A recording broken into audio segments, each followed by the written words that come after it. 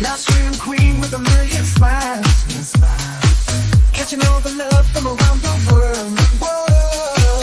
Hey Shelly, won't you shine your light, in the darkest times to make it bright, Life's dream dreams, we're all by your side, You're doing what you do, girl, you're one of a kind, Shelly, Shelly, you're our last free star, keep rocking your show, no matter where you are. Hey, Shelly from the block. Jersey girl with a mouth that won't stop, no more. Sassy, and I'm not afraid to show it. Gonna spill the tea, you better be ready for it. I speak my mind, no filter inside. Shelly's in the house, talking trash and truth. No sugar-coated blues. Out the way. Jersey girl with something to say. Shelly's in the house, time to break the rules. From halls to the city, I'm the queen of cool. You can handle the heat, then take the high. Shelly's in the house, drop the mic.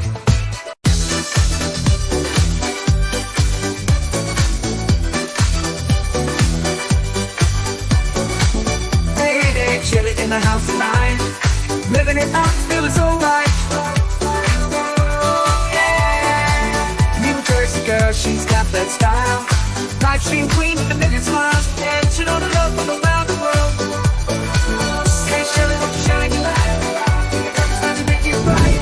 Life's dream dreams, we're the wayside. You're one of a kind. Shelly, Shelly, you're a life dream star. Keep rocking the show no matter where you are. Yeah.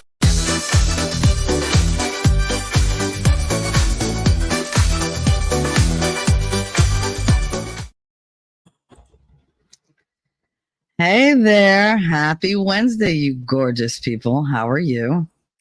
I hope everybody's doing well out there. This is Shelly, your mouthy mama, talking trash and truths, and you've come to Coffee and Chaos with T3.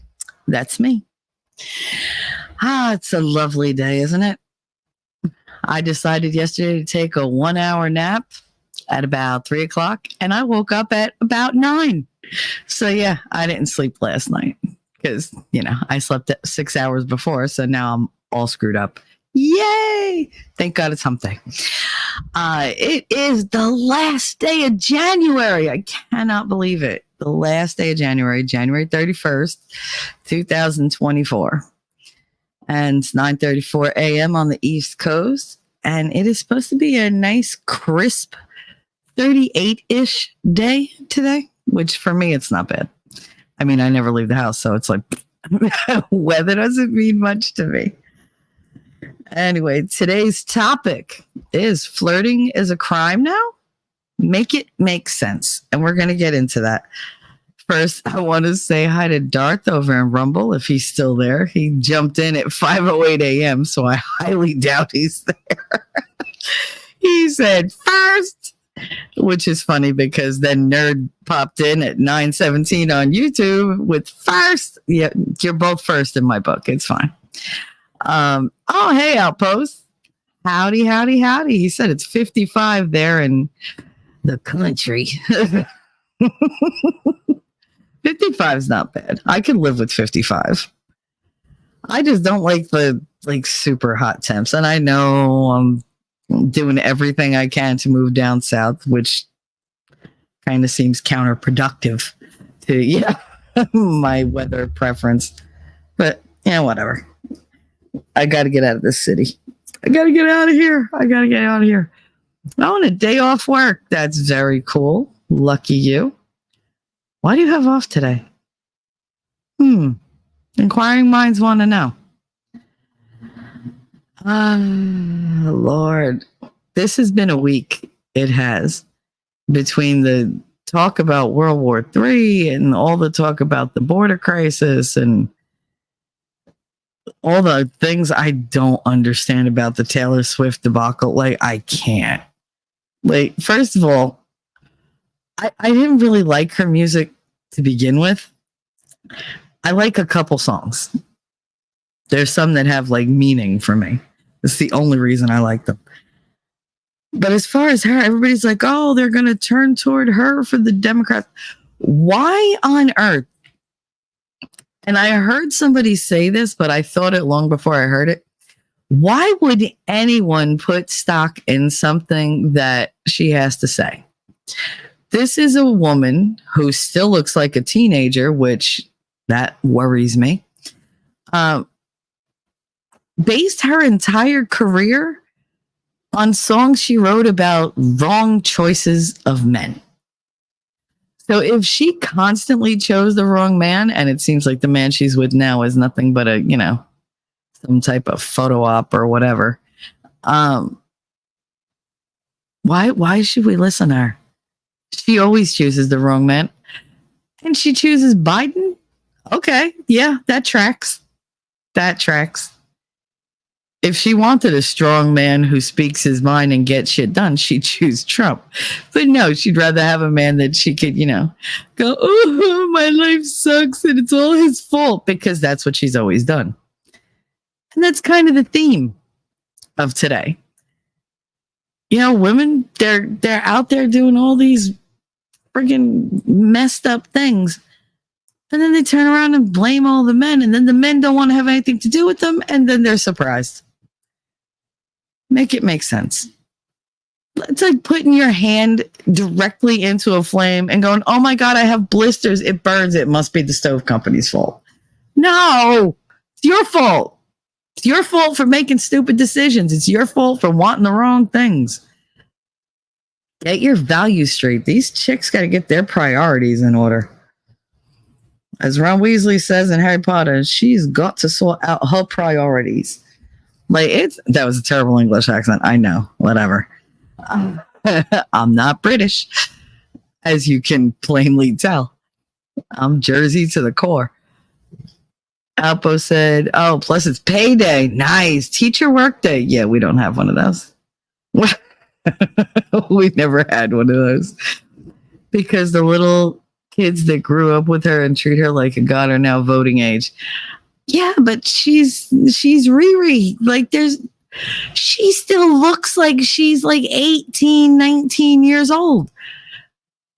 A woman who's in her, mid to late 30s, looking like she's a teenager, acting like she's a teenager, still lamenting the broken romances in her life in a very teenage, angsty way. That sounds like somebody who just hasn't grown up. So it's all right, she's not Peter Pan, but is she Paula Pan? Because what the hell? Hey, Pete, what's up? How you doing? I wanted to give everybody a little, minute or two to jump in here, and I'm just running around checking stuff and seeing what's up. Since I couldn't sleep, I decided to post a couple of the videos, old home videos that I had transferred from DVD to my laptop. They actually went from I don't know, is it 8mm film, or I don't know, the old one that you had to have the projector for and you had to feed it through and you had to put the little things in the spoke teeth and whatever, and there was no sound. My aunt transferred them from those big reels of film to DVD. She paid a company to do it. They really couldn't salvage most of the footage, but whatever she salvaged, she sent to me on DVD. So I had 12 DVDs full of just random crap. And I was like, they're not doing me any good there. So I transferred them onto my computer, and now I'm, making music tracks. Well, I don't make it. I have AI make it for me, so I don't get copyrighted. And I throw that on there and I label who's in it. And I'm just breaking it up into little 2, 3, 4 minute things just to give somebody, if you're looking at life now and you're like, oh my God, is this really how it is? No, it used to be much simpler. It was just a better time. And most of it is done in the 50s that I'm releasing this week. All those videos that I put out. If you want to see them, they're very short. If you don't, I don't blame you. But for me, I basically put them out for me. and so that my mom could look and my cousins and whatever. The ones that know about my podcast at least. the family members who know about my channel, because, you know, hopefully the rest of them they'll find out, but whatever. I don't care. At this point, they could all kiss my ass. But I love looking at these movies, and I know it's not your family, but they're so generic. Like, they're just a glimpse at the time back then that I thought maybe you guys would enjoy them. There's going to be a lot more coming up from the 50s. And then they didn't really do much in the 60s. There's not a whole lot. There is one with my mother getting ready for her wedding to my biological father, which I can't. Like, I look at it and I'm like, really? But it's a sweet little thing, but it's just like, oh, if that day just hadn't happened, it would have been great. And then after that, there'll be a short one with, you know, me. You'll get to see baby Shelly, toddler Shelly, all the way up to like age, I think 7. That's about it. That's when I just stopped letting them videotape me. I was like, don't film me. I don't want to be filmed. Don't look at me. Like, get away from me with that. That the age of consent, I guess, where I could be like, no, because my aunt was crazy with that friggin', it was so big and bulky. It was like, and it made so much noise, and you didn't have any sound anyway. So it's like, can't we upgrade her to like some kind of camcorder or whatever? And then you'll see some Katie stuff, and I have plans to just release like all of that because, you know what? Why not?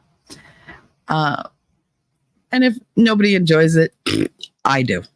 So there's that. Outpost said, you're trying to put logic into a situation that doesn't make sense, Shelly. Oh, the Taylor Swift thing? Oh, I know. Makes no sense. Makes no sense.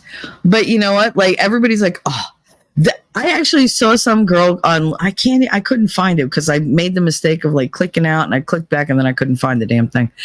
One of the shorts or a TikTok, something I was looking at, it was like one of those like 30-second things. And she was like, how dare you think that Taylor's relationship isn't real? We would never do that. She would never succumb, or some shit like that. And I was like, does this bitch not know what Hollywood used to do and what the music industry used to do to people? They literally manufactured relationships for photo ops. That's what they did.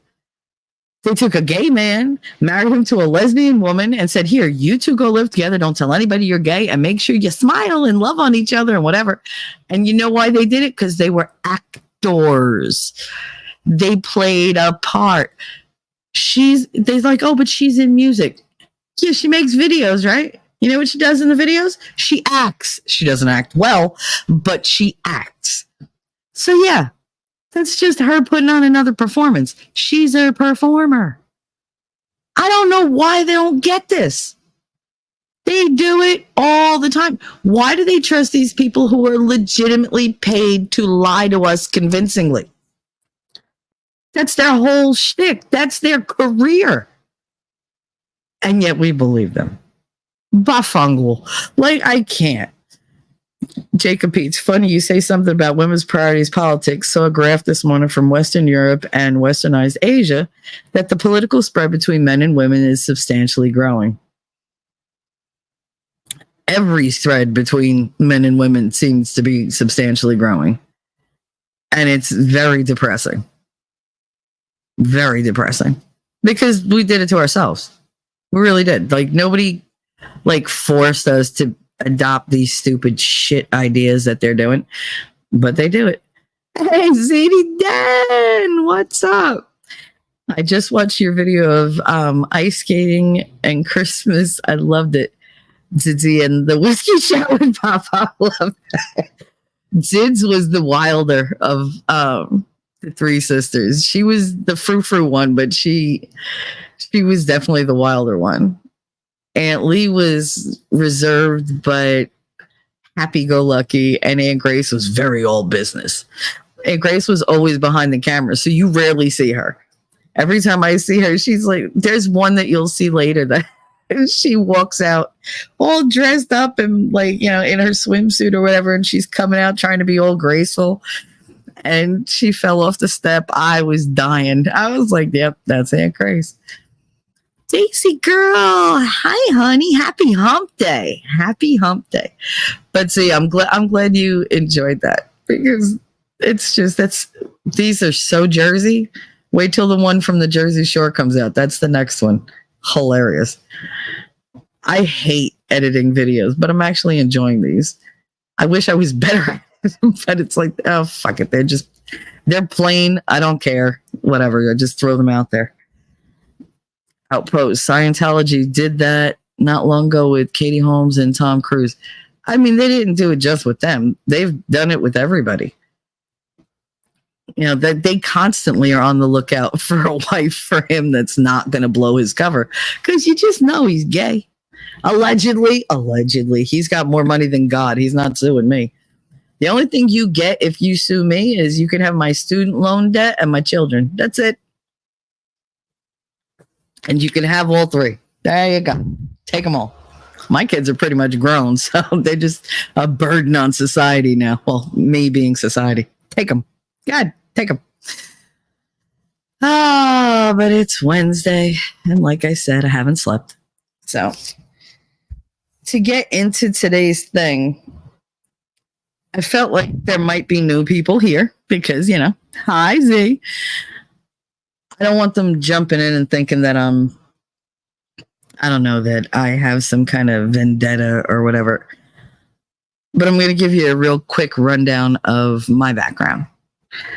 As everybody who is usually here knows, like I've worked through 45 plus years of trauma on here with them. My chat is everything to me. Like they've been here, they've cried with me, they've, got angry with me, not at me, but with me.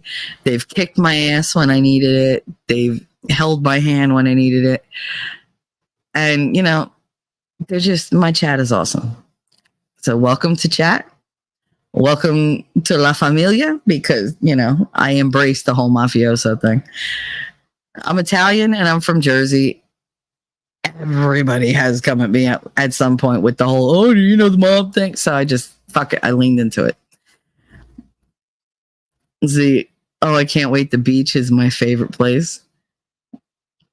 Spill, don't cushion it for me or anyone else. I'm not Willy Wonka. I don't sugarcoat shit.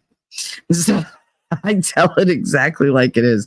And if somebody's triggered, they can tell me they're triggered. Or if they don't like me, they can get the fuck out. Like, that's fine. But the beach, being that where I'm from, that I'm from Hoboken, anything that is shot at the beach that's on one of the home videos was done in Manasquan.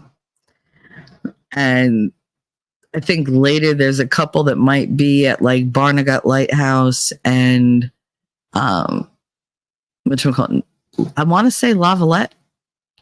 It's either Lavalette or like right outside Tom's River, like in the bay by Tom's River. Mobby Mama. Yeah, I'm the Mobby Mama. So I'm Shelly, in case you don't know.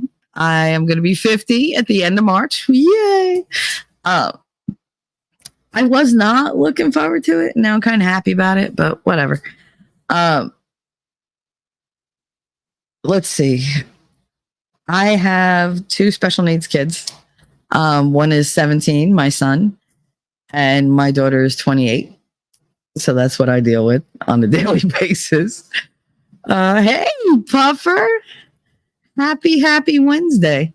Mr. Malloy was looking for you this morning, just to let you know, because he went live. Dear God, he went live at 5 o'clock in the morning, our time, which means 3 his time, which is like, dude, you need to sleep. But I was there for a little while and Squab Bob showed up and he asked Squab Bob, hey, where's Puffer? I haven't seen Puffer. So he was looking for you. So you might want to just give him a hail, because you know how he gets. He misses his girls every once in a while. He's like, hey, wait a minute.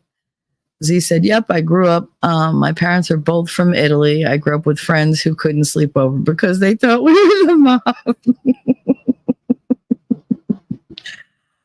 Yeah, no, I totally get it. And it didn't matter that, well, it didn't help that I was surrounded by Italian social clubs, social clubs. Can you hear the air quotes? Like Mondo San Giacomo or like Madonna del Molfetta. And it's just Martiri, Madonna del Martiri of Molfetta. They were all around. I had an uncle that had to go to California for a decade or two so that, he wouldn't get, extra holy. But I personally, my family was not mobbed up. And even if they were, I couldn't tell you. You're not in trouble, Puffer. He was just concerned. He said he missed you. So just give him a shout out. Make the man happy. We all love Mr. Malloy, crazy as he is. But okay, so I'm going to give you a real quick trauma rundown. At 3, my biological father kind of, he started not doing things that I didn't. Why can't I say this? So my father started molesting me when I was 3. There you go. My biological father. He's a big fat bastard and I hate him and he's dead. And we all danced because of it. He did that till I was 9. At 15, I was graped by my very first boyfriend in my own house. And he beat me like badly. And that continued off and on for like 3 years of high school, where I didn't go near another man. And I wound up dating a female for a year. And she was just as crazy as the men, just less violent, but not by much. I entered into very different relationships throughout my life. I tried to, I unalived myself at 16. And that didn't take, apparently. They were able to bring me back. I came back very different than when I left. I was very angry, very aggressive. Whereas before I was very quiet, obedient. I didn't even say hell. I went to church every week. I was such a good girl. I wanted a traditional life. I wanted to be somebody's wife. I wanted to get married right out of high school. I wanted to have a dozen babies. I wanted to be the stay-at-home mom and, do all that. And once I was ruined, as they told me, there was no point. And nobody believed me. So it didn't matter that I was all beat up. Didn't matter that, I needed to see a doctor because I was so beat up. None of that mattered. They believed, it was a time where they said, you can't say that he did that to you just because you did something and regret it. So it was like, all right. So I learned very early on, bitch, you on your own. Like, that nobody's going to believe the truth. They don't want to see it. They don't want to deal with it. What happened to you and you yourself don't matter. Take care of yourself.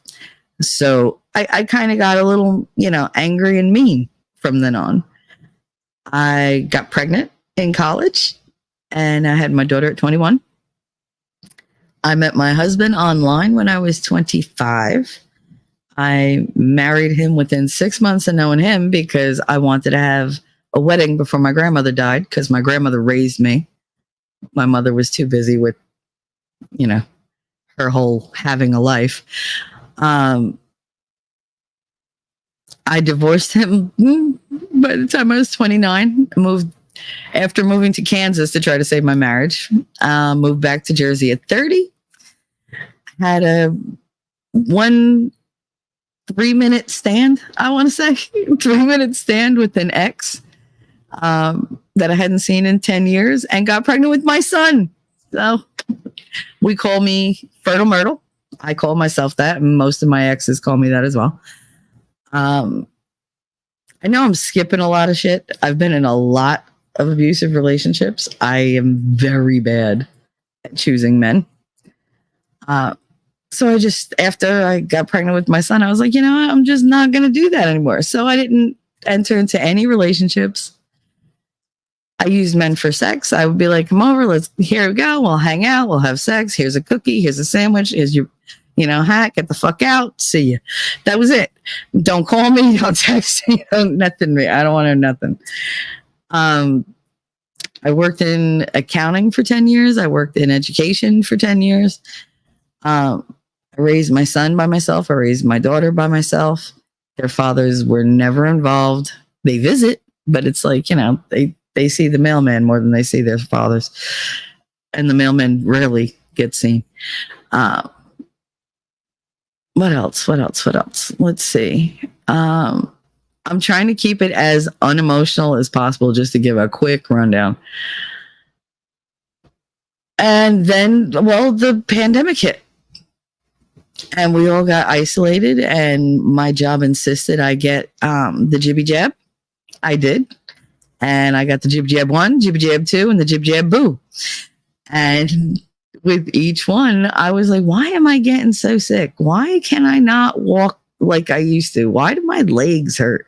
Why does my back hurt? Why does my brain hurt? Why are my hands shaking?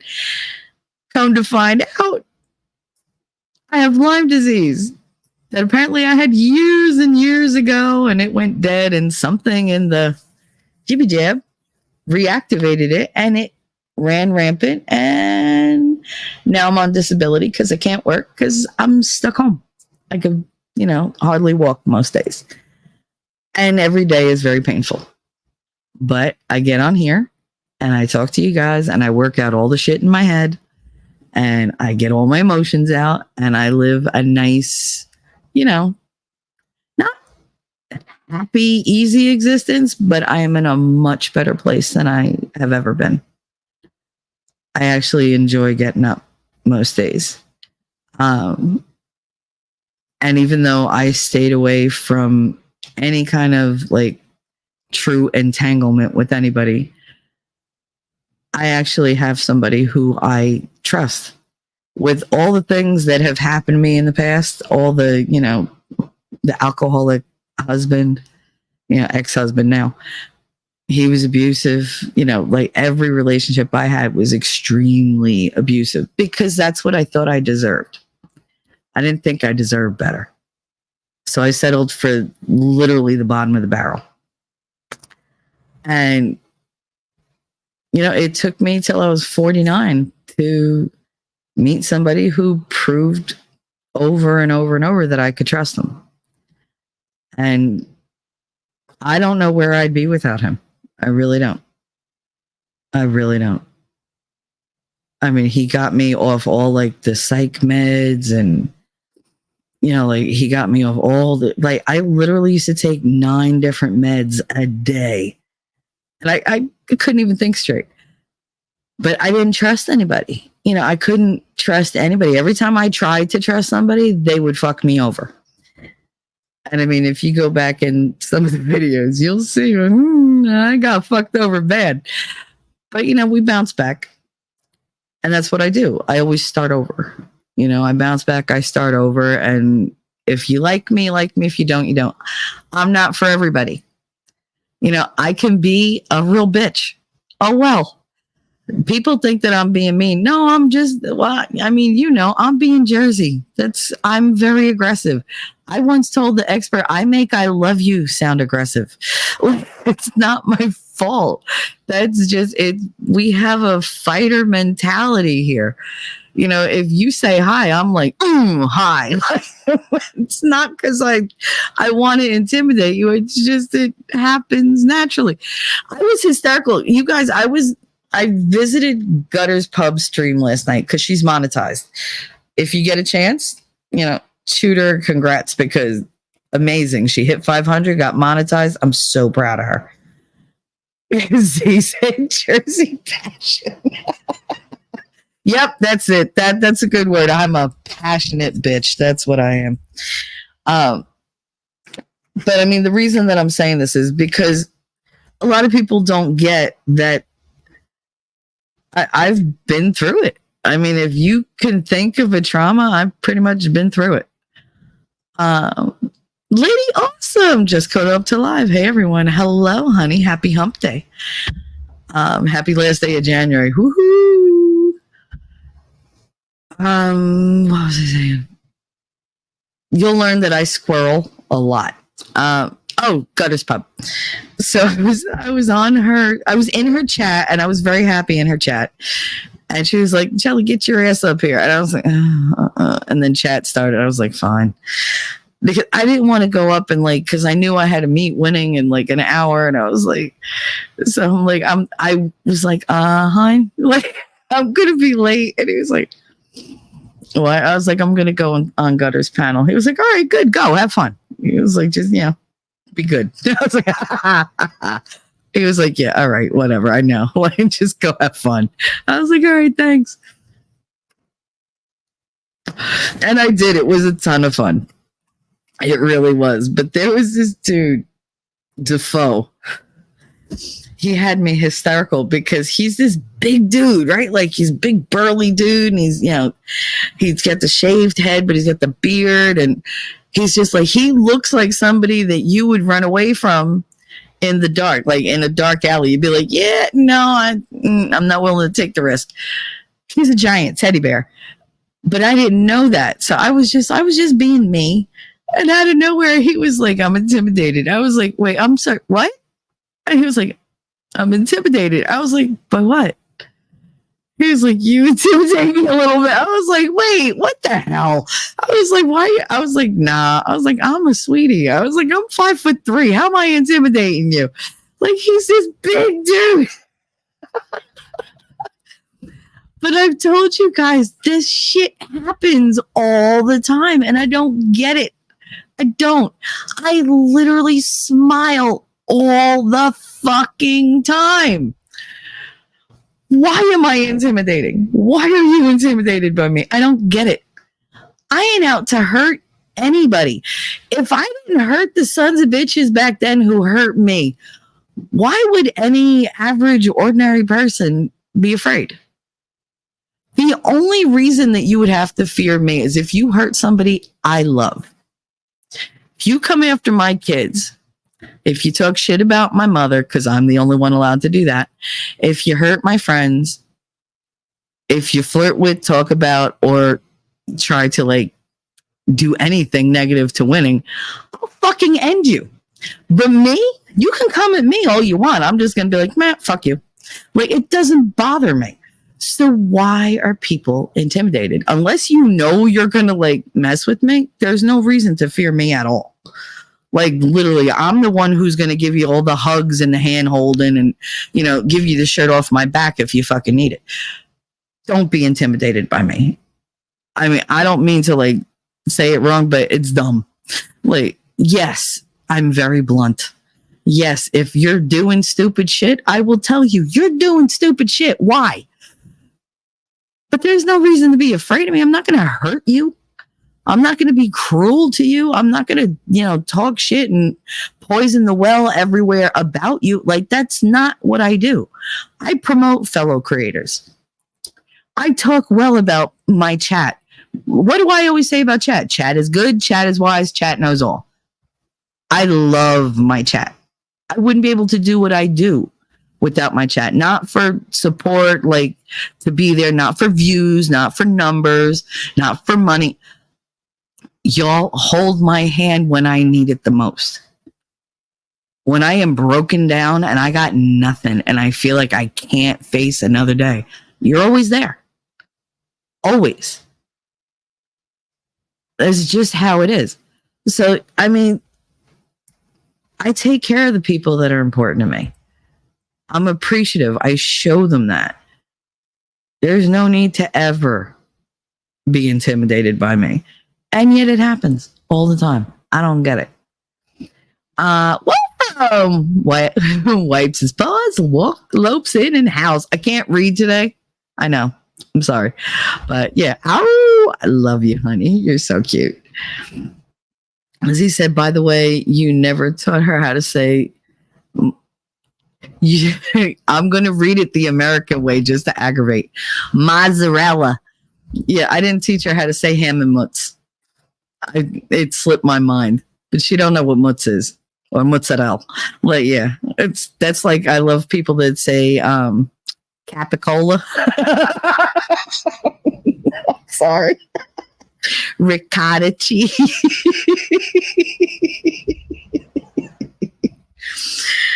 First of all, it's not capicola, it's gabagool.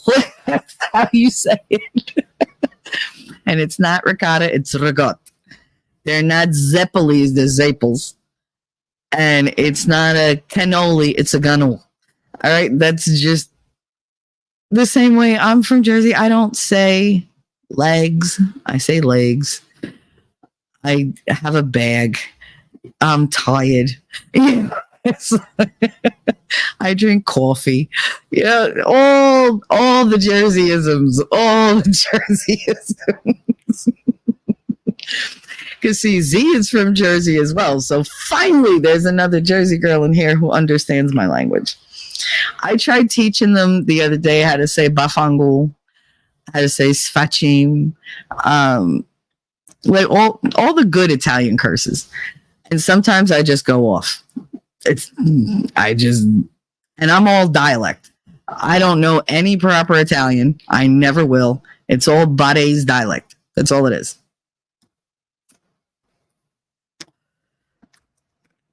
I keep having to relight the cigarette, guys. Sorry, because I talk and then it goes out. I hate the way they make the cigarettes now. It's ridiculous.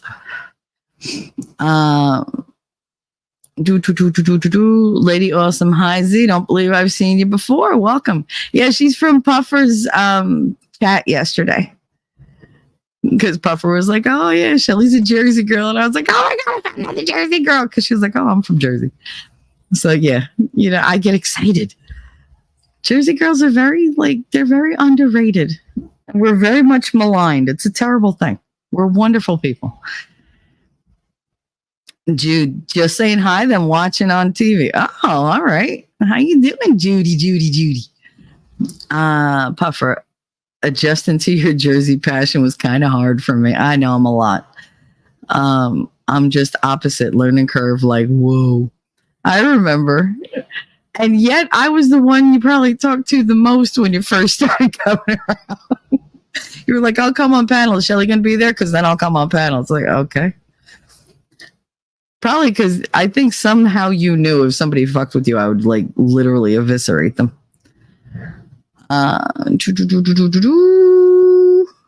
Let's see, where are we going? Z said, I met Shelly over at Gutter's Pub last night. Thank you for welcoming me. We're a very welcoming group. I told you, chat is good, chat is wise, chat knows all. I don't get these people who go against the chat, like Captain Ukraine. Jesus, I hate that man. And I use that term very loosely. But he was on Meme Copium stream and he went and he insulted chat. Bro, they turned on him. I was like, I literally paid Meme's membership fee just to be able to see that stream, to see what they did to him. And they were vicious. And I loved all 4 hours of it. It was amazing. It was amazing.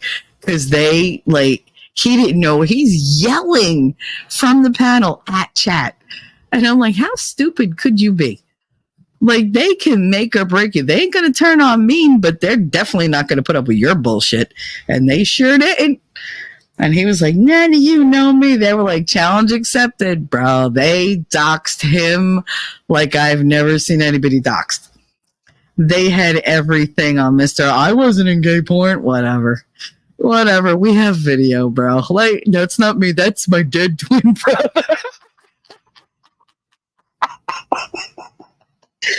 His dead twin brother. It still makes me laugh. I can't. Oh, dear God. What a jackass. Oh.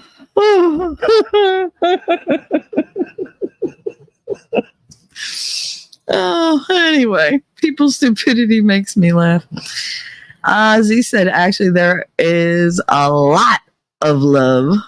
Love in that Jersey passion. Yep, probably too much love. Yeah, that's how we get hurt. That's all right. I'd rather love too much than not. You know, if they turn around and talk about me after I'm dead and be like, you know what, she got her heart broken a lot, that just means I used it a lot. I'd rather use it than lose it. Jacob, people are intimidated by individuals who speak their mind. I can't prove it, but I feel it's based upon an insecurity that they're afraid they'll be pointed. Oh, an insecurity that they're afraid will be pointed out. Yeah, but see, I don't do that. I mean, you know, I read people very well. As long as I'm not like attracted to them, I read them really well. Luckily, this time I was friends with the person before I became like, you know, involved. But so I have a better grip on things. But yeah, no, I'm not one for just going at somebody.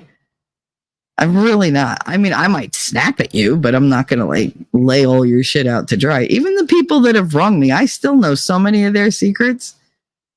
I won't tell. Those secrets have gotten out, but not by me. If somebody asks me a question once it's out, I'm like, yeah, I know. You knew? Yeah, I know. Why didn't you say anything? Because it's not my business. They trusted me not to say anything. I didn't say anything. And I always get the blame anyway. So it's like, fuck you, believe what you want. Lady Awesome said, oh, I stopped by Gutter's Pub to say congrats last night. However, not feeling my best. So I went to sleep. Yeah, I got there a little late. I think I went like a half hour in. I was in chat. And, you know, within like 15 minutes, she was like, get your ass up here. I was like, okay. ZD, oh God, cringe. Cringe what? What happened? Lady Awesome said, I love that Jersey Italian way about yourself. Aw, thank you, honey. Flatty, what's up? She said, hi, hello, howdy, everybody. Howdy, howdy. Welcome, Flatty. I was hysterical last night. I bought Gutter one gifted membership and it went to you. I was like, see, for once, YouTube didn't fuck it up. It was great. So I was like, oh, that was nice. Hey, everybody in chat. Wally Tron. Hi, Wally Tron. Oh, you're on Rumble. Hey, hello on Rumble. Hey, Flatty. Have you slept any? Did you sleep, Flatty? Because I didn't. I tried. I promised winning I would go to sleep. He was like, are you tired? I was like, very. I laid down. I closed my eyes for like 5 minutes. And the cats decided at that time to make my entire living room into a parkour course. Like, they were just, oh, I wanted to kill. And of course, I was part of the course. So when they went running down my leg, they scratched my foot. And that was it. I was awake. I was like, I got to put an antibiotic on it because I can't get an infection. It's like, sons of bitches. Sup, Pete's and Flatty. Outpost Nerd. I'm Tririd. I'm Tririd is how I say it in the South. I can't do that. Wally, use guys are crazy. Forget about it. People love saying that. And I'm like, none of us say that. You know what I say. Everything is like, not for nothing. But it's really not for nothing. Smarten up, comp. Don't be a shim. Stuff like that. Someone else, but I'll take free credit. I'm lost a little bit. ZD, a little. Flatty, I feel like I'm hungover and I didn't drink at all. Oh, so you slept a little bit. That's good. Yeah, I don't really drink, and I sometimes wake up feeling hungover. That's all right. Wait. We don't have the video. The internet does. What do you mean? We don't have video. The internet. What do you mean? I don't get it. That's exactly how I'm felt. I'm so lost. This is what happens when I don't sleep. Jacob said, I'm not saying you will. It's a fear of theirs, often irrational or possibly even subconscious. And you know what? Do you know what line springs to mind every time I'm like, when somebody says they're intimidated? I think of the Scarlet Witch. I think of Maximov when she's like pushing Oh my God, I'm blanking. And I know Marvel like I know my own name. When she's pushing, what the hell's his name? Vision. When she's pushing Vision through the floor. And he's like, people will never stop fearing you. And she's like, I can't control their fear, only my own. And I keep telling myself that. I can't control how you perceive me. All I can control is how I act. What I say, what I do, I know my intentions. How you choose to take them, that's on you. I always say, if you have a question about what I say or what I do, if you're not sure, fucking ask me. What am I going to do to you? Either I'm not going to answer or I'm going to answer. Those are your choices. Am I will you die if you ask me? No. So just fucking open your mouth and ask me. Grab some balls, shove them on, and let's go. Z said, I always say, not my story to tell when people want info. Listen, if it's about me, I'll tell you anything you want to know. I don't care. I don't always volunteer the information. Like, I could get up here and talk for 6 hours and not tell you a goddamn thing. But you could also ask me a question. T-Rex is good at that. He loves to ask me all the questions. All the questions. He gets very existential at like 4 a.m. And it's always, so can I ask you a question? I'm like, I'm going to be up till 7. Go ahead. And he's just like, okay. And he doesn't even care that he keeps me up anymore. He just launches into his question. He's like, let's talk about this. This hypothetically speaking, I'm like, you and your fucking hypotheticals. But it's like, go ahead. I might be acerbic. I might be abrasive, but I'm still going to go along with whatever the hell you want to do. Lady Awesome said same. See? Parker course. Yeah, I swear to God, Wolfram, they think I'm part of their little playground. I had one jump off my head the other day. He was sitting on the back of my chair, which I did not know because he got up there while I was asleep. And I was just like, whatever. So I put the chair up, like I sat up from reclining. And apparently he didn't like that. And I still didn't know he was back there. He decided to jump down. But instead of going around the side of me, he stepped on my head and jumped off from there. I was like, you little bastard. And he's not exactly what you call light. He's a fat ass. So it hurt. Garpa, what's up, honey? What's up? Happy Wednesday. Happy monetization. Everybody congratulated. She got monetized. So happy for you. And it's not about the money. Like last night you were saying stuff. Oh, wait. It's not mozzarella. If you're going to say the whole thing, it's mozzarella. And if you're going to just say it the way I say it, it's just mutz. So like you have a ham and mutz or salami and mutz sandwich. You could have, but it's mutz or it's mozzarella, not mozzarella. That's terrible. I'm going to have to totally like guinea you up, girl, because no, it's no. But you were talking about the monetization and that, your mom, I think you said, would be very angry with you if you were like asking for money. Here's the thing with monetization. I'm not good at receiving it either. I'm not used to it. I don't ask for it. There are people out there who constantly grift for money. And it's like, yeah, that's great. That's just not who I am. Maybe if I had, like 100,000 subscribers, yeah, maybe then it'd be like, all right, because everybody would be just a number. But we're a small little like family here. I know everybody. I care about the people in my chat. I don't want to ask them for anything because guess what? I'm okay. I'm not like, if I thought I was going to be homeless tomorrow, I would fucking say something. But even then, I would probably just sell everything I own just to make ends meet before I ask for help. I'm not good at asking for help, especially financial help. But when you get monetized, it's not about the money. It's just an achievement. It's a way for people to send you something to show that they appreciate that you're there. That, some people want extra attention. They'll pay for it. They don't care. Even though, they get attention in chat. Sometimes they want to stand out a little bit. And all I look at it is, okay, that's money that they're giving me. that's great because I like giving to other people. So it's basically all we really do is we shuffle the money around and we give it to show appreciation, just to boost them up a little bit. It's a little bit of a motivation, and you hope that eventually it lands on somebody who's in dire need. I couldn't give to anybody who actually needs it if I didn't have it, and I don't want anybody who doesn't have it to ever give to me, ever. It's not necessary. And I know you feel the same way, but don't ever feel ashamed. Like, just be grateful, be appreciative. That it takes a lot to be humble. It does.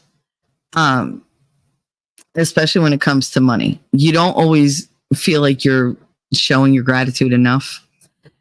And you always feel like, oh my God, like, why are you doing this? Like, I'm nobody special. Like, I feel like a fraud. Why am I don't feel that way.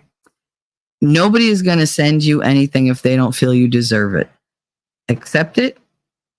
Be grateful. And feel better knowing that somebody thinks you're worth something. They're putting a little price on it just to say, here, I don't have much, but there you go. Like, I love that you're here. Thank you for being here. That's all it is. And then when somebody else is on that you feel the same way about, you throw it their way too. Just keep it going. Never, ever, ever feel like it's charity or like you're asking for a handout, because you're not. So get that out of your head. That's a mindset you don't need. Ziti, I used to say use guys when I was younger. Use people. I still say you people. I'm like, you people. Yous think. I'm like, yous think you know it all.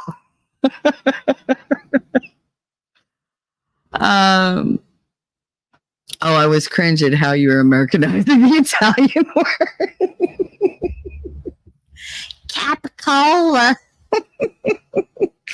Can I have some capicola and sopressata, please? It's suprasad. It's not like, don't do it to me. I hate it. I hate it. I hate it.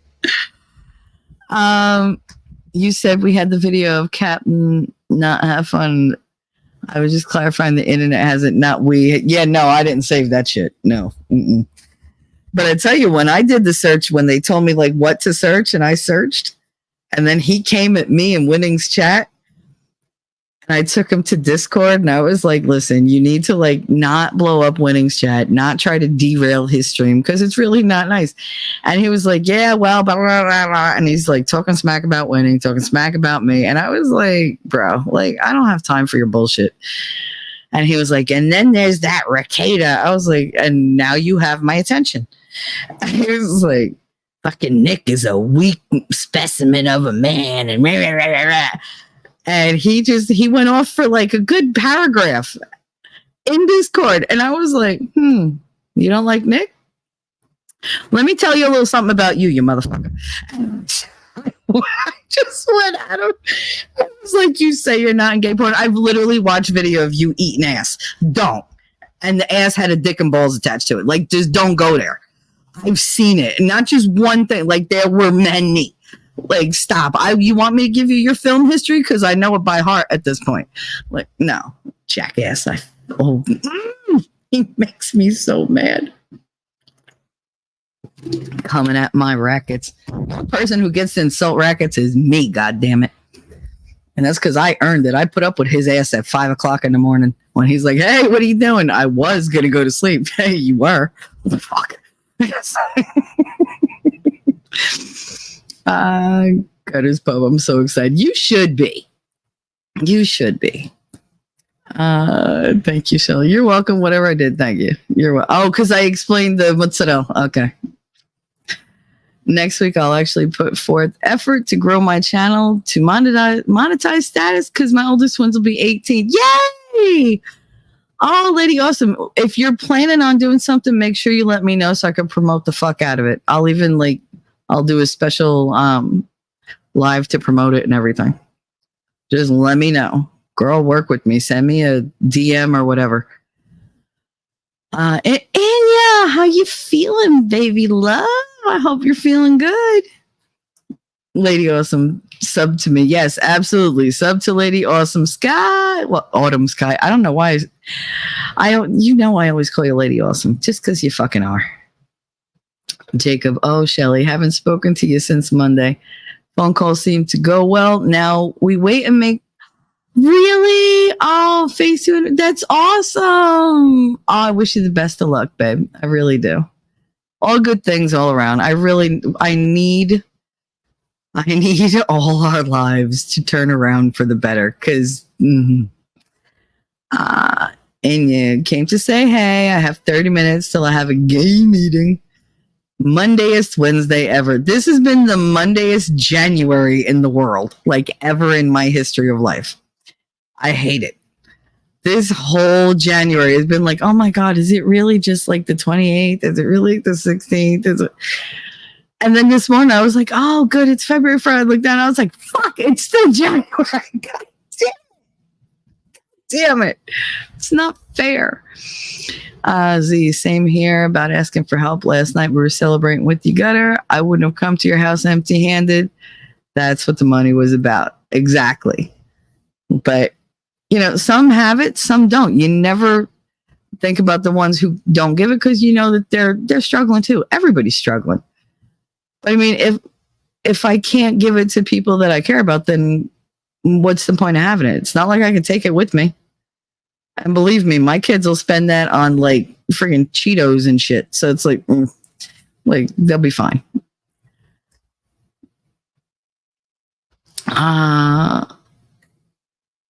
Jacob P said, how you feeling today, hon? I mean, I think we're all good. We're all good. I didn't sleep. Like I said, the cats decided to, make me into their playground. And no, I was not happy about it. And then I was just awake. So, and the thing is, I was like, I promised Winning I would go to sleep. I did go to sleep, but it lasted like 3 minutes.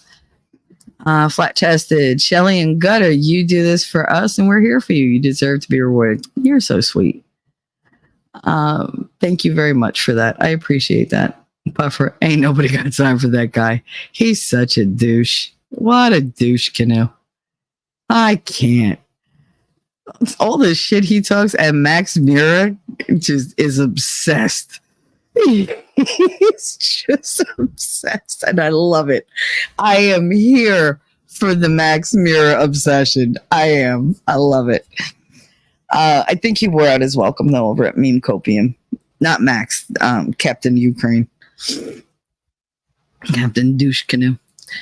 And yeah, I'm doing better. Thank you, Jacob. Working some things out, and I hope I was able to communicate better instead of just losing my shit as usual. Because Shelly and you all really helped me work stuff out. No, you were fine. You were fine. We were more concerned for you, but you seem to have been much better when you left the stream on Monday. So I mean, I'm glad you got stuff out. That's what we're here for. Get shit out. We love you. I love you. I don't like seeing you sad, but if you're going to be sad, this is the place to come to feel, better, or at least to cry it out, get rid of some of it. Because I'm never going to say, oh, I don't want to hear this shit. Like, trust me, like you couldn't overstay your welcome with me. You couldn't overshare, and you could never like get me to the point where I'm like, oh, I'm so over the negativity. No, like I get it. And that's why I do this. If I didn't want to be here to listen to you guys and to talk to you guys, then I wouldn't. You'll find I don't do shit I don't want to do. Ever. I don't care who's asking. That's why I laugh when they're like, oh, Winning has control. Listen, Winning helps me make decisions, but that's only because I'm bad at them and I asked him to. And two, you can't make me do a goddamn thing I don't want to do. I don't care who you are. God gave me free will, and trust me, sometimes I'm sure he watches me and goes, I should have skipped that one.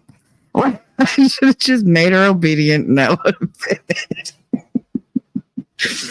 Because, girl, what are you doing? I swear, sometimes I'm like, oh, he's sending angels just to smack me in the head going, smart up.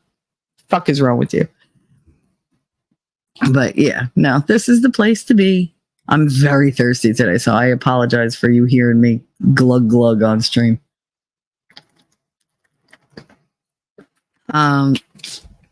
Gutters Pub. See, you fill me up with awesomes, girl. I'll fill you up. We talked about this last night. Save that for the girls only stream. She said, did that come out wrong? Thank you for your support and friendship, Shell. You are most welcome. Thank you.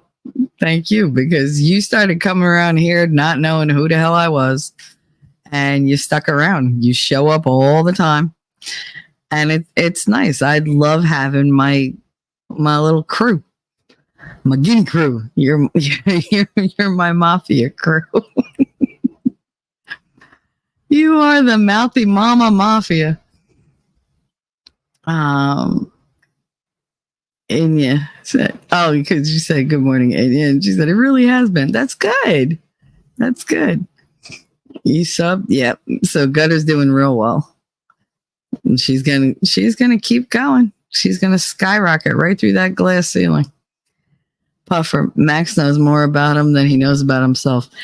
Well, see, he shouldn't have done that thing where he said, oh, you're just some, like single dude sitting there. You're going to die alone. You're mad because I screwed all these hot chicks and nobody's ever going to want you. Meanwhile, he's calling him an incel. And meanwhile, Max has a wife and a kid. And literally his job was to investigate people, like to dig into their past. So how are you going to fuck with Max? I can't. I low-key love Max Mira. I loud-key love Max Mira, and he knows it. I tell him all the time. I love having conversations with him. I might not get many words in, and it could be a 3-hour-long conversation about, I don't know, straws. But depending on, the topic and the day, I always love Max.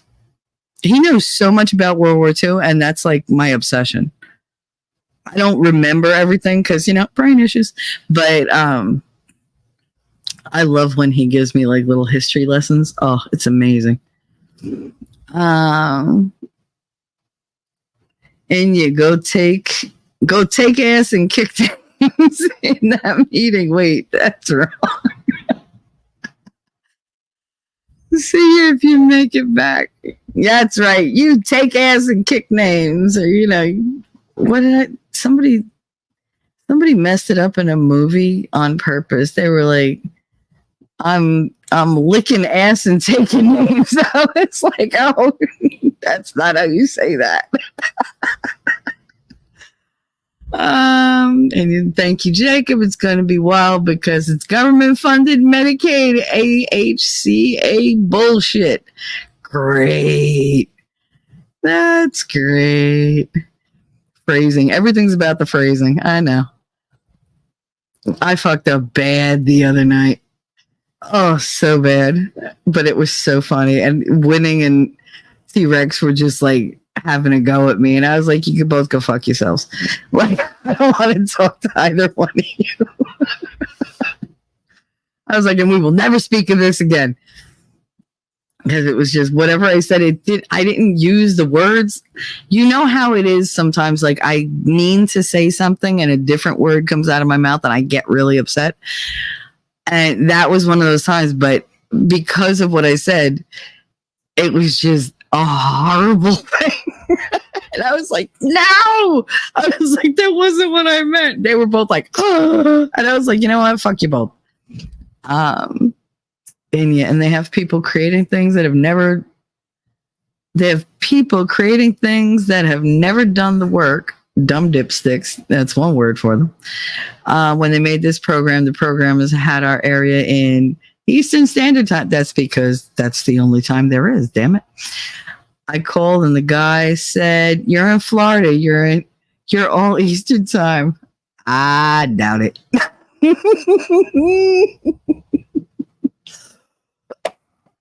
Damn it. Y'all making me laugh. And Jacob, very thirsty. Glug, glug, glug. I mean, well, listen. If I have that kind of thirst, I know who to call. Okay? He's a very long, tall, wonderful drink of water. So he'll sate that thirst. Go to bed. Oh, Gutter. Thank you so much. Was that, what'd you do? Put a blank one? Why would you do that? Girl, thank you very much, but you didn't have to do that. You really didn't. Thank you very much. So let's see. All right, nerd, you're here, so I won't do it. But $20 super chat deserves a little bit of a celebration. Here we go.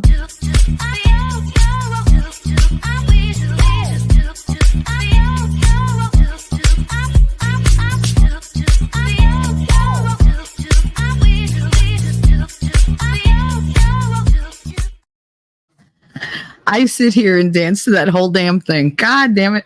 I love that one. It's so cute. Thank you for your super chat, Gutter Pub. I really appreciate that. Jacob, people don't realize how big the state is, and they really don't.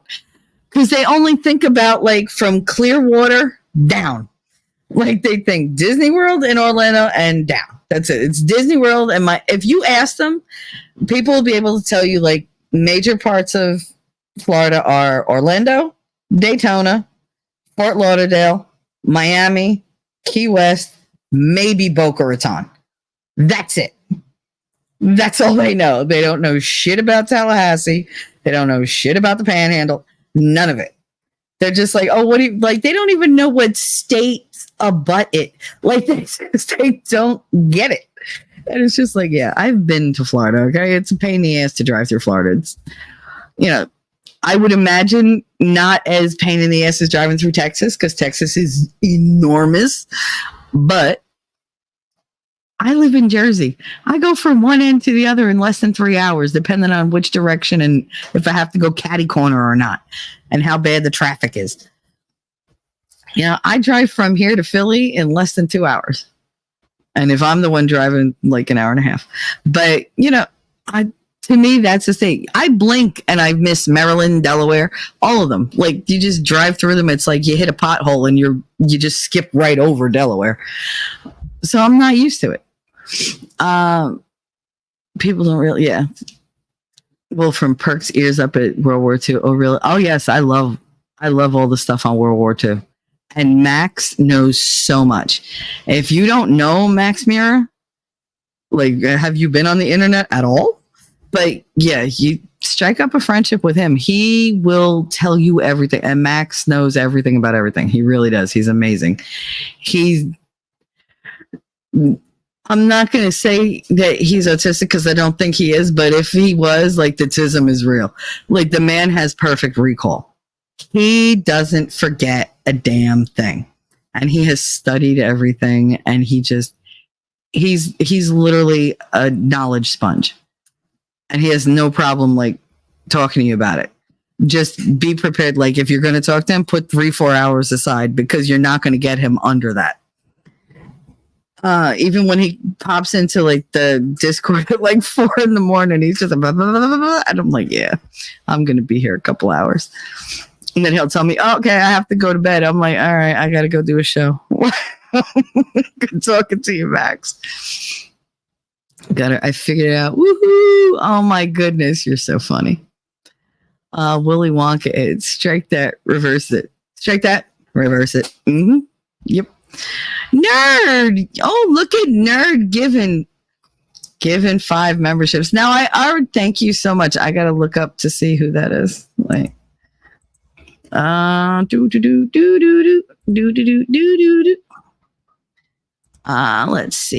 Let's see who got those memberships. I am Ishmael, Vicky T, Shizzy Wiznut, Yamaha Biker with his very deep voice, and Silver Stasher. Who's Silver Stasher? That has to be somebody who changed their name. I know it. I just know it. I don't know who that is, but all right. Thank you, dear. That was very sweet of you. You didn't have to do that, honey. I very much appreciate it, though. Thank you very much. Because you gave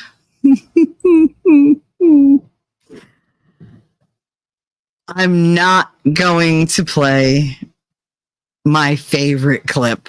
That's fine. But I will play my least favorite because, damn it. I deserve good things. I am entitled to my share of happiness. I refuse to beat myself up. I am an attractive person. I am fun to be with. Because I'm good enough, I'm smart enough, and doggone it, people like me. Fucking stunad. I can't believe I had to play that. Damn it, I really enjoy my nerd clip. I guess that makes me the devil.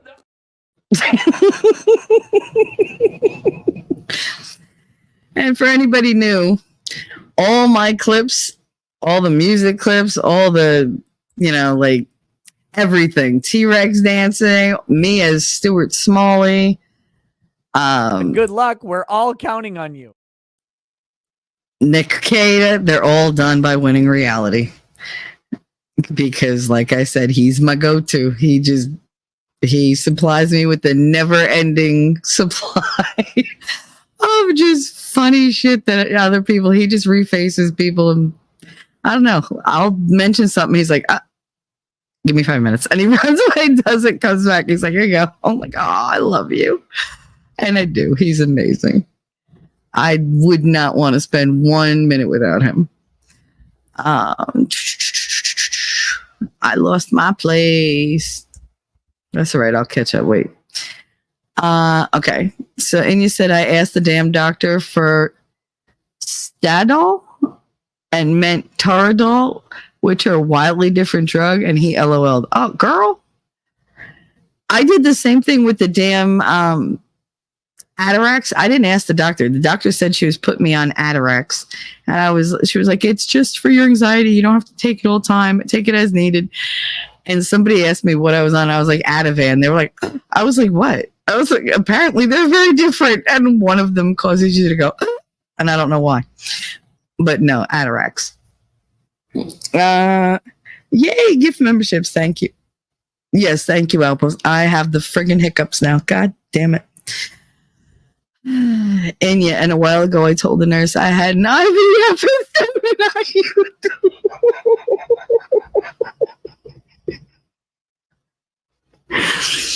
Oh man, those are very different. I love you, Inya. I really do. Between the shit you say, oh god, and T-Rex with his typos, I can't. Y'all are killing me. Fucking killing me. Oh, I love it.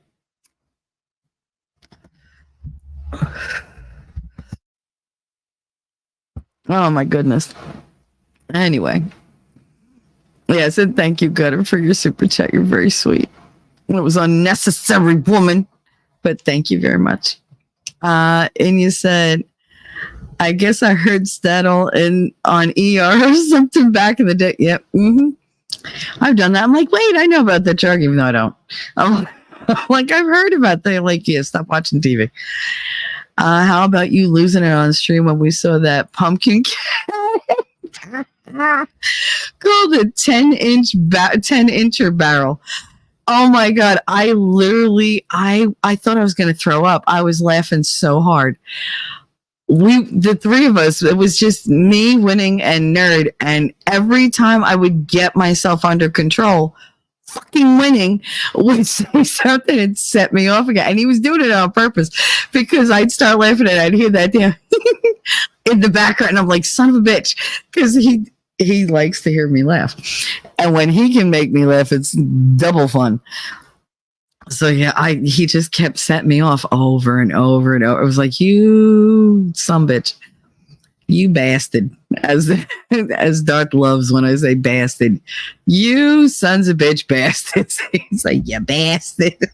Spell it right. BASTID. Gutter, words are hard. Was just trying to figure out next time words. Mm-hmm.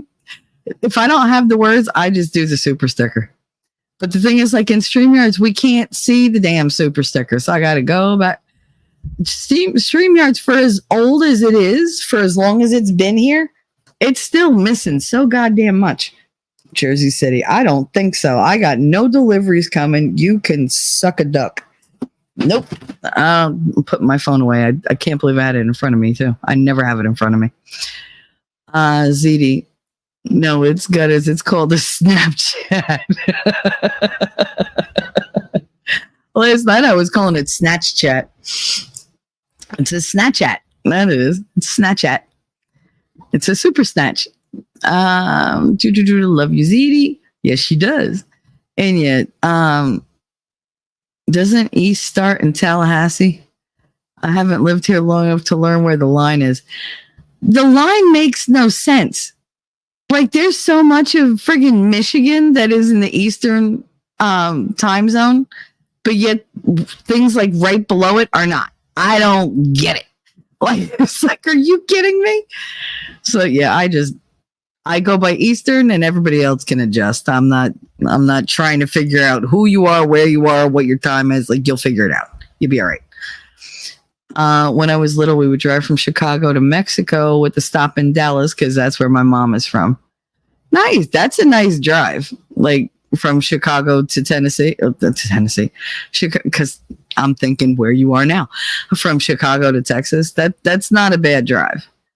But then I've never had to drive through Texas, but I've heard like, oh my God, you just drive and drive and drive. The only thing I can equate it to was when I drove through Montana. I don't think I've ever spent so much time in one state. It just felt like it went on forever and there was nothing to look at. Absolutely nothing. It was just flat. Look, there's a mountain way off yonder. Oh, look, cows, cattle. Look, more cattle. A little horse. And there's more cattle. Like, that was all I saw. And I was just praying we didn't get stuck in the middle of cattle because that just would have elongated the trip. And you said, oh, heck, nerd, you live in Florida. I don't know why I thought Alabama. Because he country. That's why. Because I call him country. He says I'm Southern. I'm like, you're not Southern. You're country. Don't fuck with me, nerd. And only I get to pick on nerd. That's not for you guys. That's for other people who might be lurking. Outpost nerd. They don't call us the Forgotten Coast for nothing. I know. Oh, bud, what's up? Happy hump day. Welcome. Dang nerd, we may be very close to each other. There's quite a few of you who live close to one another. I ain't saying shit. I'm just saying, you're within like spitting distance. You probably like at some point you've driven past where each other lives, like the towns or areas where you lived in, didn't even know it. Jacob Peets, we used to drive from here to Johnstown, New York. Johnstown? I've never been there. When I was younger to visit family. I'm only the 4th county into Florida right off 95 and it took just 2 hours. It took 2 hours just to hit GA. Yeah, I mean, well, Georgia, that's the dream. But yeah, no, Florida, we drove a lot through Florida. Like, even when you look on a map and you're like, oh, I only have to go from here to here. And you're like, that's an hour and a half. Are you shitting me? Like, and then you think about, like, you have to drive over that long freaking bridge in the middle of the freaking water. I'm like, nah, I don't like this. I don't like bridges. I don't care if they're suspended. I don't care if they're on big columns. I don't care. I don't like being over water. Either put me in a boat in the water or put me on land. Not both at the same time. Like, don't put me in a car above water because a car don't float. It takes about 13 hours to go from one end of Florida to another. Well, it depends on who's driving. I mean, it's supposed to take like a day and a half to get from Jersey to Kansas, and I did it in 19. So 19 hours and I was good. I made it home a whole half a day before my mother. And my brothers were like, let's do it again. I was like, go fuck yourself. Like, I'm not doing that again. All other states on the route were 5 hours or less. Nice. Lady, thanks, Shelly. Anytime, baby. Anytime. But how far behind him? Oh, I'm only 7 minutes behind. Jeez. Go on, play it then. Oh, you can play it? Yay. Okay. This is my favorite.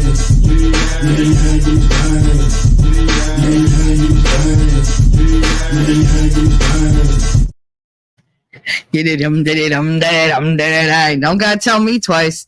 Shit. Thank you, nerd. Aw. Okay, gotta get ready for this, guys. Go ahead and you go kick ass. I know I'm a little behind, but I hope you kick their asses. Go ahead. No, the time change starts on the Appalachian River. What? It's not Appalachian. What does that say? Apalachicola River? Apalachicola. Is that how you say it? I'm going to have to learn this shit if I move down south. Well, not if, when. God damn it. Anyway, you're lucky I know how to say Appalachia. The Panhandle is nicknamed LA or Lower Alabama.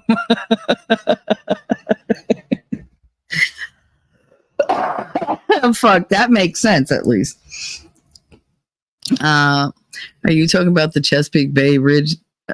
Bay Bridge that disappears? I love that bridge. No, that one's fine. It's the one down in Florida that you take. I think you take it out of Tampa. And it just, it freaks me out. It freaks me out so much. I've been on that bridge way too many times in my life. I've been to Florida way too many times in my life. Yeah, way too many Bama fans. Okay, really be back later. We'll be here. Yeah, no, we will. Come back so we could bitch about how men made women afraid of us. I live on the Redneck Riviera. The Redneck Riviera. Oh, yeah. Oh, that's all right. I live in the hood. It doesn't matter that I live in a high rise, or that I live by the river where all the rich people are. I still, Hoboken to me is like, I'm the hood. That lady will post your link. Will you post your link? Yeah, post your link again. There you go. Jacob Pete's correct. Correct. About who? What's correct? If I was correct and it's colors you impressed, then yay. If it wasn't me. All right, so we're all caught up. Let me take a look over at Rumble. Castro! Why is that not showing up? Why did that Hideous didn't show up on my chat? Gainesville isn't real. All right, so that's not showing up in StreamYard for some reason. Damn it! That means all right, guys, bear with me. I have to minimize. Well, I have to alter my pages so that I can see my Rumble chat, because now I'm going to have to pop it out because apparently it's not working in StreamYards today, which fucking sucks. It's sucking fucks. It's sucking ducks. What it's doing something. Anyway, I didn't want to say it fucking sucks. I want to say it's anyway. Either way, whatever. Shelly is broke. I didn't break nothing. Shelly got broke. I'm broke today. He said, "Sup, savages." Of course, now I see it. Why didn't the other ones show up? That's irritating as fuck. Because I know I didn't miss it. I was going one by one. Ugh. Fucking crap. I looked into the whole Rumble Studio thing. Oh my God. I was like, I'll do a test later, but I don't know exactly what it does. ZD Den. Oh yeah, Tampa through the swampland there, surrounded by all the gators. I know Floridians don't call it a swamp. That's what we call that kind of land in Jersey. I know. Just like they think the entirety of the Pine Barrens has just like Jersey Devils running all around it. I'm like, yeah, no. They're like, have you ever seen a Jersey Devil? I've seen the hockey team. Like they're like 20 minutes from me. But a Jersey Devil? No. A swamp is our backyard. Yeah, well. And y'all have those python problems now. So it's like, pfft. Anyway. Castro, I'm sorry I didn't give you your usual Castro. Hello. Because I didn't see you. I see you now, though. So what's up, Castro? How you doing, Spicy J? Yeah, no, Florida is, I don't know, Florida's just weird. And then you have all those weird Florida men down there. It's just, it's like every time something goes really weird, they're like, and where's he from? Florida. Every time you get like a serial killer or something, they're like, Jersey. Look at all this corruption. You know where this corrupt person started? Jersey. Oh my God. We were watching the Federal Reserve, bullshit, how they're just full of crap on Sunday. We're watching that documentary. And within like the first 2 minutes, they're like, yeah, and it started in Hoboken, New Jersey. I was like, and I was like, maybe it just went by. And then I hear winning. He's like, see? I was like, crap. I was like, all the problems start in Hoboken. I was like, you love things from Hoboken. You be quiet. I didn't say that because I'd never. But, well, I mean, I would, but I didn't. Pythons are only in the glades mostly. I know, but like one of the kids that I was watching in school, I had to be a scribe for him. That was an article that he picked to write an essay about. Not really an essay, like a paragraph. And we were reading it, and he was just like, oh, I want to know more. So I spent like 2 hours with this kid looking up all these different articles about how the pythons are taking over the Everglades and all that. It was wild. Castro, I need coffee. I'm the only Rumble mod for Good Logic, and he's doing a 24-hour stream. I mean, why is he doing a 24-hour stream? It's a deadline day at work. Oh, so you don't need coffee. You need high octane fuel because coffee ain't going to do it unless you're getting intravenously. Bro, why is he doing a 24-hour stream? I mean, I know he wants the subs. He's been stuck at like 91K for the longest freaking time. I don't get it because Good Logic is amazing. I love Joe. I got a boss in my space poking around. Poke him back, bastard. Joe is doing a Father of the Bride stream. Oh, goodness. Oh, my goodness. We'll see how that goes. Another daughter is getting married. Well, that happens when you have so many. He should be happy that she's just getting married and get the fuck out. I only have one daughter, and she's going to outlive me and still live with me when I'm on my freaking deathbed. I know that little witch ain't never leaving me. Pain in my ass. He had a kid get married 6 months ago.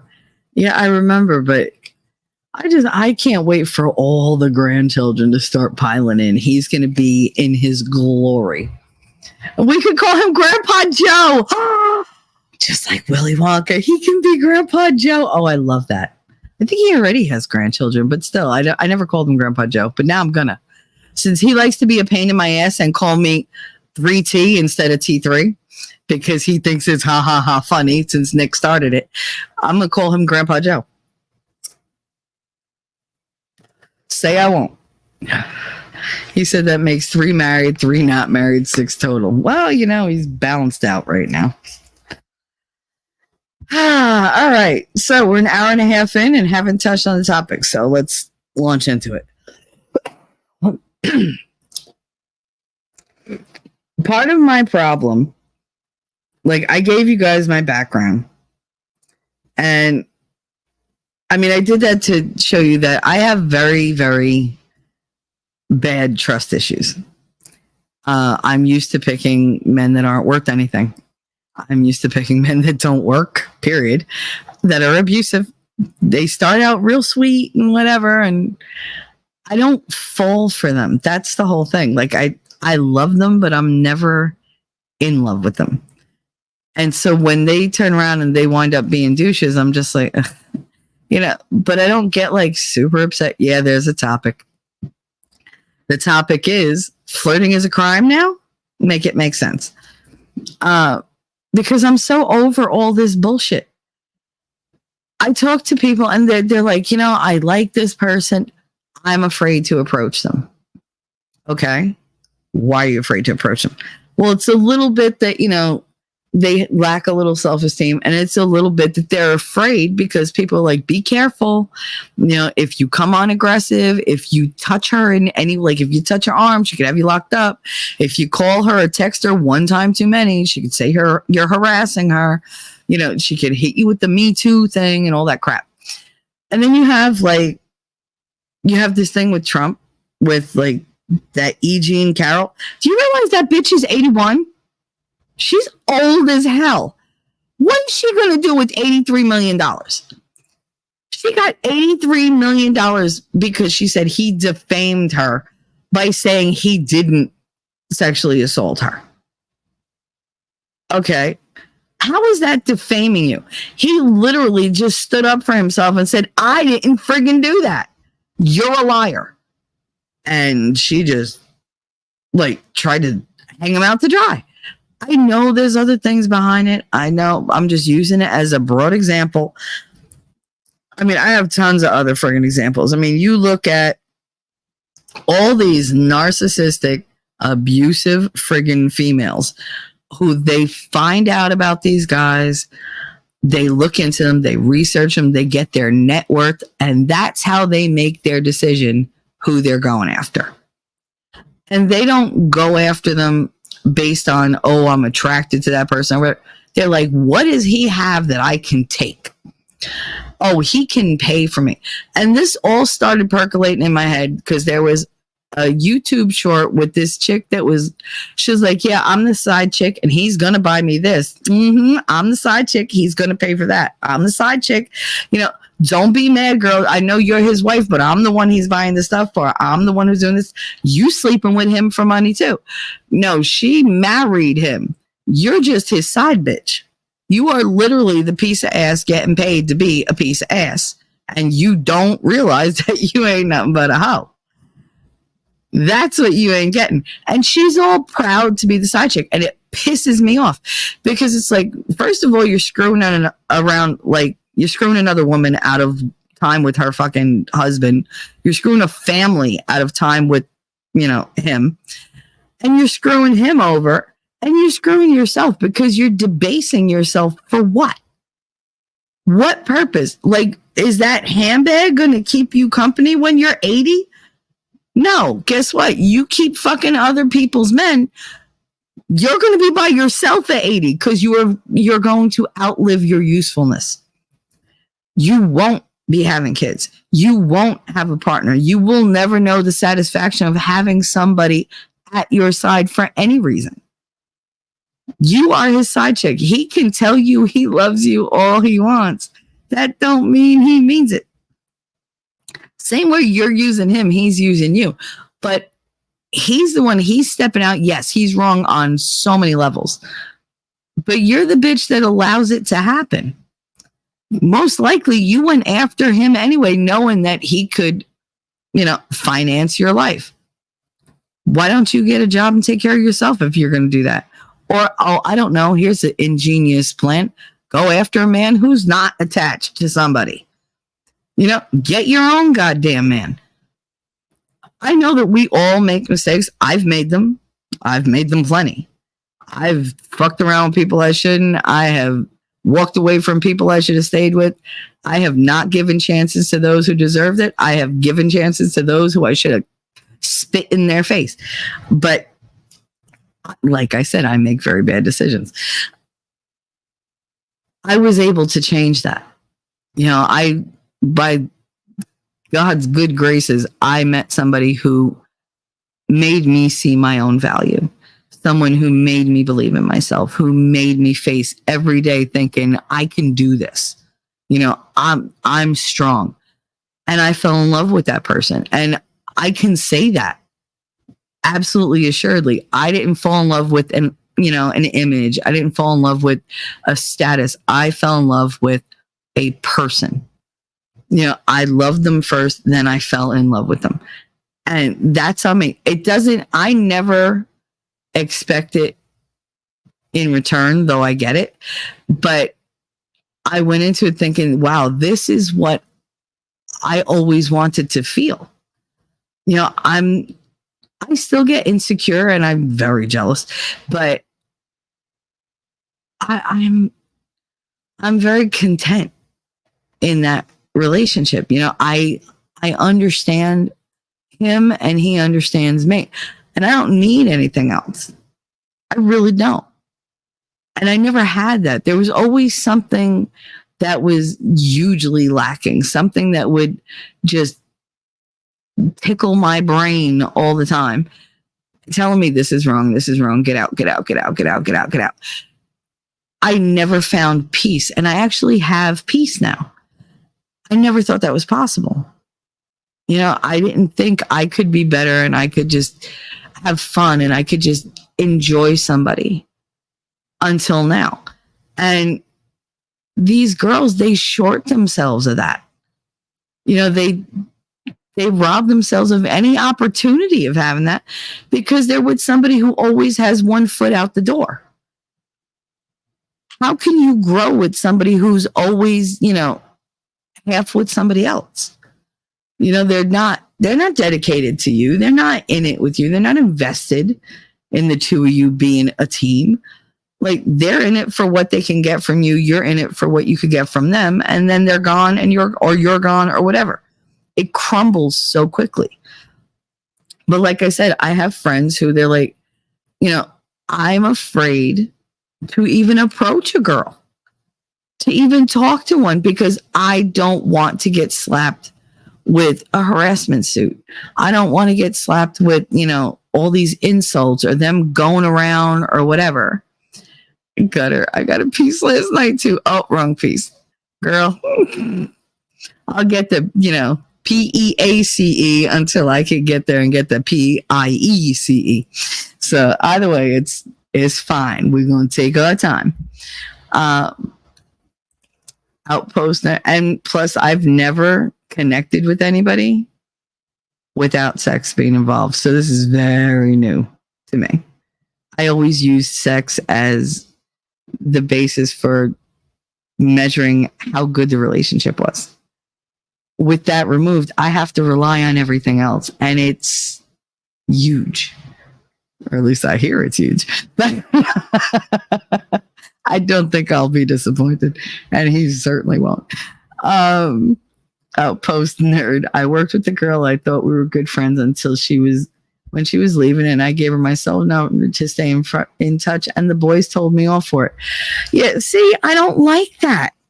I don't. What do you mean the boys told you off for it? Fuck them. Like, did she send them after you or something? It's ridiculous.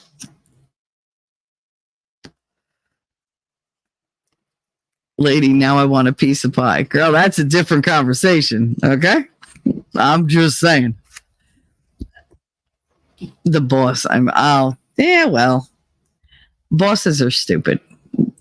But it's, you know, you can't. Was the boss a female? Because usually they're the ones that, like, we already had the lady boss conversation. They think they're way more powerful than they are, and they like to be like, "Oh, look at me and my big dick." Like, no, like, get out of here. Gutter, how do I connect without sex? I've never done that. The plug-in part is why I come to the party. I'm not saying that, you know, like, games aren't had, but there's only so much you could do. He said, no, it was a guy. Oh, maybe he wanted to hit it and was mad that you reached out instead. He's like, God damn it, I can't give her my number because that looks lecherous. So I'm going to take it out on Nerd. But these females, like the MeToo movement, that could have been such an amazing thing for men and women who have been abused and who have been molested and who have been raped and all the bad things. But what they did is they took it, they turned it around, and they used it for revenge. They used it to cancel people, and they used it to promote themselves. Look at friggin' Eliza Blue. She would never have gotten the coverage, like the notoriety she got, if she didn't do the whole "I was trafficked" whatever thing. They're redefining words like trafficking Bitch, you were not trafficked if you did that shit on your own. Shut up. I did not believe from the jump that she was a victim. All right? No. Z said maybe the boss was hitting it. Just saying. That's what I'm saying. Either he was hitting her or he wanted to hit it and couldn't. Either way, you were, not welcome to do what you did. And yeah, like sometimes you just have a shit boss. I mean, it's just crazy. But like I used to go to work. I worked in a school. I can't tell you how many times a day my ass or tits got grabbed, and not just by the men. And I did my share of grabbing too. But we did it because it was a friend thing between us. We were just all touchy-feely. It was never sexual. Like never. It was always meant to like a comfort thing. My friend Dawn used to walk down the hallway and she'd be like, I've been such a bad girl. She'd bend over, come on, Shell. I'd be like, Jesus Christ. And I'd have to smack her ass. And she'd be like, thank you. I feel better now. And it wasn't that I smacked her ass. It wasn't a sexual thing. She wanted that kind of like attention. She wanted a funny break in her day. I helped supply it. And she'd go off and be like, thanks, mama. I'll be like, whatever, you fucking freak. And she's like, you know it. I'm a freak for you. But it was always to joke. There was nothing sexual about it. Now, could she have turned around in like a year and said, oh, well, she slapped me on the ass once? She sure could have. Without the context, I look terrible. Nobody's going to care that she asked me to do it. They're just going to go, oh, you did that in a school. It's so inappropriate. You know what? Suck my dick. Like, I can't. They took all the fun out of everything. You're not allowed to hug people? You have to get consent. What do you want? Written consent? Do you want it in blood? You want a sperm sample? You want a fucking, like twat swab? What do you want? Like, you have to have everything just to fucking hug somebody? Shut up. I can't imagine somebody going to like a funeral for an Italian and not getting hugged randomly by people you don't know. You probably met them when you were like 3 months old and they feel they have the right to grab your face and hug you and like stand with their arm around you. You can't say shit. All right. So sometimes you got to grin and bear it. You're not traumatized. You feel a feeling. That's it. It's an emotion. Are you uncomfortable? Yes. Did you die? No. Then shut up. You're not traumatized. You're not beat up. There are people out there who have been raped, who have been beaten senseless, who have had bones broken. I lost friggin' most of the hearing in my right ear because of that asshole with the fucking, violent hands. Did anything happen to him? I didn't die. I'm still here. Did I press charges? No, because when I tried to, they were like, oh, you're, yeah, all right, fuck you. Like, and that was it. Just move on. I learned to stand up for myself. If MeToo had been around then, I might have had somebody to turn to. But then they went and they gave it to all these like celebrities who used it as a platform to elevate themselves. And then you have Joe Schmo, like these girls who they have careers, they're, they want to be celebrities, but they don't have the talent. So they ride the coattails of the movement and get all this publicity and they get these deals and they get paid to talk about it and whatever. Even though it's nonstop bullshit that's coming out of their mouths, they're getting paid to talk about that crap. And the guy gets canceled. What about when it happens to a guy? You're not going to tell me there aren't females out there who don't harass men. I happen to know many of them. And they think it's funny. And I'm like, dude, it ain't funny. He told you stop doing that. Oh, he secretly likes it. Well, secretly, I don't know. But out loud, he's saying, bitch, stop touching me. And you keep touching him. So not only is he uncomfortable, but you look friggin' thirsty as hell. What is wrong with you? Like, stop looking desperate. But they don't care. They just go on and on. They do whatever. Eliza Blue was one of them. Look at Amber Heard. She legit used every feminine wile she could use to get this man's trust and make him believe he had found true love and she understands me and she's interested in the things I'm interested in. And she jumped on the Me Too train. And, oh, he abused me. And she became an ambassador, for Christ's sake. Like, how do you become a friggin' ambassador for the UC of, what the hell was it? Not why do I want to say is it UCLA? United Civil Liberties Union, is that it? ACLU, there we go. See, I forget my friggin' my letters. But like, she became an ambassador for the ACLU, who she didn't pay the money she said she was going to pay.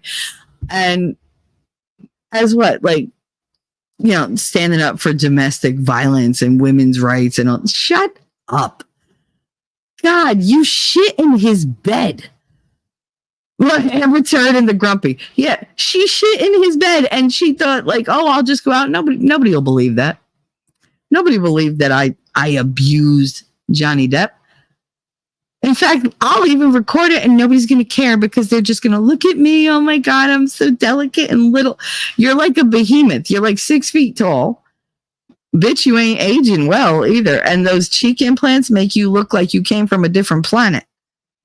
Maybe that's what Elon liked about you, because he loves space. You look like an alien. Like, she is fugly now.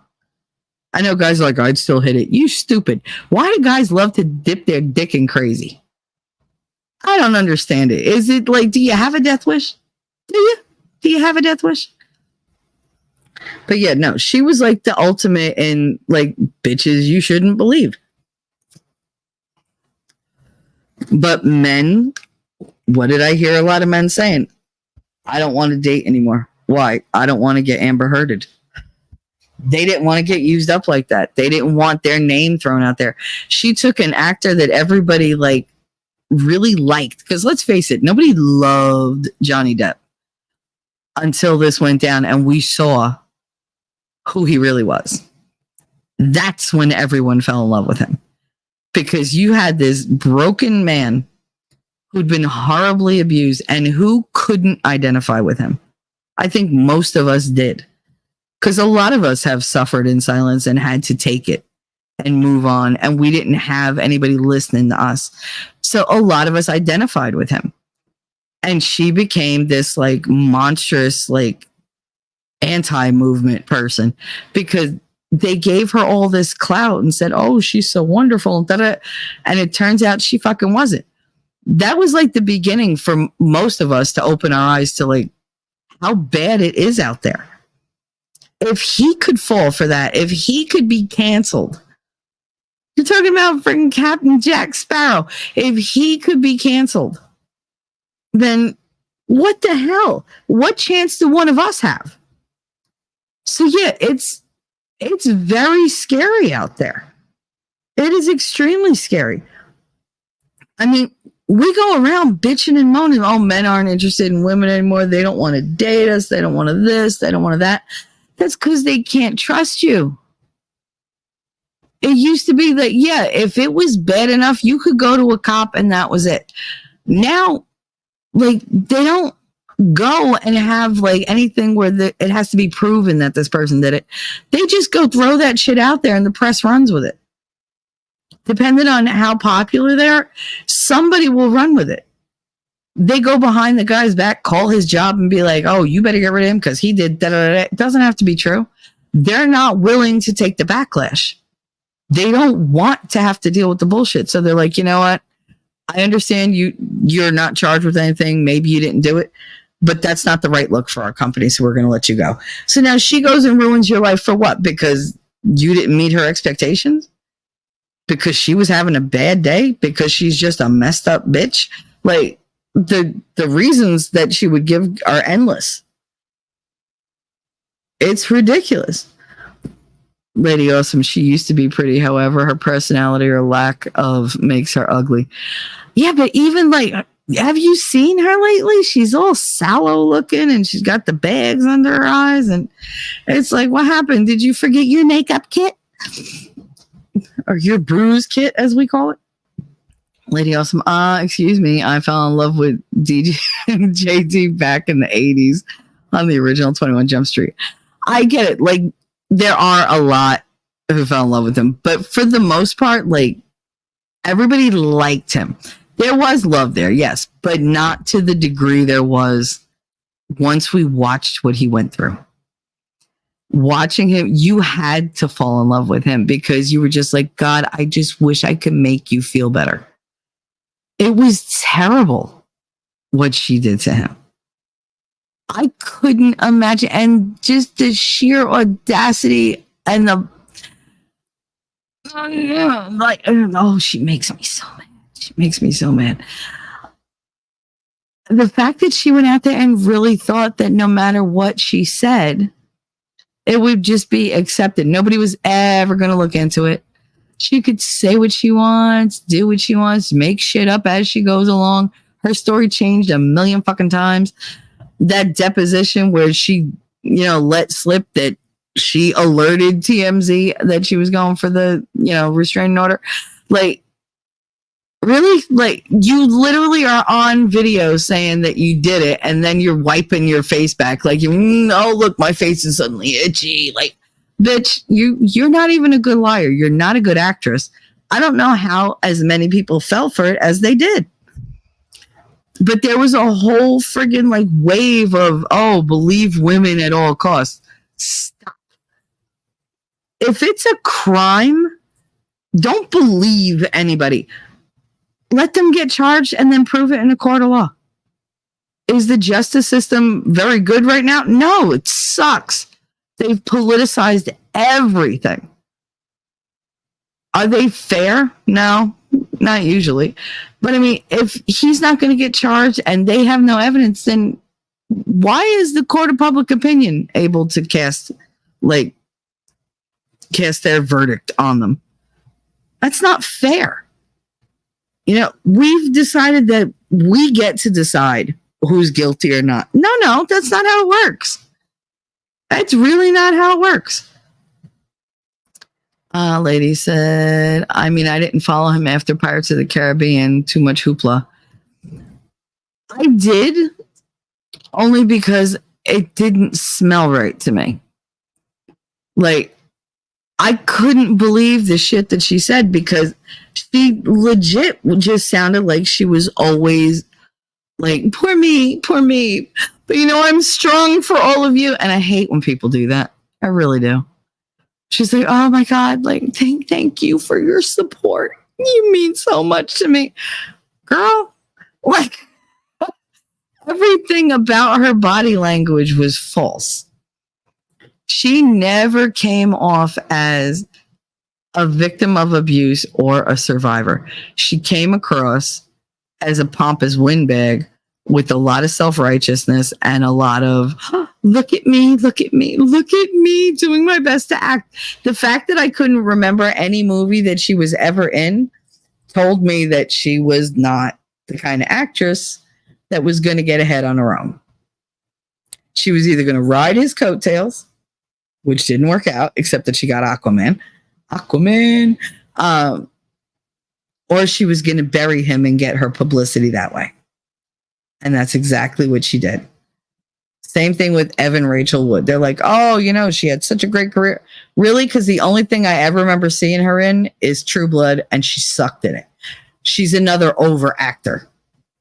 She's a melodramatic actor. She's like, move the blood. And I'm like, bitch, you're not even believable sitting next to a pool playing Yahtzee. Like, I read the character in the book. She did not do that character justice. So it's just like, come on, you're the Queen of Louisiana. Like, are you kidding me? The vampire Queen of Louisiana, and you're sitting there like just being some ditz. So I knew that she wasn't going to get anywhere based on her fucking talent. She's another spoiled little Hollywood rich bitch. She came from a very theatrical family, so she should have been a better actress than she was. But no, instead she turned around and, she said all this stuff about Marilyn Manson, who I'm not a fan, but it's still none of it sounded right. And this bitch went so far as to forge an FBI letter. Oh my God. She kept her kid away from his father. She was teaming up with all these like activists. Whenever these girls start like hooking up with all these lesbian like activist people with like big mouths, like, you know, Eve Fartlow, and I don't even remember the name of the dykey looking one that Evan Rachel Wood was with. It's a huge red flag to me. It really is. Because they're just like, oh, me and my girlfriend, me and my girlfriend, me and my girlfriend, me and my girlfriend, me and my girl. Oh, but we're just friends. You know, don't. Just don't. Like, why do you do this to these men? And I know people like in my town that have done it. And they're like, oh, yeah, well, you know, I wanted him to leave his wife for me. So then he wouldn't do it. So I turned around and I told everybody that, you know, he was cheating on his wife and he was mean to me. Was he mean to you? No. Then why'd you tell people that? Because I don't want him to, like, you know, have friends. I want him to suffer. You vindictive petty bitch. Like, otherwise there's women who are just like, oh yeah, I really like him. Yeah, what do you like about him? Oh my God, he's got a beautiful car and he makes this much a year and da da da da. You shallow bitch. But what started this off for me was a combination of things. Like, there were all these different things that I saw. And there was the one talking about being a side chick. And then Candace Owens mentioned Cardi B's WAP about being like the grossest thing that she'd ever heard. And I'm not knowing. I don't pay attention to rap. I didn't know the lyrics. So I was talking to Winnie last night and I looked them up and I was like, hun, I'm going to read these to you. Yeah, I'm going to read this to you. And I just read the lyrics and we were hysterical because he's making me laugh because I'm getting aggravated. And I was like, this is the shit they put out. She's literally talking about how yummy her snatch is and about how it's going to take his credit card and he's going to buy her this. And I'm looking at him for, you know, don't love me, but just what do you have to give me? You should be on your knees for me. So basically she wanted him to worship her and give nothing in return. She wanted all his money. She wanted whatever he had to give. And if he got used up, on to the next one. And it was the grossest lyrics, the grossest song. I was like, what? Do you remember music? You remember lyrics meaning something, right? I mean, I know this means something, but like sentimentally, like it had a sentimentality to it that could bring you to tears. This makes me want to cry in rage. Because if I find one of my children spouting even one of these lyrics, I will slap the shit out of them. How dare you? And this is what women are like, yeah, WAP, that's the thing, that's this, that's that. And I know that it was a big deal. And I'm like, but this is what they're teaching them? This is what these women believe in, that you could just use any man, you could lie about him, you could take whatever he's got, because fuck him, he ain't entitled to shit, but I'm not working. I ain't gonna have no 9 to 5. What do I look? I'm not some basic ratchet bitch. No, but you are what's wrong with the world. Oh, I don't want nothing traditional, but I want him to buy me a house. You want him to buy you a house and pay for a maid. You don't want to be a traditional woman. But you still want to be kept. But be free. It's like, make up your mind. Do you want to be kept or you want to be free? Because you really can't have both. They're like, oh, yes, I can. Yeah, and you're going to grow old by yourself. Because you don't know how to treat people. You know, you don't know how to put your best foot forward. You don't know how to be independent on your own merit. I think all the women here, like in my chat, and probably most of them who are listening, know what it's like to have to stand on your own and take care of yourself. Yeah, we get it. We can do it. But I don't think it's the preference. Because we know it's harder to do it on your own. It's easier to be with somebody who shares values and everything with you and who's going to be in the trenches right next to you that you could count on to always have your back. Let me tell you something. People talk a lot of shit. I've heard people like insult winning, whatever, and it pisses me off because out of everybody I've ever met, and I mean this from the depths of my soul, I only trust him to have my back 100%. He will never let somebody talk shit about me and get away with it. Ever.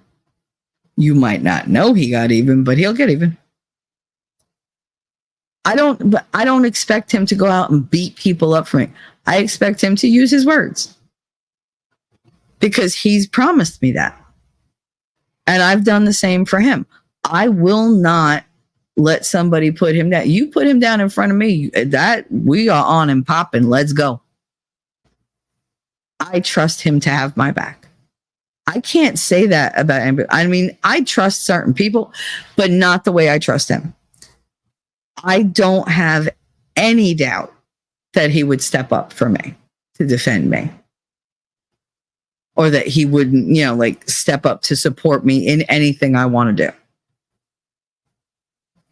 I never had that before. And in order to get that, I had to be brutally honest and tell him where I've fucked up, where I've lied, where I've done this, where I've done that. And he did the same with me. Well, this is what I thought, and this is where I was, and da da da da. But we built a friendship based on that, like absolute transparency. You don't have like like absolutely squeaky clean past. I don't either. This is it. Like, here are all my cards on the table. Can you deal with this? Can you live with this? Like, can you go on and build something with this? Yes. We both said yes. That made a friendship that can't be easily broken. And believe me, people have tried. It's been what? I mean, we've lived in each other's pockets for like 9 months. We don't fight. We talk. I don't get to walk away and be nasty or whatever. He'll be like, no, you give it. We're talking about this. What? He's like, what's wrong with you? Like, this is not you. Calm down and like come at me right. And I will. Because I'm like, oh, he's calling me on my bullshit. Nobody does that with me but him. And I do the same with him. He'll say hello. I'm like, what's the matter? Because we're in tune with one another. We care. And there's trust there. We have built that over time. I won't let anybody destroy that. And I don't think he would either. I know he wouldn't. But other people, they jump into things and they're just like, oh, I really want him to take care of me. But what do you like about him? There was a YouTuber that was on Nick Ricada's show. And he asked her to name 3 things she liked about her husband. And she couldn't name even one. I've never met the dude. And I could name 3 things that she probably liked about him. She could, and I mean, this will haunt her. As long as she is on the internet, it will haunt her. Because nobody's ever going to forget she couldn't come up with 3 fucking nice things to say. Like, how selfish could you be?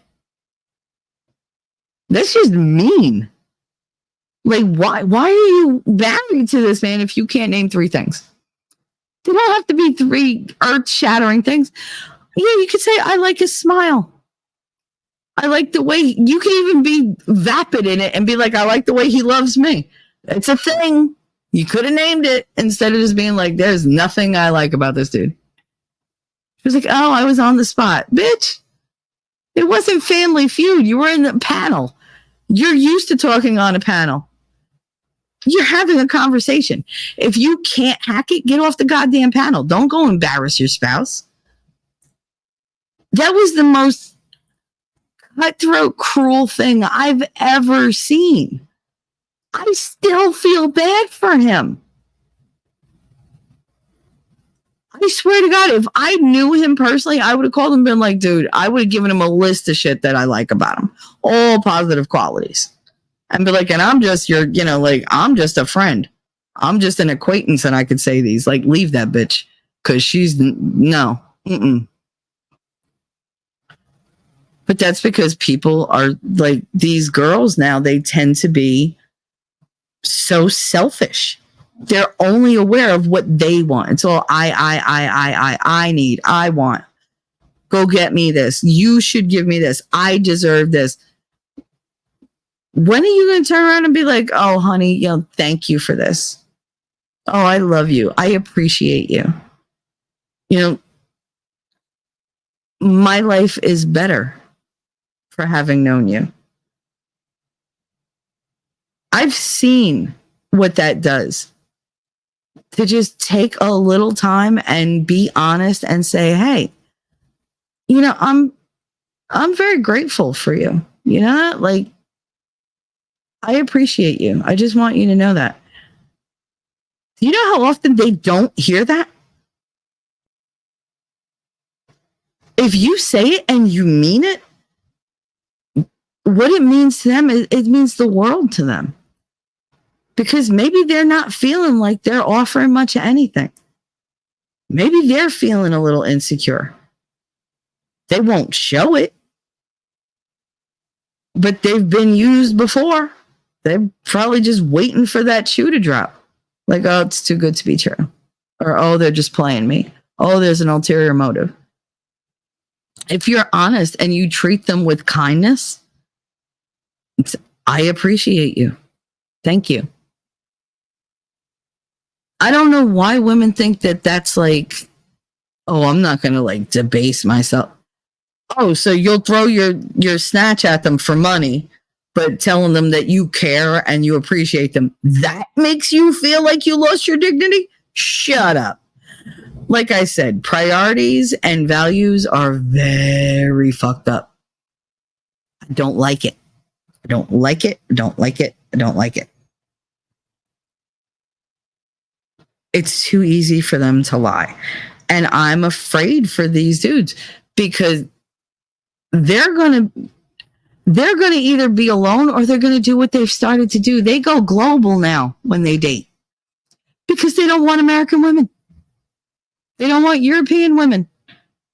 They're going out to countries like that. They're like, no, I'm going shopping for somebody who's not going to treat me like shit.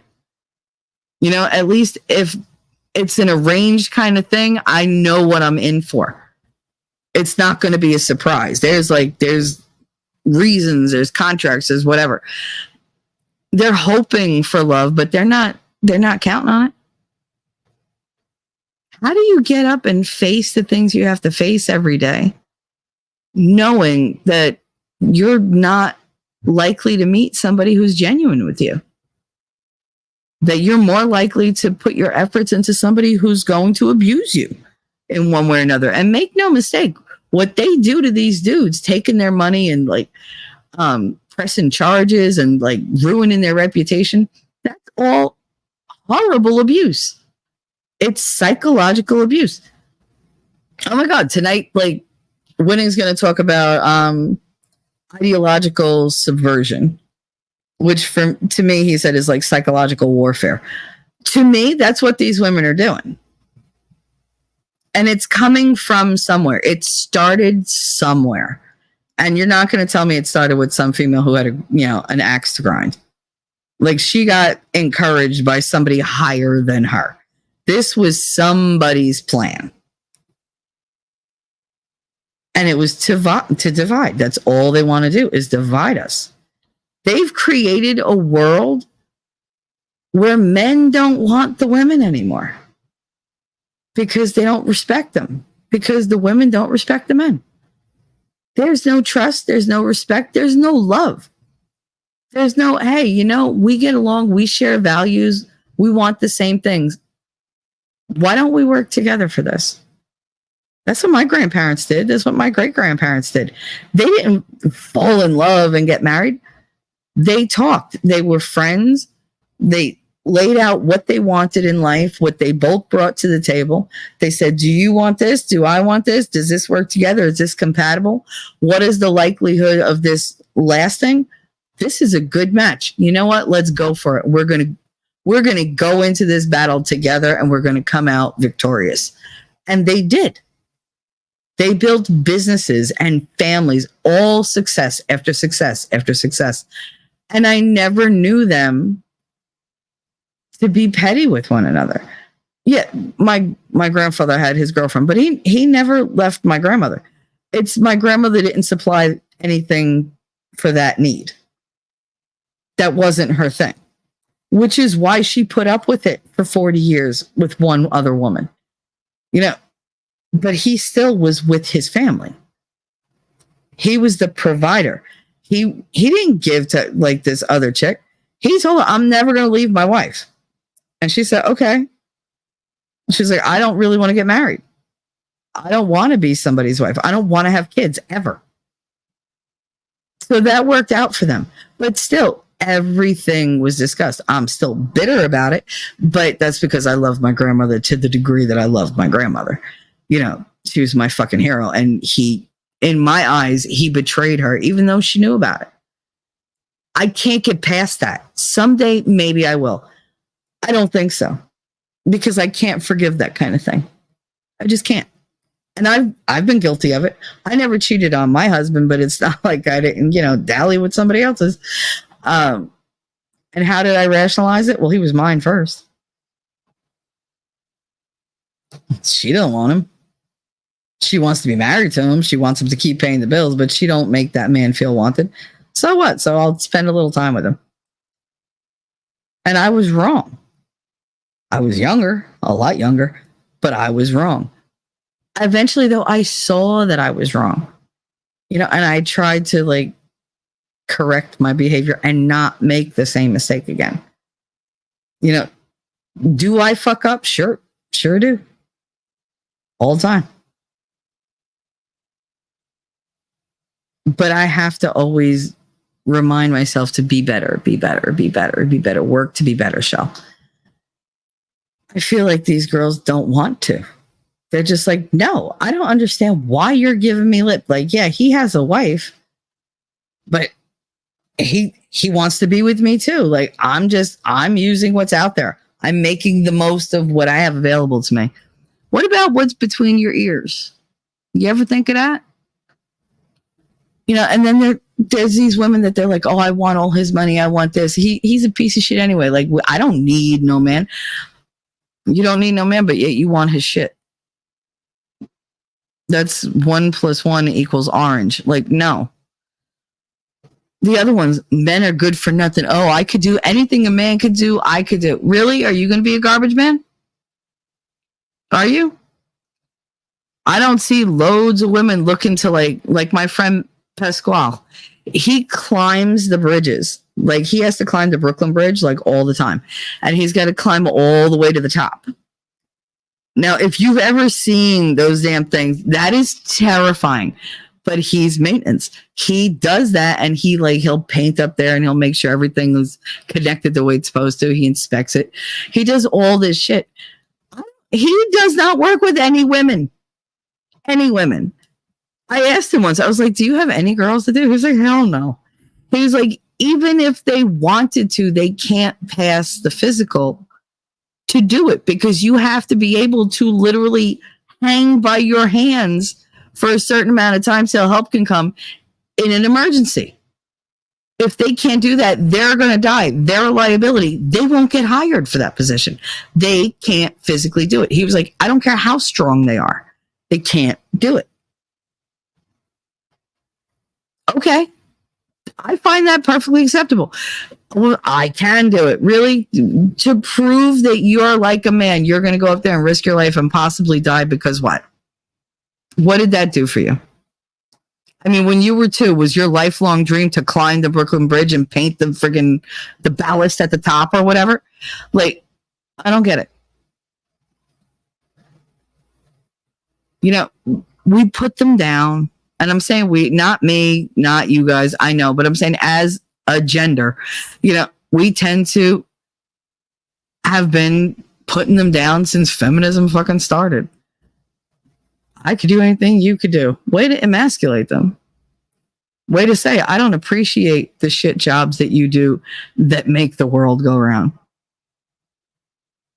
You know, we never say, oh, thanks for dumping the garbage. Thanks for taking it away so that it doesn't build up in front of my house and I have rats and flies and maggots and everything all around and the smell.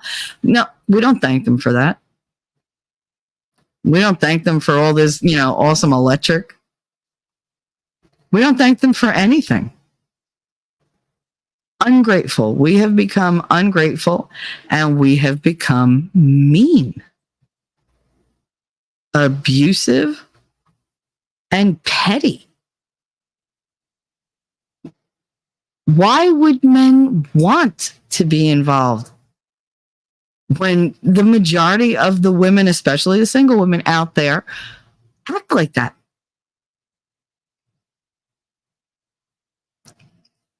I had to take care of my own kids. I had to raise my own kids. But I happened to pick two deadbeats. Was it my fault? Yep. Them being a deadbeat? No, that wasn't my fault. Me picking them, that was my fault. That was me being stupid. That was the whole, it seemed like a good idea at the time. And who had to pay for it? My kids and me. Because they're out there walking around like la la la, like they don't have a care in the fucking world. But yet, whenever I talk to them, I have to hear about their problems. Dude, fuck you. Like, are you kidding me? Like, I have animosity, but still, I don't do shit to them to make them worse. I never sued them for child support because I knew it would break them. They didn't have it. All right, I'll make do on my own. I never had any of the guys that beat me up, never had charges pressed against them. I didn't. One, I didn't think the cops would take me seriously. And two, I wasn't going to, be the person who destroyed their lives. I knew eventually they'd destroy their own lives or they'd turn it around. But I wasn't going to, set their path for them. Their path was their path. I didn't want to have nothing to do with it. I just wanted them to just leave me alone. Leave me alone. Just leave me alone. That's it. Too many people out there have vendettas for no goddamn reason. And you would think with my Italian background, I'd be queen of the vendettas, but no. All right, let me catch up on chat because I know I went on my tangent, but I wanted to get it out. Naz, we had a saying in tabletop D&D, she had a charisma of 18 until she opened her mouth, then her charisma dropped to a 3. I was talking to somebody the other day and I said, listen, I was like, if you have low self-esteem, right? And you see yourself as like a 6, why are you going after women that are like an 8, 9, or 10? Why? They make you uncomfortable. You feel inadequate. Shoot for your level. Stop being so goddamn shallow with the visuals and shoot for somebody who is at your level, who shares things with you, who you have things in common with. And then as you get better, you make your choices better. Work on yourself. While you're working on yourself, you don't have to be by yourself. Listen, weird people and ugly people, they all need love too. Like, stop. Don't just write somebody off because what? Because, she isn't my ideal standard. Okay. And you're hers? Because I also turned that shit around and said, if you're afraid of getting used, here's a hint. If there's an 8, 9, or 10 going after you, and you think you're at best a 6, she's not in it for love, most likely. She's in it for something else. You fulfill a need, and she's after that. So I'd be suspicious. Yes. But if it's somebody that's like you, who you can have a conversation with, and it's not all, like heat and hot and whatever all at once, then okay, like that seems pretty safe to me. Oh, but anybody can do it. Anybody can do anything to anybody. That doesn't mean they will. If you live your life fearful of that, you're not going to have a life. You're shortchanging yourself. You got to take a risk. Everything in this world is a risk. Unfortunately, now this is a huge risk. So be smart about it. If you don't want to be rejected, do don't go after somebody who's out of your league. If you don't want them to say you're harassing them, don't text them more than once. That's it. Be careful. Throw it out there. Don't seem like somebody that they can take advantage of. Be strong in who you are. Have faith in yourself. Be cautious, but don't turn off from everybody. Nobody wants that. And don't assume that everybody out there is out to get you. If there are people in your life who think you're a good person, why would you think that a girl wouldn't see that? There's all sorts. But if you have one that's giving you the runaround and she's always making excuses, and if you're feeling the red flag, then I'd look into that. And then I'd lean into it and be like, you know what? There's other fish in the sea. What happened to that saying? Oh, there's other fish in the sea. Why obsess about one person? Move on. You existed before that person came into your life quite well. You will exist after them quite well. Nobody is the end of your life. They're not the be all end all.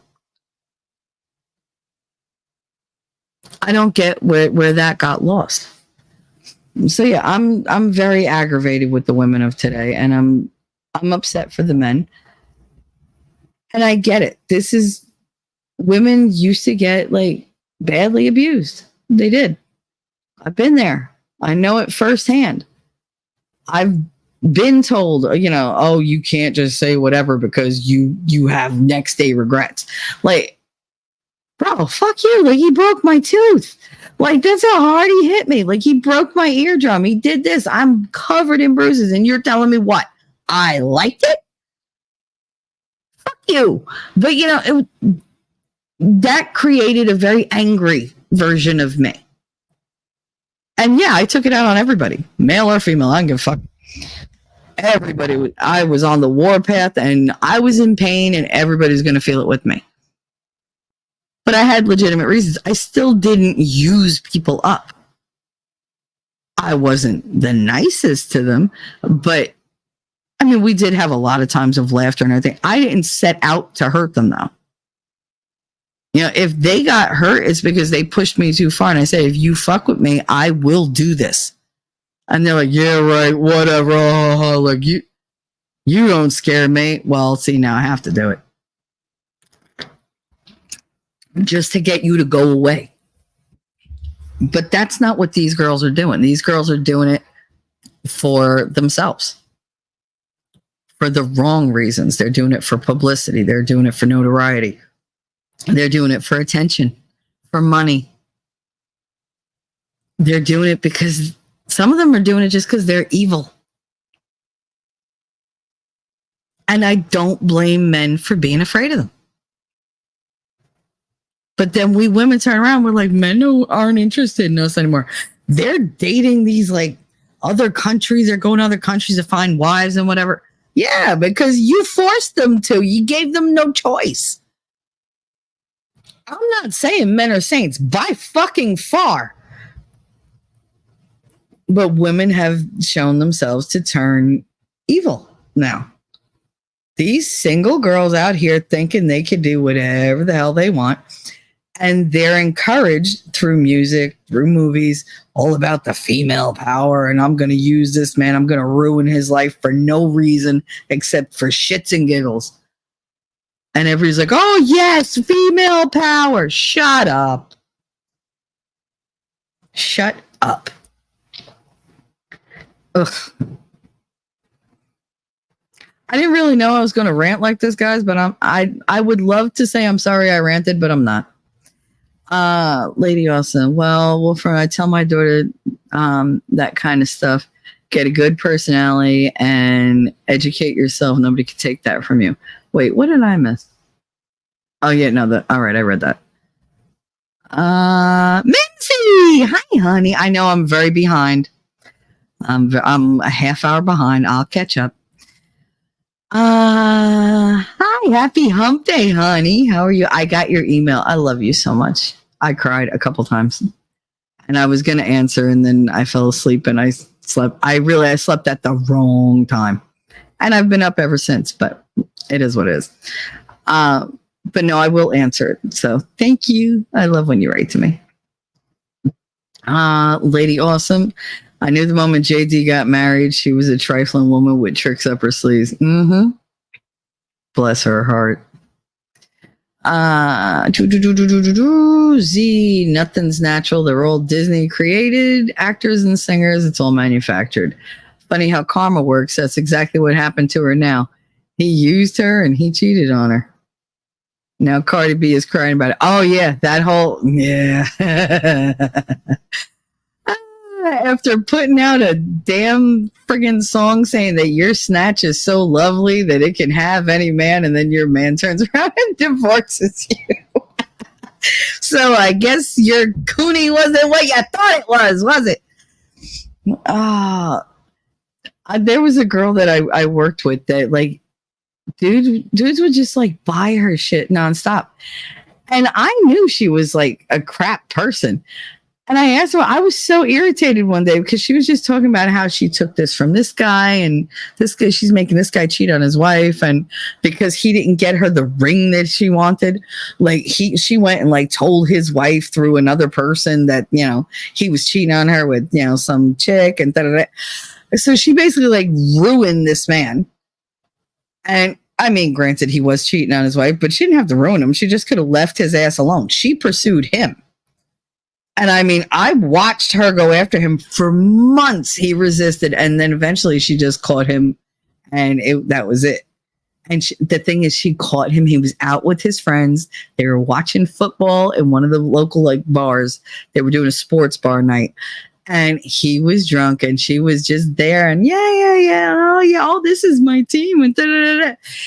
And I heard the story from like 8 different people.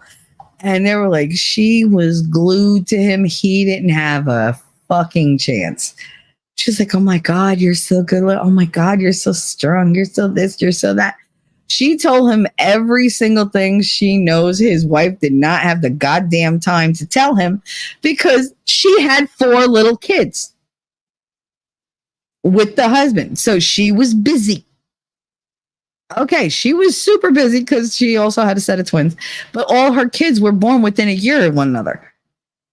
You know, she had kid, twins, and it was like, oh, and 3 boys, 1 girl. And this bitch was beautiful that threw herself at him. He would have never scored a bitch this friggin' like aesthetically gorgeous. She didn't care. She gave no shits. And I was like, not for nothing. I was like, but you're a bitch on wheels. Like, your personality, you have the personality of a cactus. Like, I don't get it. You're not funny. Yeah, you're really, really pretty. That's great.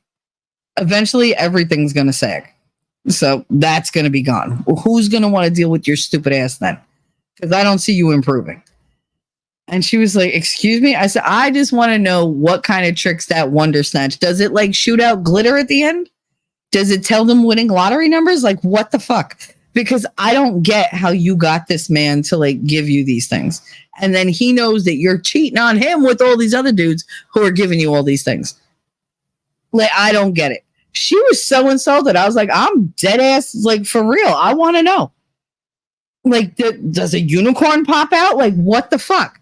And she was so upset. The teacher that I work with, I can't believe you said that. I was like, fuck her. I don't give a shit. She could get you fired. Let her. Do me the favor. I'll collect unemployment. Fuck her. I don't care. I don't care. I'm tired of watching her walk all over these men. She goes up to every admin, just rubs his arm. Oh my God. Oh, this is so hard. And gets whatever she wants. Girl, stop. And then when he's like, hey, she's like, oh my God, don't you know I have a boyfriend? Oh, like, I hate teases. Oh, I hate teases. I had a guy tell me that I was a teaser. I was like, I'm not a teaser. I'm a pleaser. I was like, but not for you. Like, not you. Like, keep walking, butter. Keep walking. Keep walking, buddy. I only know that he's married to. Wait, anyone know who Benji Madden is? I only know that he's married to Cameron Diaz and is an identical twin. No? I mean, is it Madden from like the shoe thing, Madden? Maybe? My eldest just called me and said she just met him. Oh, that's cool. Not for nothing, after binge watching. There you go.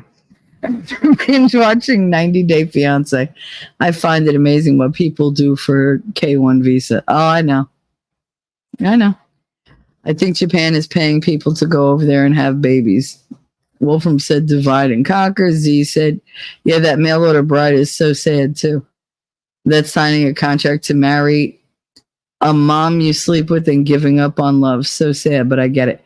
At this point, like my friend Rosangela and her husband, they were friends in high school. They dated all around different people, whatever. They were always just friends. And they were both miserable. And Rosangela finished college. She started working. And he was like at a point in his life where he just had his heart broken. And they were just sitting down watching a movie one night, just commiserating. And he said to her, he was like, where do you see yourself in 5 years? Like, where do you want to be in 5 years? And so she told him, and he was like, yeah, me too. He's like, what about 10 years? She told him, and he was like, yeah, you know what? Me too. He's like, you think we're going to get there the way we're going now? And she was like, no. She was like, I don't see myself ever having what I want. And he was like, we've been friends like 10 years, like really good friends. I like you, you like me. What if we made a plan and we got together? You know, you're very pretty. I think you like me like that. Like that could work out. And we'll see, like we already have this level of love for each other. It's not romantic, but it can be. We just have to be open to that. We have to work toward that. And they talked about it for probably about like 6 months, working out all these different details, just as a hypothetical, because they didn't want to commit to anything yet. And then they wound up getting married, and they are so in love with one another. They're so compatible, and they have everything they wanted. They have the kids they wanted. They have the house they wanted, the careers they wanted, the bank account they wanted. They do what they want. They go on vacations. They buy this, they buy that. And they give back all the fucking time. She is one of the most generous people I've ever met because she's always happy. And she even got really sick and it didn't matter to him. He took care of her. And they worked her, like they moved her back to health together. And she said, I could have never done that on my own. And what would it have been like if I had kids with a man that I was just passionately in love with, and then when hard times came, he bailed on me and left me with my kids and a broken body because she broke her back. And like, what would I have done? Like, I never would have gotten out of the hole that I grew up in. But I had my husband. I had this amazing man who made a commitment to be in it no matter what, to be strong, to be there with me. And I made the same promises and I vowed to keep them. We didn't go into this blindly. We said what we needed and we said what we were willing to do. And we promised to do that. And we kept each other on the path. And they love one. These are people that everybody around them aspires to be. Even him, he's like the sweetest guy. I hadn't met him like in the beginning. I knew him like on site, but I had never sat and like hung out with him or whatever. And she invited me to their house and we went, and I was a little nervous because I don't like new people. You know, I don't like getting to know new people. I get very like, oh, because I always think they're just not going to like me. And because I'm abrasive and whatever. Yeah, like I say, I'm not everybody's cuppa. But I think I was with him 5 minutes while we were hysterical laughing, and he was like, I like her. She's fucking shot out, but I like her. Like, and that was it. We were good.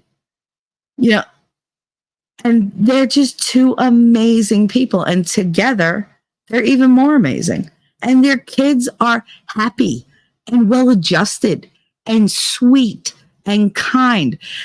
And it's just, they did that because they were like, why are we dating like all these weird people? Why? Because this bitch made my dick hard and because that guy made me wet? Like, no, that there's got to be more to life than that. Because that does fade. Eventually, your body, I don't care how much Viagra you take, you ain't getting it. Maybe she's broken, you're broken, something's broken. You got to have something else. There's got to be more. And they decided, listen, we want this. We're not going to get there the way we're going. Not separately, but together we could be an amazing team. And they were. And through their struggles, they built this amazing relationship where they're completely and totally in love with each other and their life together. And they'll fight for it. There's neither one of them are walking away in any way, shape, or form. And their friends all laughed at them. I give you 6 months. I give it 3 months. Oh, you guys are never going to make this work. Blah, blah, blah, blah. They've been together something like Connor's 17, 23 years. It's amazing. Because they made a decision to not give up. They trusted in one another. They were honest with one another, and they built something together. They knew they could lean on one another. And she's perfectly healthy now. She's better than she was before.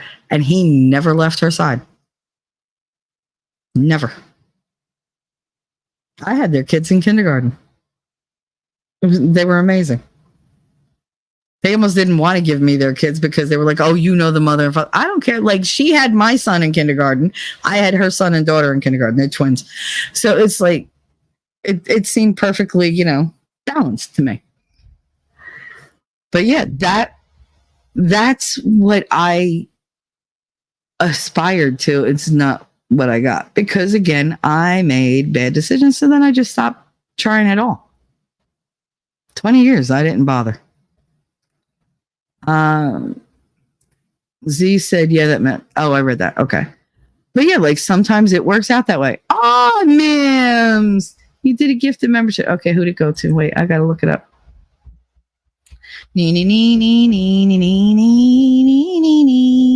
It went to Autistic Shill. Who the hell is that? You say Autistic Shill and I think Ricada. I can't. Oh, I love me some Nick. I miss him. I got to talk to him. We got to have one of our little conversations. Mimsy, thank you so much. You're so cute. All right, so let me see. What can I play for Mimsy? You know what we haven't done in a while? Baby steps. Baby steps? It means setting small, reasonable goals for yourself, one day at a time. One tiny step at a time. Baby steps. It works. First of all, I don't pay property tax. You gotta love T-Rex. But because it's Mimsy, I also want to do this.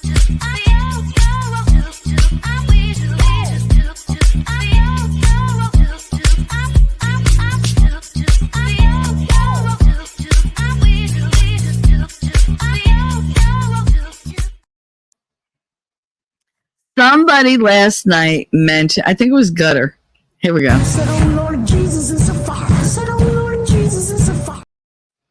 Do you see what winning does? How he puts my face everywhere? I could kill him if it wasn't so goddamn funny.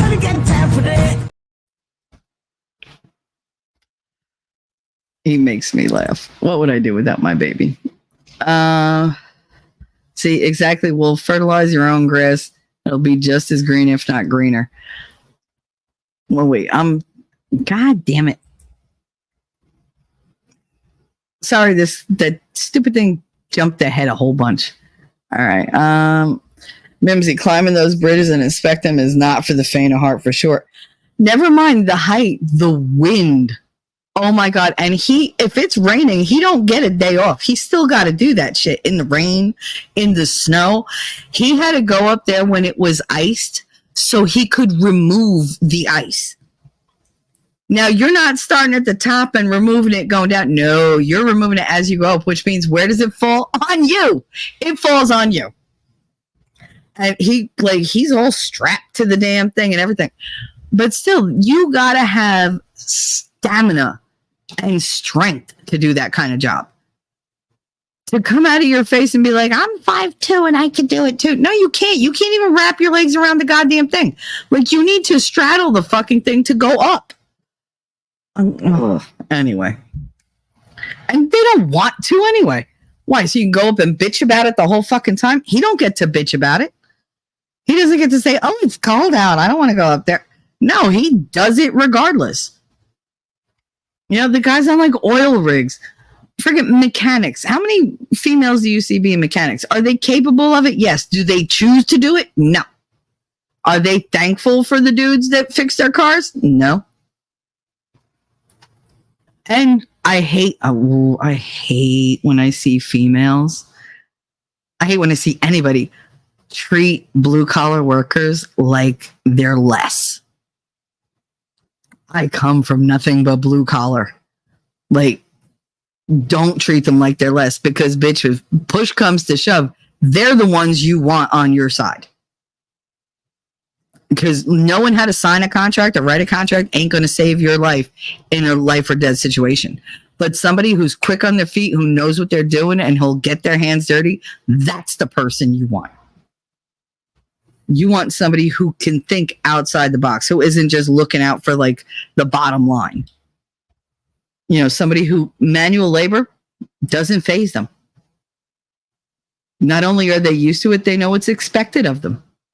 And they're happy to do it because they know how to get shit done. Climbing those bridges and stuff. Yeah, I read that. I know I'm retarded. Whatever. Lady Awesome Sky. I only got child support because I put my kid on state health insurance. The state went after the father. Yeah, I mean, they tried to do that with Eddie, and with Miguel, but they had moved out of the state, so it was like.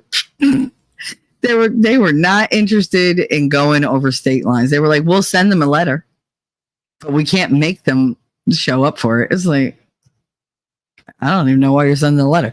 Like, they have no money. Miguel, they made him pay $5 a month. I mean, no, $5 a week. And told him if he paid monthly, he would save 4 weeks a year. And they took it right out of his paycheck. And he only paid it for a year and a half. I was embarrassed to go and cash those checks. I didn't want it, but they made him pay it. And then when I moved to Kansas, he was right on top of that. He was like, oh, she moved, took my kid with her. Never bothered telling him, oh, I moved to Florida, so I had nothing to do with the kid anyway. Meaning him moved to Florida. But they were like, oh, she moved? Well, then you don't have to pay anymore. Really? Like, really? Okay. And Connor's father, he moved to Philly and his last name is Cologne. Yeah. Okay. Why don't you tell me you're looking for a needle in a haystack? They're like, do you have any information on him? Nope. Do you have a social? Nope. Birthday? Nope. Even if I did, fuck you. I'm not doing it. When he decides to talk to me, he's like, oh, I'm going to send whatever. I never see it. He just, a couple months ago, sent me a text saying that he was getting money from a settlement for like a workman's comp thing, and it was going to be a huge amount of money, and he was going to send me money for Connor, and I'm going to send you a really big portion of it. Nothing. And I didn't even bother being like, oh, that's great. And all I signed was, okay. That was it. That was all I said. I didn't text him after that. I didn't give a fuck. I was like, I know you're a lying sack of shit, but if it made you feel better to send that, kudos to you, dude. Call your son for his birthday. Z, I agree with you to an extent. We have to keep it all in a balanced perspective. You can't feed a man's ego too much. You'll go the opposite side of the scale and create and feed those narcissistic monsters that many mothers have created. Yeah, but I mean, you have to go at them with kindness. You know, you have to be thankful and grateful. And they have to as well. It's got to be mutual. This one-sided shit is for the birds. Like, literally, one hand has to, you know, like, wash the other. Like, if I scratch your back and you're scratching my back, we're good. But the way that it is now, they're just literally using these guys and breaking them. And when they meet a good woman, they can't recognize her because they can't get beyond what the last one did to them. So it's like, I have to pay for what all these bitches did? Oh, hell no. And then I give up. And what if I'm giving up on something really, really good because I don't want to put the work in? He don't want to put the work in. I don't want to put the work in because we both are jaded. And then nobody succeeds and everybody stays lonely. I can't live with that in that kind of world. I can't. Like, I need things to be different. And that difference has to start with me. You know, I don't expect anybody else to do, but that difference has to start with me.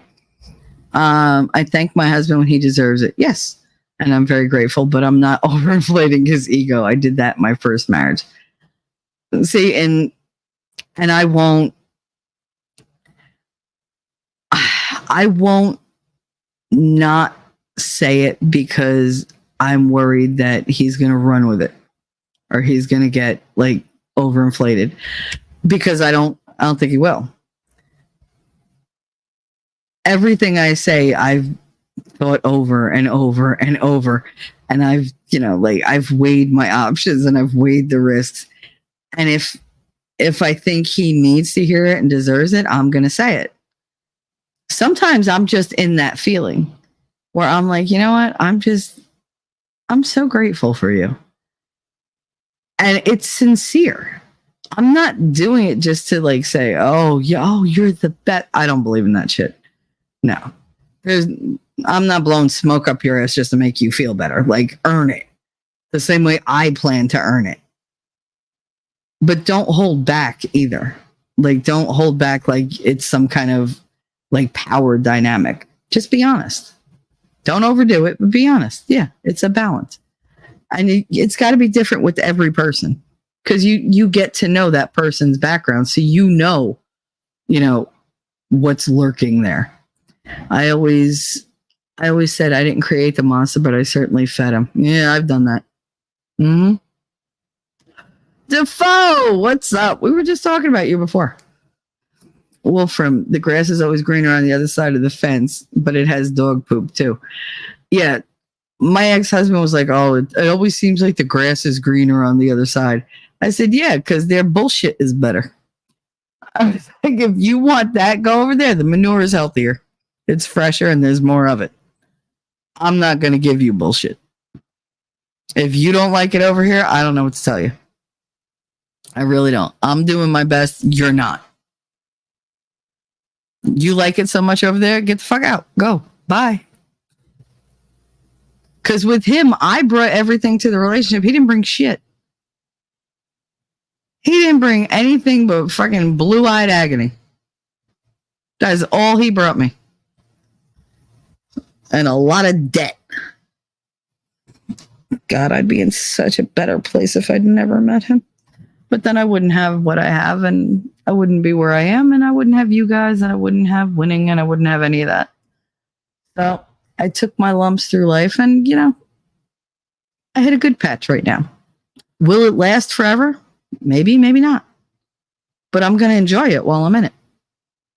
I will enjoy every second of it. Yeah, Defoe, we were talking about you being on panel last night. It was funny. But it's good to see you here. Thanks for dropping by. I hope you enjoy it. See, exactly. We'll fertilize your own grass and it'll be green, just as green, if not greener. Nurture it, yeah. Like, but these bitches are full of shit. It's like, usually if it looks too good to be true, it is. It is. Z, hi Mims. Oh, Mimsy's a wonder. I love Mimsy. She said, hi Mims. I came from Gutters Pub. I found out about Shelly there. She's awesome. Aw, thank you. I really enjoyed this time this morning. I'm glad. We don't always get into like super like sexism kind of things or like gender things. We talk about everything. We'll talk about Texas. It just depends on my mood. And this was bothering me because of that goddamn song. That song got under my skin so bad last night when I was talking to Winning. I was like, I can't, like, this is the shit that they're putting out there. My snatch is so great. Give me all your money. No. And then when you're out of money, I'm going to leave you for the next. And I don't want to use the word she used, but it was just like, this is what women are like looking up to. I was deeply shamed for my entire gender. I'm like, and then you're going to go out there and be like, oh, men are shit. Really? No, you turn them into hating us. They used to chase us. That was a thing. Now you're like, oh, men aren't interested in me. Maybe because you're calling the cops on them all the time. You're telling their boss that they're harassing you. You're making shit up left and right. Stop lying. Eventually, your looks are gonna fade. I hate to tell you, you don't have a personality to back that shit up. You got nothing to fall back on. Can't cook, can't clean, can't raise a family because now your eggs are dried and shriveled up because I need a career. Like, whatever. And you go out and use these dudes, and it's like, what the hell? Oh, and then you're mean to them, and you lie about them, and you ruin them. Why? What is the purpose? Why can't you just walk away clean? You gotta be vindictive. The Amber Heards of this world drive me insane. Amber Heard, Evan Rachel Wood, E. Jean Carroll, friggin' what the hell was her name? Eliza Blue. But all of it's just non-stop bullshit. You got women. Oh, I want him. I want money from him because he touched my boob 40 years ago. Good God. Really? It ruined my life. That one thing ruined your life? Really? It wasn't the rest of your really bad life decisions? You don't think that had something to do with it? Are you fucking kidding me? Always got to blame this. It's not one thing. You got to be accountable too. You made those decisions. Oh, he touched your butt. Yeah. Well, what did you do? Was your ass hanging out of its friggin' like skirt? Were your tits on display? Did your nipple pop out? I don't know why he thought you'd be open to being touched.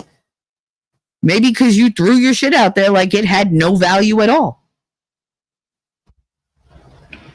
Oh, I get so aggravated. I didn't believe my 4-year-old when she said grandma's coming over. It's a surprise. Oh, no. So I called my mom and she said, her and my dad are on their way over. Oh my God, lady, I'm so sorry. Is that a good thing? Oh, they must have found out I'm still in a boil water order and sick. Oh, if they're coming over to help, that's great. If they're coming over to be a pain in the ass, that's not so great. I never know with parents. Like, I know you might have great ones. I don't. So if my mother says I'm coming over, I'm like, fuck. I'm like, what did I just look up and I'm like, God, why? Why? What did I do to you? Did I piss you off today? Like, I mean, you just decided to send Satan straight to me? The county is still on a conserve water order, so my parents are bringing me water. Oh, that's so nice. Oh, so that's a good thing. Oh, yay. So yay for your parents. Like I said, I don't always know. Mimsy, love it. Da-da-da. Ain't nobody got time for this. That's right. Mimsy, holy crap, Shelly. I didn't know they removed the ice too. Yeah, you need the strength of a man for all of that. You do. You do. That's what I always say. So much equally, and I don't see any women lining up to work on oil rig, right? They're not lining up to be roughnecks. That's what they call them, right? Roughnecks. Yeah, they don't want that. Oh my God, my nails, my hair, my skin. Yeah, guess what? You're going to be icky because those men get dirty and you got to that's dangerous stuff. That is dangerous freaking work. Anything can happen. And you got to be able to not just save yourself, but look out for the people you work with. If you can't carry your own weight, if you can't do the job, you're endangering your life and the lives of the people around you. How is that fair? Let's see. Oh my God, you just reminded me when my girlfriends and I would go out to the club, just dance. Oh, we would come home and see the night crew working on the side of the street on the highway. And I used to tell my girlfriends to pull over because these are the men we want to meet. Hell yeah. Hell yeah. Those are men who do not shy away from a hard day's work. I don't need a man who can rewire my whole fucking house. But if I need an air conditioner put in the window, please do it. I don't want to. I don't. I'm perfectly capable of doing it. I don't want to. I want you to do it. Go ahead. Go flex your muscles for me. Be a big, strong man. Come on. Turn me on. Go ahead. Y'all know how I feel about tool belts. You put a man in a flannel shirt, like a button-down flannel shirt or a Henley. Oh, in a Henley. With the buttons in just that half thing of buttons in the front with a little bit of the collar open, some torn ass jeans, a tool belt with work boots. And if he smells like motor oil or anything like that, oh my God. My whole shit just goes right up in flames. I'm like, yes, anything you want. You can have anything you want. I don't care. But yeah, that does it for me.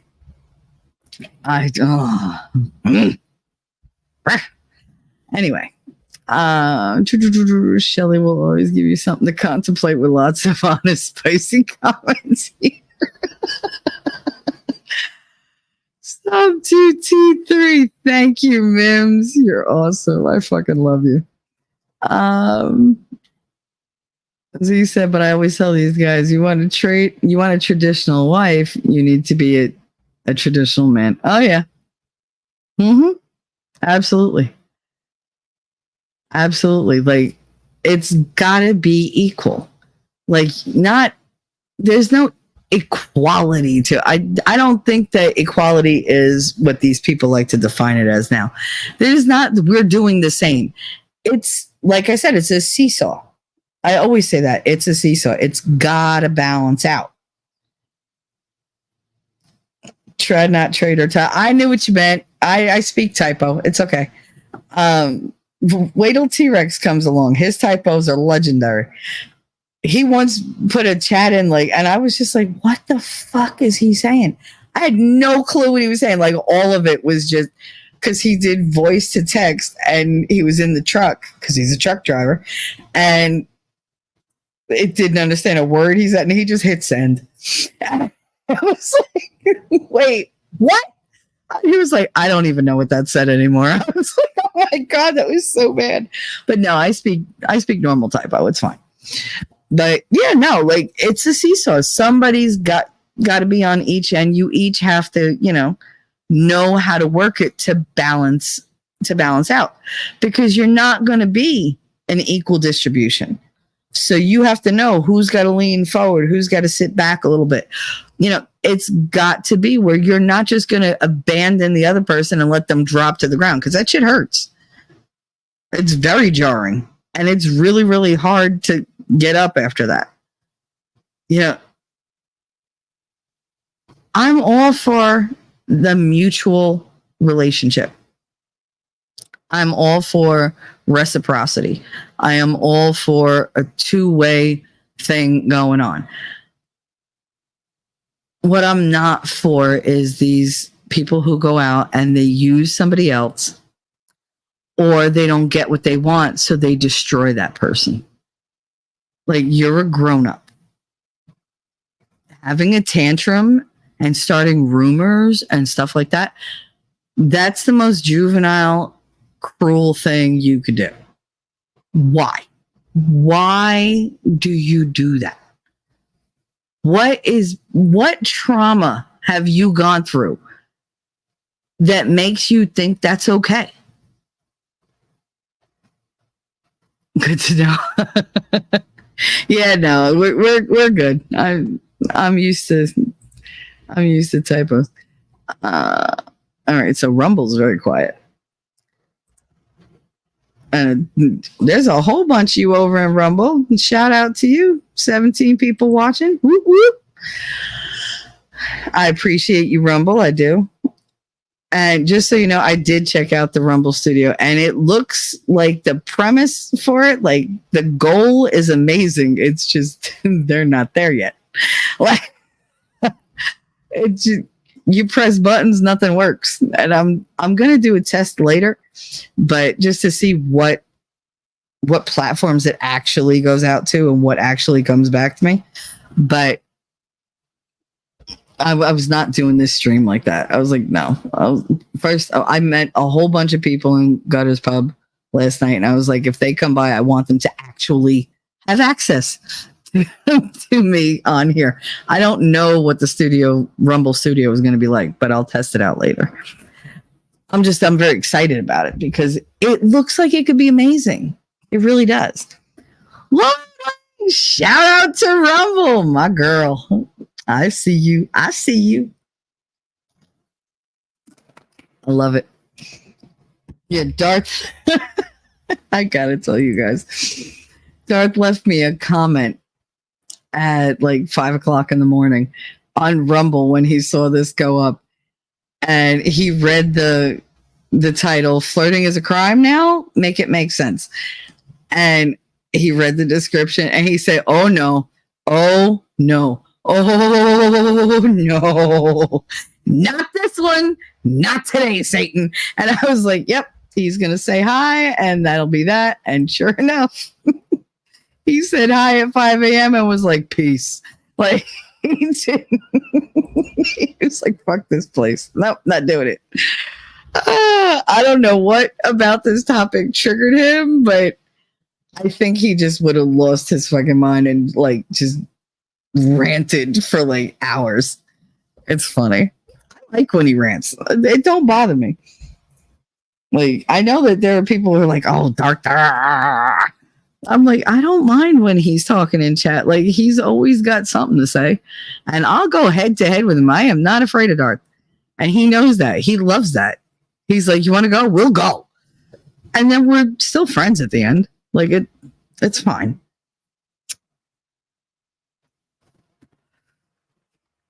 But he's one of the few men out there that I know of that, yeah, he could be a douche and a pain in the ass. But I got a lot of love for Darth. I do. We've had our issues. We've gone head to head. We've been hurtful to one another. And we're a lot alike. I mean, everybody's like, oh, Darth doesn't like anybody. Yes, he does. He doesn't want to like anybody. You know, he wants to pretend like he doesn't like anybody. But he does. It's, you know, he's got the prickly outside because he's all mushy on the inside. But he can give me a run for my money when it comes to talking. But he is one of those few men who, like, he'll turn around and go, you know what you do, not a lot of people can do. He say, I will give you your props, bitch. Like, you can carry your own shit and be entertaining. He's like, I like it. He was like, you can actually get up there and just talk. And people will tune in for it because they relate to it. You're good at it. It's like, but you're not all that. Like, he's got to take me down a couple pegs. Like, build me up 3, take me down 2. And I'm like, all right, but I'm still 1 up. He's like, yeah, for now. It amuses the shit out of me. I don't know.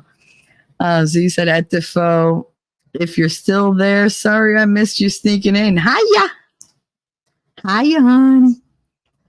Yeah, he was fun on panel last night. He was so quiet, though. He's the one I told you that was like, I'm a little intimidated. What? I'm so nice. Like, come on. And I was on really good behavior. I really was. See, what fucked me up is Shizzy came in and we started doing the whole like dueling, like deep voices thing.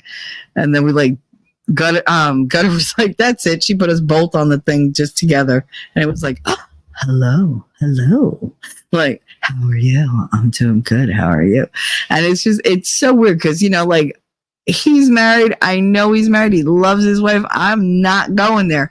So sometimes it's like the way I would normally just flirt just to be funny, I always have it in my head. This is Shizzy. This is Shizzy. This is Shizzy. Because I don't ever want to disrespect his wife. Ever. I think that the way he talks about her, I think she's probably an amazing woman. I would never want to go there. And I don't want other people to think I would go there because I wouldn't. But we're very playful people. It's all fun and games. There's nothing serious to it. But I also haven't been on a panel with other people like in a long time. I mean, winning doesn't count. I'm always with winning. So me getting on winning show is just like, yeah, it's another day. I'm completely comfortable there. If somebody joins us, I don't feel like I'm joining them. I feel like they're joining us, you know, so it's just like, I'm fine. But to go on somebody else's channel and go on their panel, I haven't done that in a while. I've been very antisocial, guys. It's been terrible. Like because I just have a lot of hurt feelings and I'm very wary of people and I just kind of pulled back, but I'm starting to get out there a little bit again. Malloy asked me to go on his panel this morning, but I was like, dude, I gotta sleep. I was like, and you need to go to sleep too. And then I couldn't sleep because of the damn cat. Mimsy, Darth is good people. He's a marshmallow on the inside, really. Yeah, he really is.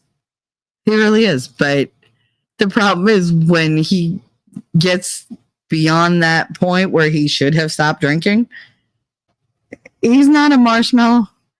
He's the marshmallow on fire and he will burn your ass and stick to you and cause a blister. And he knows it. He's very upfront about it. And so he said Shizzy plays with everybody, men or women. Oh yeah, no, I know. I've known Shizzy a long time. Like since he started on the tubes. He and I we were supposed to do this. We were supposed to do this little like 1 hour show together this one night on Cult of Personality, and we wound up doing like I think it was like an 8 or 10 hour stream. It was ridiculous because we just started bullshitting it. It was just like, all right.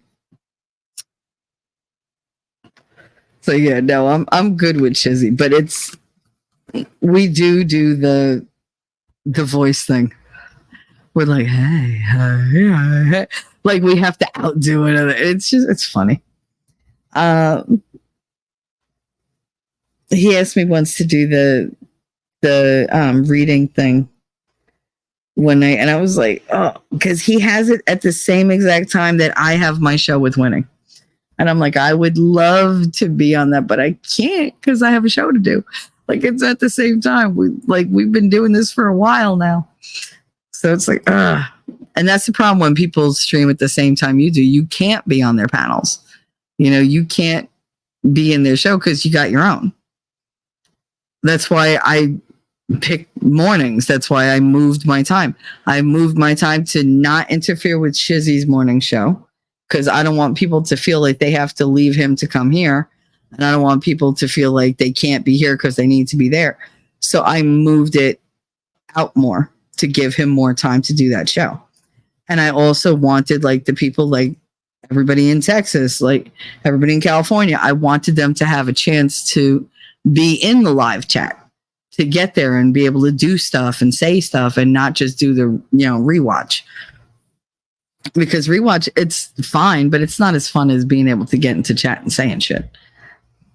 Okay, this is what StreamYard is doing. It combined Z, Mimsy, and Z. 3 posts are all together. So I'm guessing they're probably doing an upgrade and it's going to keep glitching until they're done. That's just great. No wonder why it left out most of my Rumble rants and my Rumble chat. Mimsy said, like and subscribe to T3 on YouTube. It's free. Yes, it is. And if you want, jump over to Rumble and follow me there too. Mims, can you throw up some links for winning, please? Throw up some for winning. Throw up Gutters Pub if you can find her. And Lady Awesome, you could post your link again. This way you remind them to sub up. Because we're trying to get Lady Awesome monetized. So if you can, promote that, push that out, share it wherever. Get her some view time. She's got some really awesome videos on there. They're like black screen, but they're like all like ASMR sounds, like lightning and like rain and whatever. Well, you don't hear lightning, obviously, like thunder. You knew what I meant. Whatever. I told you I didn't sleep. So mi dispiace. But yeah, so like if you could throw a couple of those links out, that'd be great. I'd love you forever. Please. Thank you. I don't want to do to you what winning does to me. He's like, yeah, so we're going to throw that link out of some obscure fucking video that he did a year and a half ago that I'm like, son of a bitch. And I have to go look for it. I'm like, oh. And I asked him before the show, is there any link that I need to have handy? No, you're good. Are you sure? Yes. And I'm like, oh. I hear that little giggle and I'm like, he's going to fuck with me on purpose. And he does it every time. Lady is with her parents. Oh, that's right. She left to be with her parents. Yeah, if anybody could just throw her link up there, I'd really appreciate it. I can't do shit from here because if I click on it, all it does is show on the screen.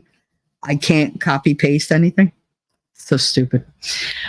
So he said, oh, I had a girlfriend like that. She's so sweet, but get drinks and her, what a mean bitch. So vicious. Winnie and I were talking about that last night because we were talking about me drinking. And he was like, you know, you don't drink, whatever. And I was like, no, because like, you know, when I drink, I tend to go for walks. I'm a wanderer. That's what I do when I'm drunk. I can't help it. I'll be doing something and I'll lose interest. I'll be like surrounded by people. And all of a sudden I'm not interested anymore. I'm just like, whatever. I'm going for a walk. Now, I think I announce it, but apparently I only say it in my head and I just disappear. And then people spend hours looking for me. And it's just like, oh, I'm sorry. I was home. And I won't answer them either. They can call me, but like, whatever. Because I'm passed out. I'm knocked out. Like walking home, that was like a trick. I'm tired now. I'm just going to sit here for a minute and rest my eyes. Like, that's it. Done. But I mean, I don't get crazy when I drink. I also haven't had a drink since 2018. So it's just, but I don't feel the need. I don't feel the need because I got my weed. I do. I have my edibles. I have my vape. I'm good. Yeah, I only really do it at night now. I got to the point where I was smoking every time it was anything 20. If it was 20, if it was 02, if it was like a 1 and a 1, or if it added up to 20 or like anything, I didn't care. I was like, whatever. I was like, I'm jumping back in time, whatever. It was bad. Like I literally was high all day long. And it was because I wanted to be numb. I didn't want to deal with anything that I had to deal with. I didn't want to deal with my pain. I didn't want to deal with the disability. I didn't want to deal with any of it. And it was crazy. As he said, that's what Discord is for. Pre-planning the show, find all the links to copy and paste on Discord. Yeah, now that's the thing. He'll be talking and he'll be like, yeah, so oh, you know what? I mentioned this once in this video that I did. And, you know, if you really want an in-depth look, go back and look at this. And I'm like, God damn it, Winning. Because he does it just to aggravate me. He really does. Sometimes it's organic, but sometimes he does it just to fuck with me because it makes him giggle. Because why not? Because he likes to get me like, rah, and then he's like, whatever, you love it. I'm like, ugh, what? because I can't even argue with the pain in my ass. Like, I just can't. And I do. I post a lot in Discord. I'll have to send you. I gotta see. I need my Discord link. My mic might go a little crazy for a minute, so just give me a sec. It tends to go robotic when I open Discord. Oh, come on, you son bitch. Why don't it want to open?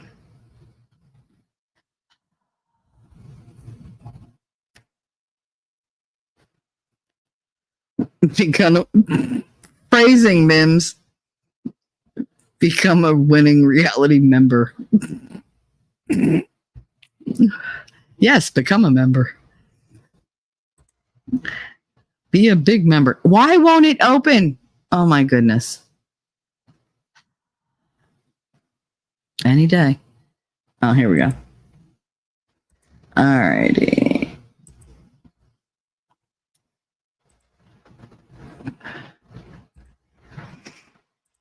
Alrighty, I'm back. Hopefully my mic didn't screw up too bad.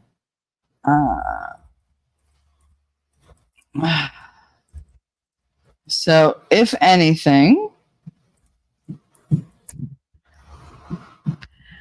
that is my Discord link. Make sure you come over and say hi, give us a wave. And sometimes, like, Winning and we'll just hang out in a voice chat, and you guys could just pop in and whatever. Feel free to send me DMs. I believe I think it's Talking Trash and Truths over there. You'll find it. If you go into my Discord, you'll see all my postings. And then just send me a friend request or send me a DM or whatever, and we'll chit chat. Fair warning. Sometimes it takes me a day or 2 days to answer anything because I answer it kind of in my head and then I get sidetracked. I'm very bad at scrolling. Actually, I'm very good at scrolling. I do it a lot. But yeah, no, but I'll always respond to you. It just might take me a minute. So, but I don't ignore anybody. It's funny because I get DMs from people and they're like, I don't expect you to have the time to answer me. I'm like, why? Like, who the fuck do you think I am? Because I ain't nothing. What the fuck? I'm just Shelly. That's all I am. I'm Shelly and I talk a lot. Hey. Like, that's all I got to say about me. I don't even promote my own show on Discord. You know that? I don't promote my show. I don't promote it on Discord. I don't promote it on Locals. I don't promote it on Twitter. But I promote the fuck out of Winnings. It's so weird. But when he's awake, he promotes mine. Right now, he's sleeping. He had a rough night. I kept him up. It was like, sorry, hon. But, Mimsy, I answered a million times in my head, but it takes me a minute to, yeah. And the thing is, like, because I never answer a little. Like, everyone's like, oh, I'm sorry for the novel. And then my answer is like 10 times longer than theirs. And they're like, holy shit. That's why it took me a while to answer. Because I don't, like I told my kids, like the way that they need to write essays and stuff like that when they were in school is to write it like you're having a conversation. Just talk, but write down what you're talking. Like just whatever you plan to say, if you were going to plan to say it out loud, just write it down that way. And then if you have to, like, go back and make, paragraphs. That's all you have to do. It's so easy, but that's how I answer people. And as you can tell, we're in the middle of hour 3 and I can talk. I don't always need somebody to talk back to me. I could do that shit all by myself. Speaking of promoting winning, tonight, 8 p.m. Eastern is Unveiling Reality. And he will be going into Yuri Bezmenov. I have such a hard time saying that name. He's going to be talking about Yuri Bezmenov, which is, he's like the guru of ideological subversion, psychological warfare. He gets all into it. He explains it all to you. It's going to be, I don't know much about him. I can't wait for tonight because, I mean, let's face it, winning's always teaching me something. So, Spicy, how you doing, Spicy? Miami Spice, welcome, welcome. What's up, my lovey? I'm doing very well. I know I've been so antisocial. I've been when I at Christmas I got coof at Christmas and it really kicked my ass for like weeks. The only thing I really had energy for was like winning shows and my show, and even that I was canceling my shows left and right. I know I haven't been in any chats and I feel bad because I'm broke and I don't like to not buy stuff. Like I like to show my support, but I still do the stealth thing. I run through, leave a like, and I leave because I'm just like, oh.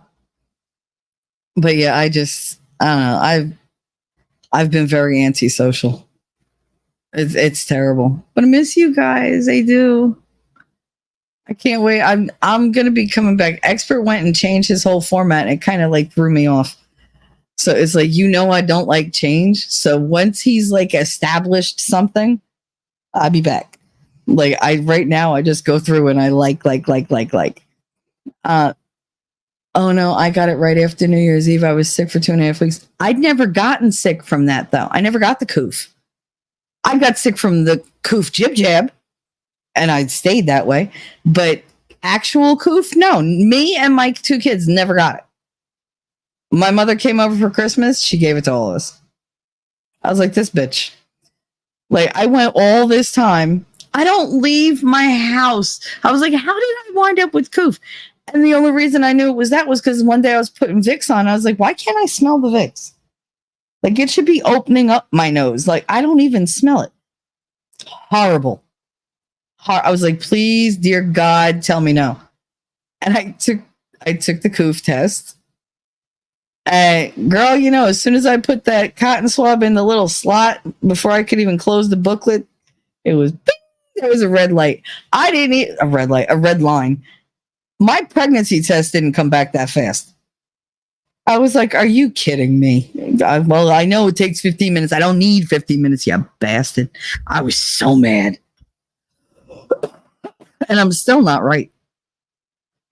I still can't eat. Like, I'll eat something and it instantly makes me sick. I sit here all day long, like sucking on peppermint sticks because it's the only thing that keeps the nausea away. I swear to God, if I thought that, the way I feel, I almost feel like I'm pregnant. And I know that unless there was a star in the sky and God was like, oh yeah, I remember, Abram, I'm doing it to you too. No, just no. I mean, you want to talk about immaculate conception. Jesus. I can't even freeze eggs that long. But yeah, no. Mm-mm. But yeah, that was followed by, the return of the lady thing. And that lasted twice as long. And I was like, you gotta fucking be kidding me. So yeah, I have not been a pleasant person to be around. So I've been limiting myself. Poor winning. See, that's how you know he's a good dude, because he has been putting up with some shit from me. Lord. Miami Spice. I didn't know I had it either until the pups were groomed that I couldn't. Aww. I love that new puppy smell. When they have like that spray that they put on them, like the conditioning spray, and they smell all clean and wonderful. Oh my God, I used to love that. Yeah. Now, once I couldn't smell the Vicks, I was like, you got to be kidding me. I just sat here looking at the ceiling going, really? Really? I wasn't fucked up enough, right? You had to go do that to me? Thanks, God. I appreciate it. Just fuck with me a little more. Fuck with me a little more. Oh, and it came from my mother. Double trouble. Awesome. Add insult to injury. It's like, ugh. And then she had the nerve. She was like, you don't understand how sick it made me. Really? I don't understand? Oh, okay, Ma. All right. Whatever. Couldn't lift my head for like 3 days. I couldn't talk. I spent no time online ever.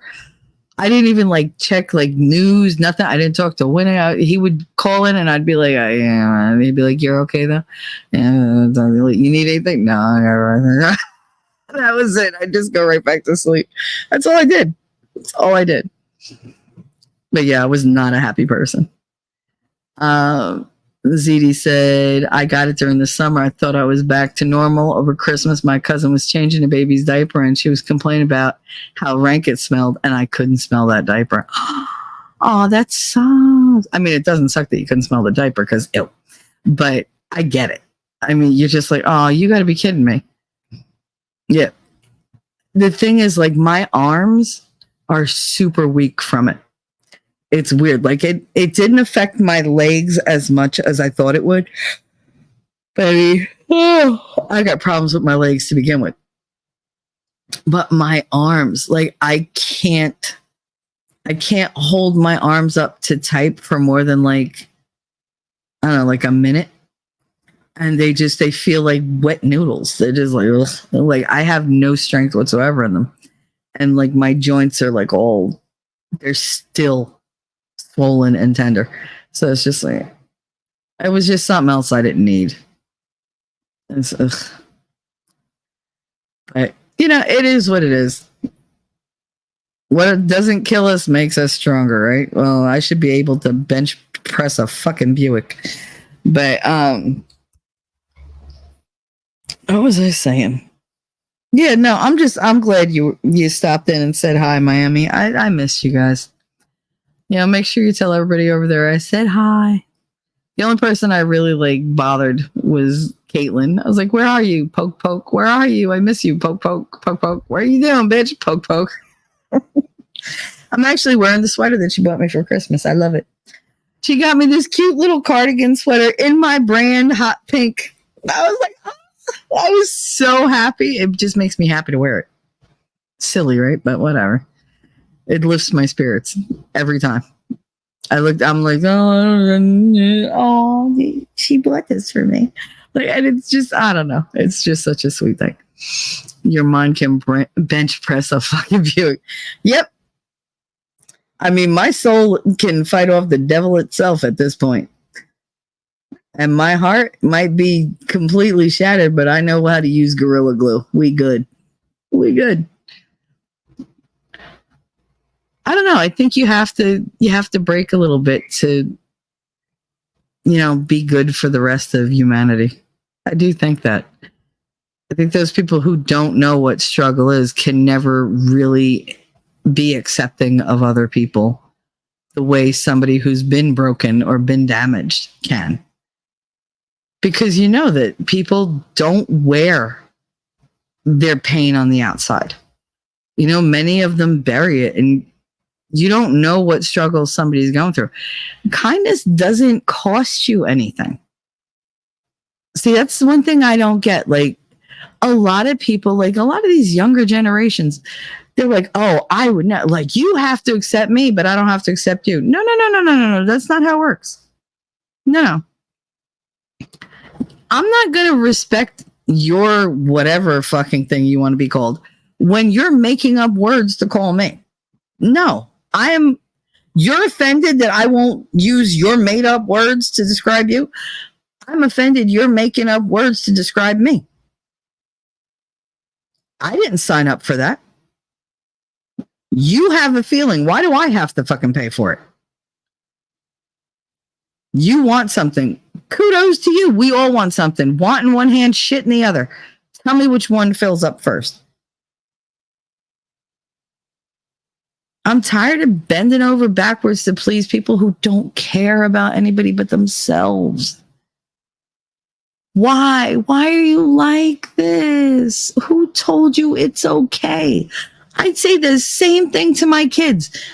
I asked my son to do something the other day. He was like, I don't feel like it. I'm in the middle of something. You're in the middle of what? You don't have a job. The fuck? You're 17. I need you. I don't want to do it. Yeah, well, guess what? There are a lot of things in the last 17 years I didn't want to do for you, but I did them. Well, that was your choice. I sat here for like 3 hours and just bawled my eyes out. Because I was like, who raised you? Because I didn't raise you to be like this. I raised you to be kind.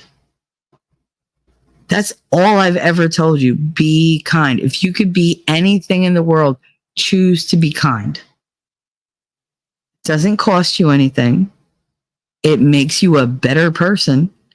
And you're actually helping other people without having to put much effort in. Just do it. He was like, I don't want to. And then like he came out like an hour later and I was still crying. And then he'd like come out again and come out again. And then he came out and he was like, what is it you wanted me to do? I was like, forget it. I did it myself. Well, why didn't you wait? Because I needed it done then. I don't ask you to do things for me for shits and giggles. I ask you because I need it done. I'm not good at asking for help. And this is why. When I ask, I get slapped back. So I learn not to ask. I just give up and I do it myself. Well, you could have gotten hurt. Well, why didn't you think of that before I had to go do it for myself? Where was your concern then? You know, and I wound up having a chat with you guys and you were like, yeah, it's just because he's a teenager. I hope so. I hope he grows out of it. I remember being 17. I was a bitch. I know. God, I was a bitch until my grandmother, until she died. But I mean, she used to give it to me good and then I just hand it back to her. But I mean, I also showed her a lot of love and I did a lot for her. Like a lot. Because she always did a lot for me. But there were certain things. It's like, can you go to the store for the 8th time today? No, I don't want to go again. You know, and oh, Michelle, I'll die for you. God, I hate it when she used to say that. Would that make you happy? Would that make you happy, Michelle? I'll die for you. And then that day when I snapped and I was like, you know, you always say it, but you don't do it. And it's just like, and I felt so bad. And trust me, she raked me over the coal for that for weeks. Good God. And I hurt her. And I wish I hadn't. I really wish I hadn't. But my temper gets the better of me sometimes. It really does. And I have a big mouth. There's a reason I say I'm the mouthy mama. I talk trash and I talk truths. But I'm honest about both. I am not the most pleasant person sometimes. I'm not. I will test your patience. As Harlequin said in Suicide Squad, I can be quite vexing. I'm told I'm quite vexing. Yes, I am. I am quite vexing. And that's okay. It's part of who I am. But I try to be better. You know, and I really do hope that it's just a teenage thing with him. If it's not, I'm so screwed. I'm not a good disciplinarian. You would think I would be. I can, you know, I've had so many kindergarten classes. I've trained those kids up. I made them better. I was strict, but loving and fun and whatever. I could control 8 kindergarten classes at once just by going and holding up my hand and closing holding my arm up and closing my hand, close your mouth. And they will all whoop and do exactly what I tell them to do. And yet I have 2 children, one of which has to be afraid of me to do anything. So I have to yell. And the other, I have to logic it out. And he still is nope, nope. For you. He don't give a shit. And it's oh, I have no power with them sometimes. And it sucks because I was so efficient as a teacher and even as an aide. And yet the parenting thing, I always think I'm doing it wrong. That is my biggest insecurity in life. Mimsy said, yes, it's Z. It can affect your taste and smell. In my case, I couldn't taste for a long time. And then she said, Shelly is beautiful inside now. Aw, Mimsy, you're so sweet. I don't know about that. I have, there's dry rot in some places. I wish I could be better than I am. I do. But I still have those periods of like jealousy and possessiveness and pettiness, and I'm very easily hurt. Z, Shelly, stop feeling guilty for what the men have done. Do I feel guilty for what they did? I don't know. Do I? I might. I'm Italian. I'm Catholic. Guilt is, and I'm female. So it's like I got guilt, the guilt trifecta. So, I'm used to taking the blame. I'm very good at taking the blame because at least if I'm the one to blame, I can turn it around. I can fix it. Right? Like, that's what I always say. Like, I'll just step up and do it myself. My friends all do it with their kids. Exactly. Yes, you do. I don't know. I do. I can't, like, I mean, I knew growing up, if my mother screamed at me or whatever, it was like, woman, whatever. Like, because I didn't have that. I didn't have a fear of her, number one. And I didn't really respect her authority because I didn't give a shit. Like, you're my mother. You're always going to love me. Shut up. But now if daddy said, I'm disappointed, like my stepdad, who you'll find I loved above all, like he loved me unconditionally. He died when he was 34. I was 13. So I didn't get him for long. But he never yelled at me. And all he had to say was, I'm disappointed in you. Oh my God, I was devastated. I would never make the same mistake again. It was just like, oh my God, oh my God, oh my God. Yeah, but I feel terrible. It's so hard to put my foot down with these kids.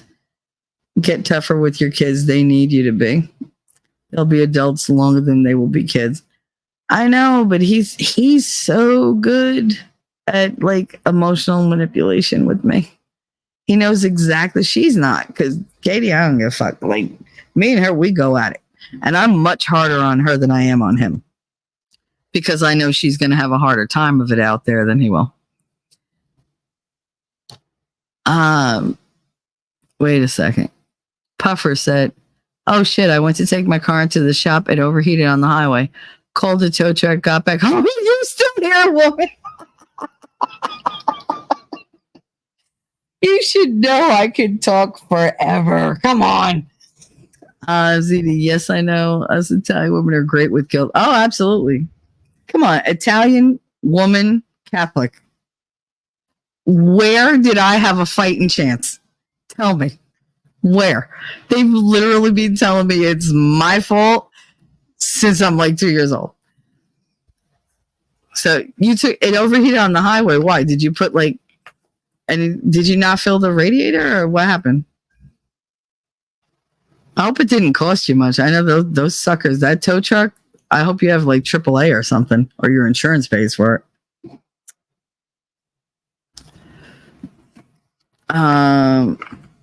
Mimsy, welcome back, Puffer. Dang, so sorry. That sucks. It does suck. I hope it don't cost you a lot.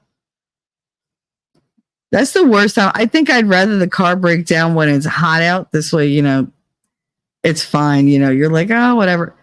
To break down like in the cold, you're like, I just want to get to a store. I just want to go buy milk. Like, what the fuck? I'm glad you came back, though. We're just, right now, we're lamenting the whole parenting thing, how hard it is to do, like, when it's one person, and how I feel like I suck at it. I mean, I know I have good kids, and I know for, like, 75% of the time, he is generous and wonderful and thoughtful and does everything I need him to do. But that 25%, man. Ugh. And, like, my mother's like, oh, he's just like you. Bitch, nobody asked you. I didn't ask you for shit. Shut up, Ma. Like, you don't know me. Like, stop it. You were a friggin' weekend mother. You be quiet. And only till I hit 15. After that, you kicked me out. So it's like, shut up. But yeah, I have a lot of resentment toward my mother, like a lot.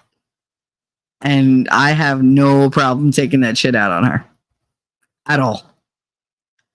And everybody here that knows me knows it, because they know the first time I went into the hospital last year, I almost died. I was literally going to die.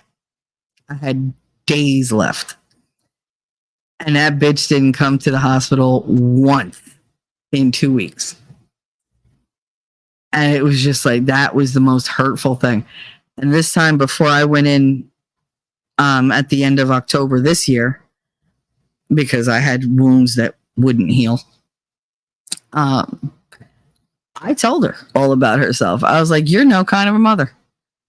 I was like, I don't even know why we talk to one another. I was like, you have hurt me my whole life. And I just laid everything out. And she actually came to the hospital every day. And like, I was like, I'm going to push the envelope. So she showed up one day. The next day I was like, you showed up again empty handed. Like, you can't buy coffee? You literally passed Dunkin' Donuts downstairs to come up here. Seriously? Couldn't buy me a coffee. You know I'm stuck here.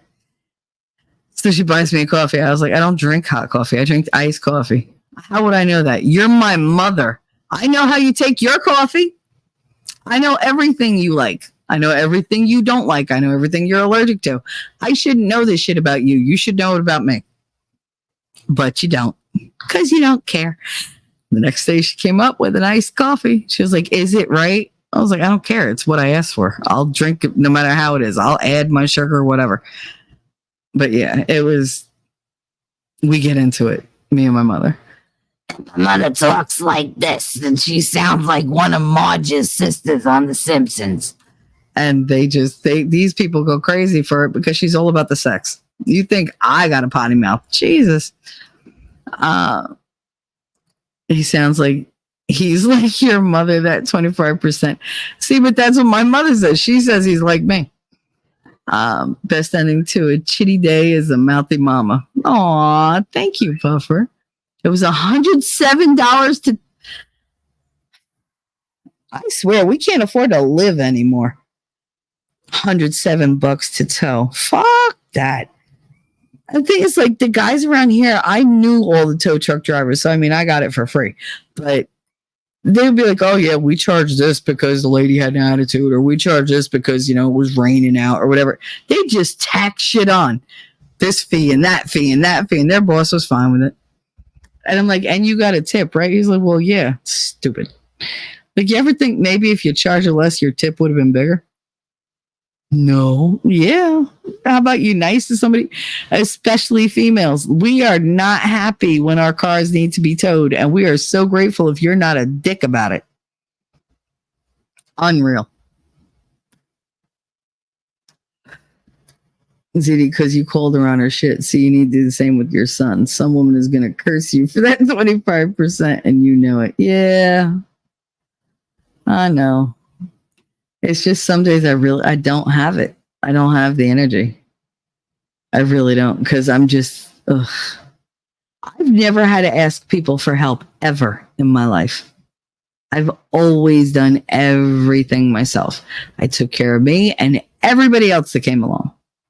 So for me to be stuck in this damn chair most of the time, and I can't do the things that I want to do, I can't cook the meals that I used to cook. The other day, like, my daughter, he was sleeping all friggin' day because he didn't feel good. And then my daughter went and she made me 2 pieces of toast. Badly buttered. And that's what I ate all day. 2 pieces of toast. That's all she gave me. And I was like, prisoners get better food than this. And I was like, let me get it. And then I got up to look for something to make for myself. And there was nothing because I hadn't ordered groceries in like a week and a half because I'm tired of spending $350 every time I order groceries. So I'm trying to like stretch it out. I spend more, get less. And why are all the package sizes shrinking? They went from 16 ounces to friggin' 14 ounces to 12 ounces. Now shit is 10 ounces. Really?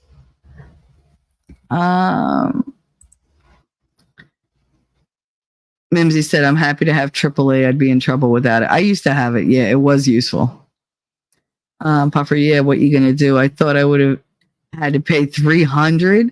So I'm really, I mean, if you set yourself up, you're like, oh my God, this is going to cost me $300. I guess that's a good way to do it. Overshoot in your head how much you're going to have to pay. So everything else makes you feel like, oh, I got a deal. I'm good. That's actually a really good way to go about it. Not going to lie. Not going to lie. Yeah, Puffer, they charge a lot for toes. I know they do. Z said, you have no idea how much I understand. I hear you. Thank you. I appreciate that. I do.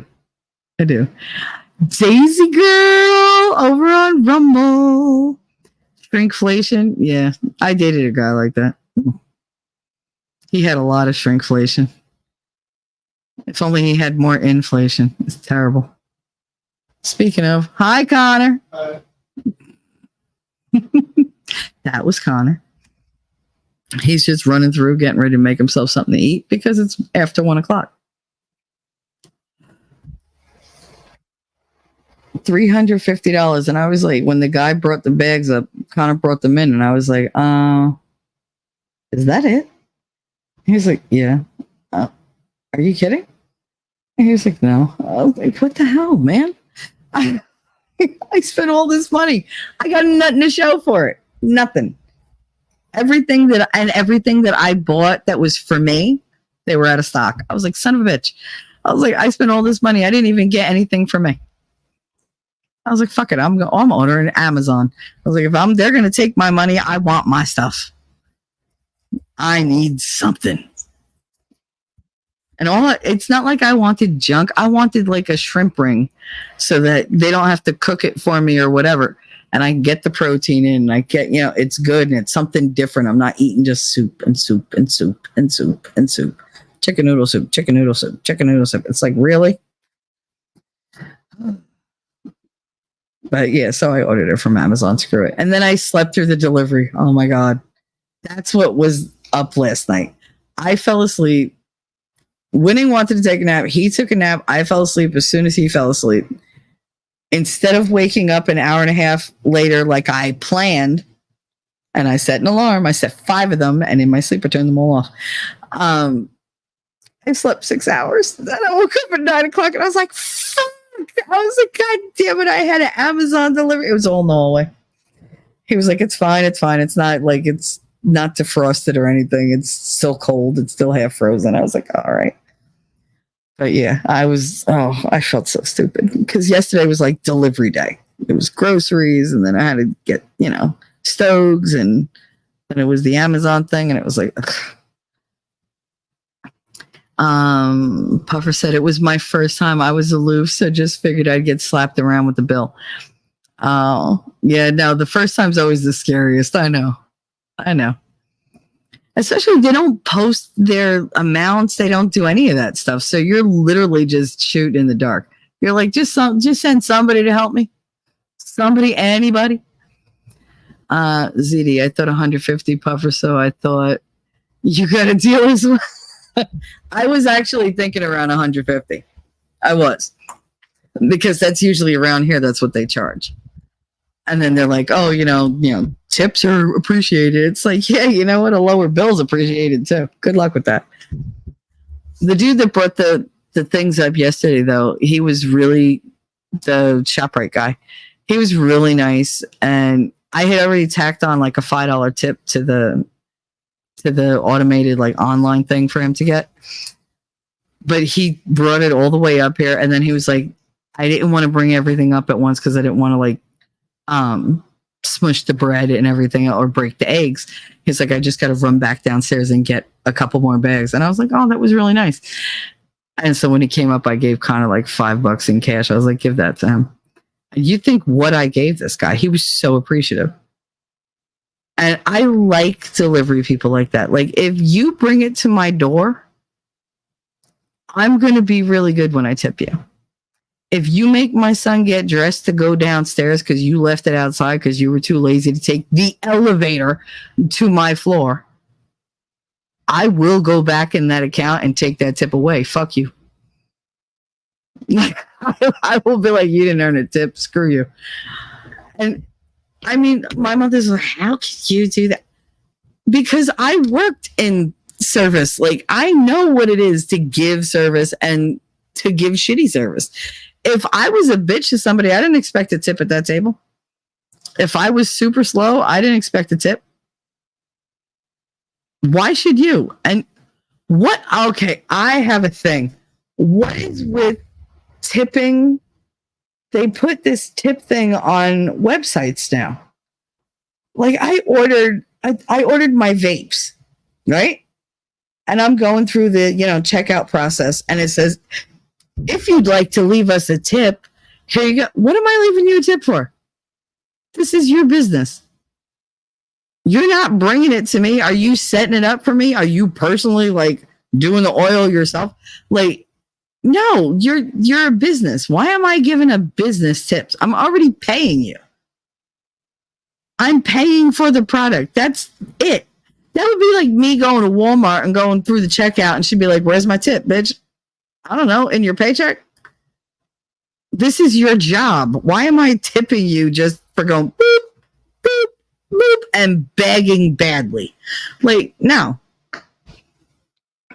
I don't get it. Everybody wants a tip. Everybody, gratuity. How about I just write in thank you? Like, I appreciate it. There's my gratefulness. There's your gratuity. Waitresses, I get.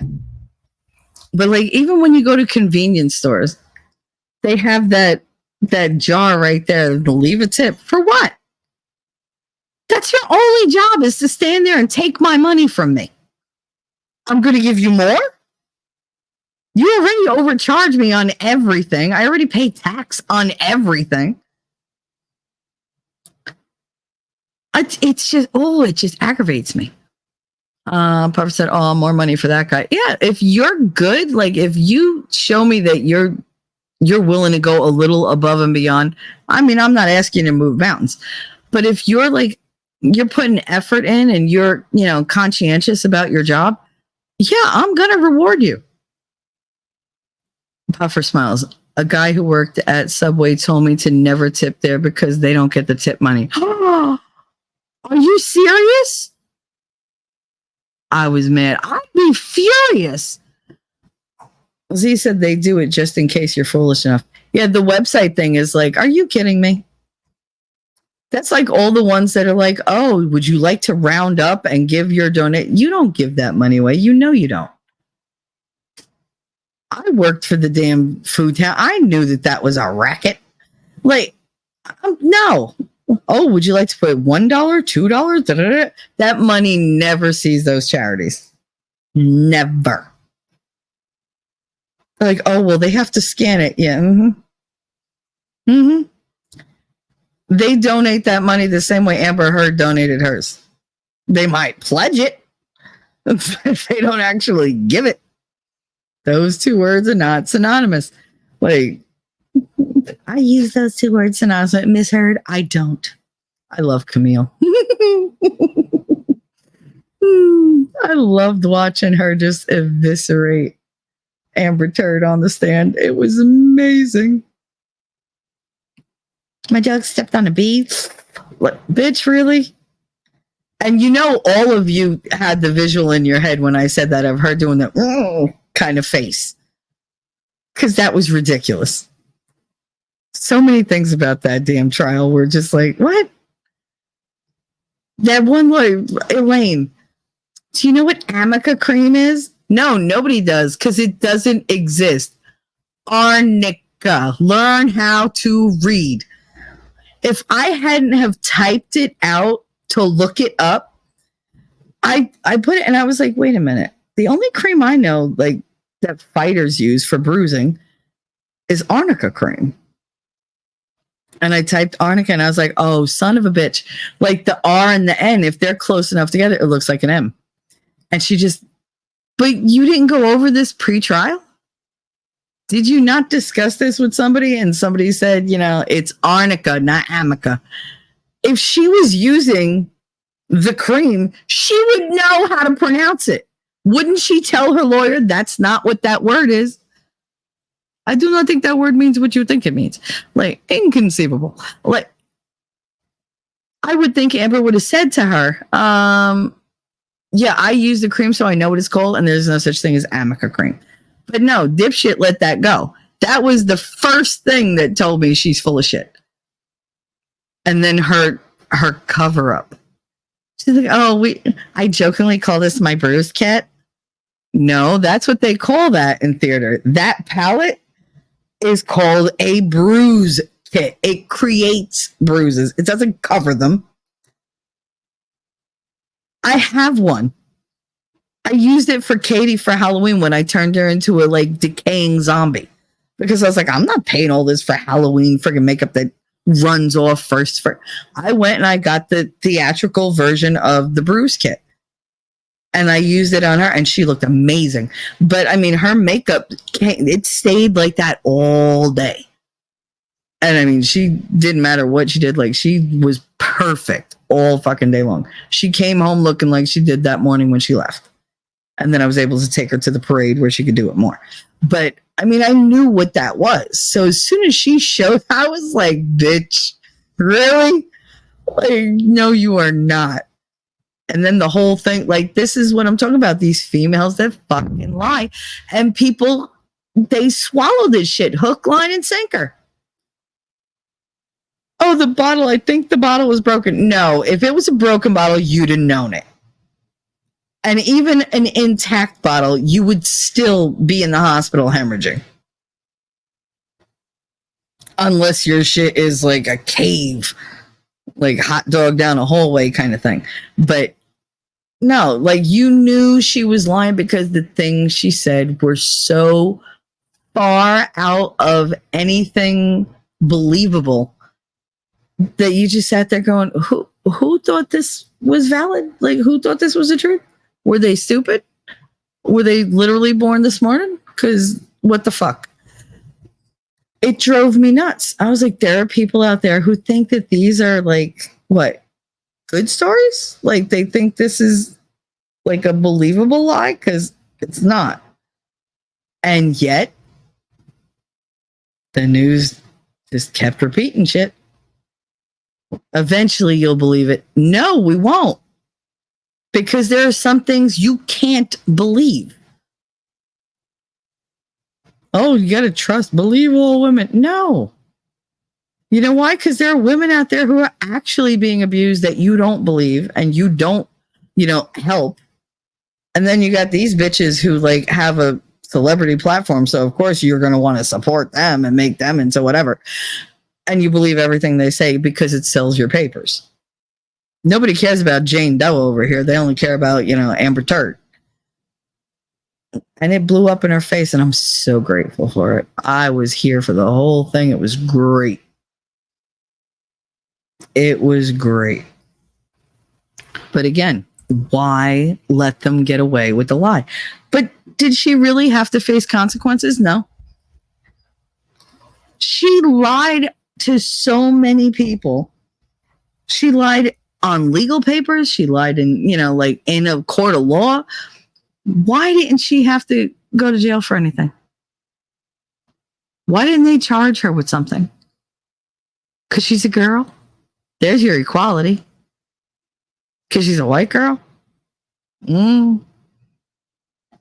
don't think that her skin tone would have had any bearing whatsoever, but I think it's because she was a girl. She's a woman. Oh, well, just let it go. No! The same way he didn't make her pay that whole thing. Bitch, you needed to pay. You made him pay in blood, sweat, and tears. You demolished that man. She should have had to pay every goddamn penny. But he still had a heart and was like, no, I just want it to be over with. Like, come on. She could just pay this amount. That's it. Whatever. I got what I needed. The world now sees that she's the monster, not me. That's all I wanted. I wanted to clear my name. She can keep the fucking money. I don't care. That showed me more than anything what type of person he was. That won me over.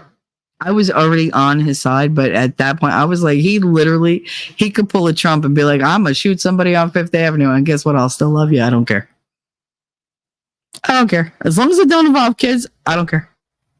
Or animals, really. Those are my two caveats. Don't abuse kids. Don't abuse animals. People, fuck them. They can fend for themselves. I don't care.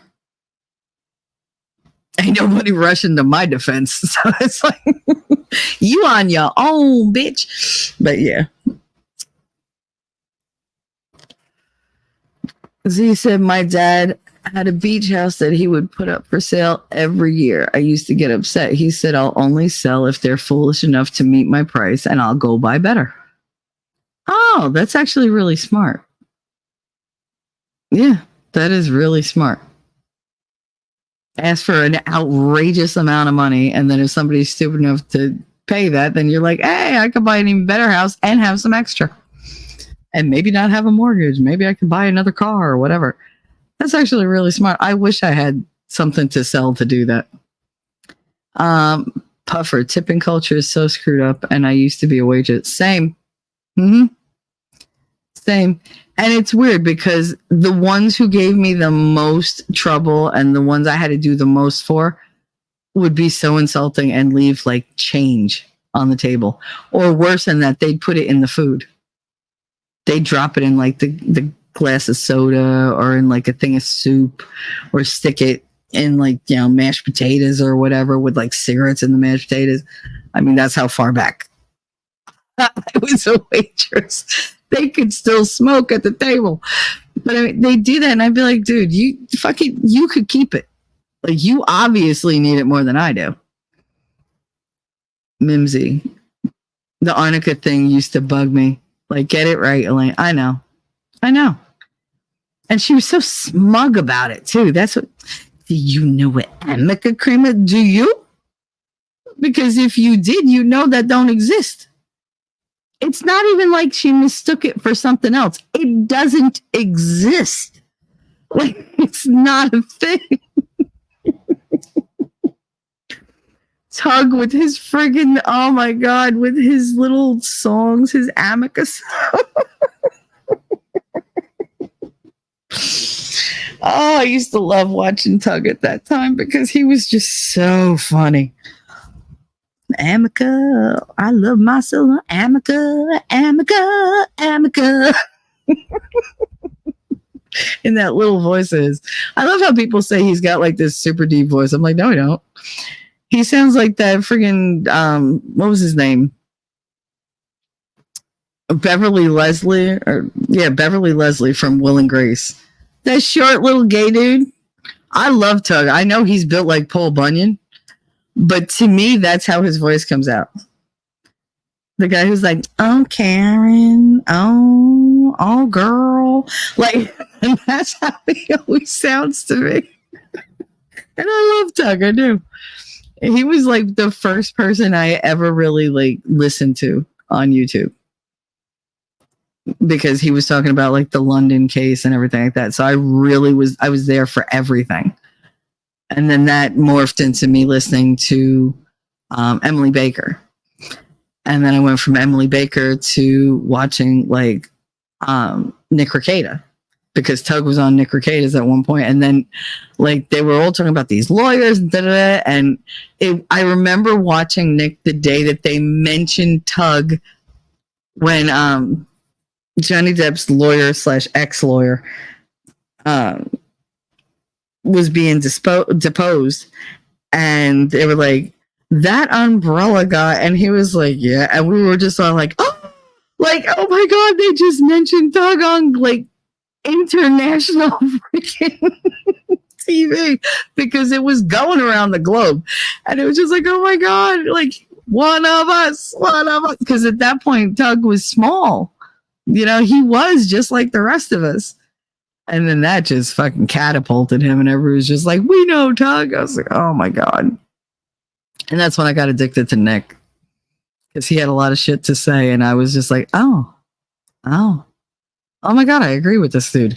Oh my God, where the all these channels been? Why is like none of this is covered on regular TV? Why is it so different than what they're saying on TV? Why am I being lied to? And then I just gave up TV and I just went full YouTube. It was terrible because I got addicted to YouTube. But they opened my eyes to a lot of things. Being on YouTube and like following the people that I follow and becoming friends with people like Nick opened my eyes to a lot of things that I purposely wouldn't look at before. Like what I wanted and how far afield of what I wanted I was. And what I had to do to get back on that path to getting what I wanted from when I was a kid. Like, I gave up on all my dreams. I literally was just sitting here just waiting to die. That was it. Like, that was my goal. I'll just make it through till they're 18 each at least. Like, I mean, Katie, obviously she was. But I was just waiting for kind of like get to 18. And I was like, and then I could just die. Like, I didn't care. And like all that turned me around because Nick was like, stream. He was like, try it. It's like, if you got something to say, get out there and say it. And I was like, I don't have anything to say about the trial, but I do have shit to say. And I do like to talk. And I got a lot of issues. And these half-hour sessions once a week with a therapist ain't working. So I just jumped right in. And I never looked back. I get discouraged. I do.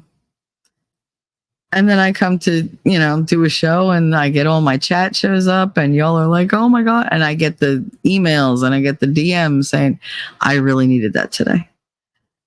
And I'm like, oh, all right. I wasn't going to do a show Monday because I just didn't fucking feel like it. I was like, I'm in a bad mood. I'm low.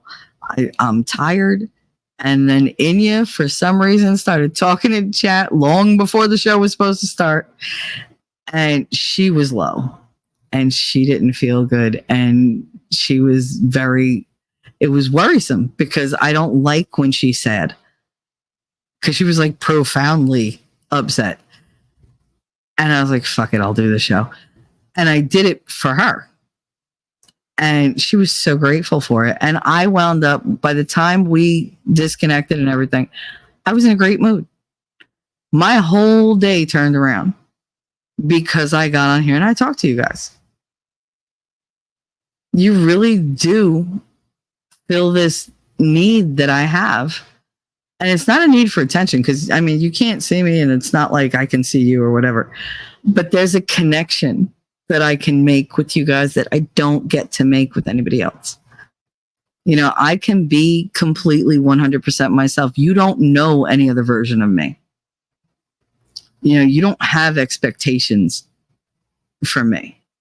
My friends all have expectations of the old me that jumped, to do anything, who was able to like go and create this and do that and cook that and run here and run there and da-da. And they still expect that and they just don't get why I can't. And I get if you pushed yourself,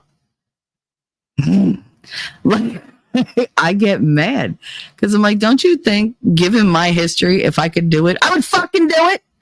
Like, it gets me so mad.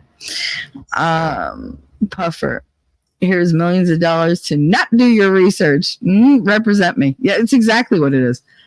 I really felt like she paid these lawyers and they were such crap. They were such crap. Rotten born with the, my favorite line ever. That Johnny Depp was like, could you repeat that? And he was like, I have other uses for your throat. I'm sorry, could you repeat that once more? I have other, like whatever the fuck he said, but that was the gist. And I sat here hysterical, like, dude, are you really that stupid? You don't know what he meant by that? You don't know the context of that, like the meaning behind it? Really? Do you not get what innuendos and like entendres are and like stuff like You can't even say that. That was blatant. That's like saying I want to stick my dick down your throat. I'm not going to choke you. That's meant for my dick. He might as well have just said that because that's what he said in that statement. How do you not read that?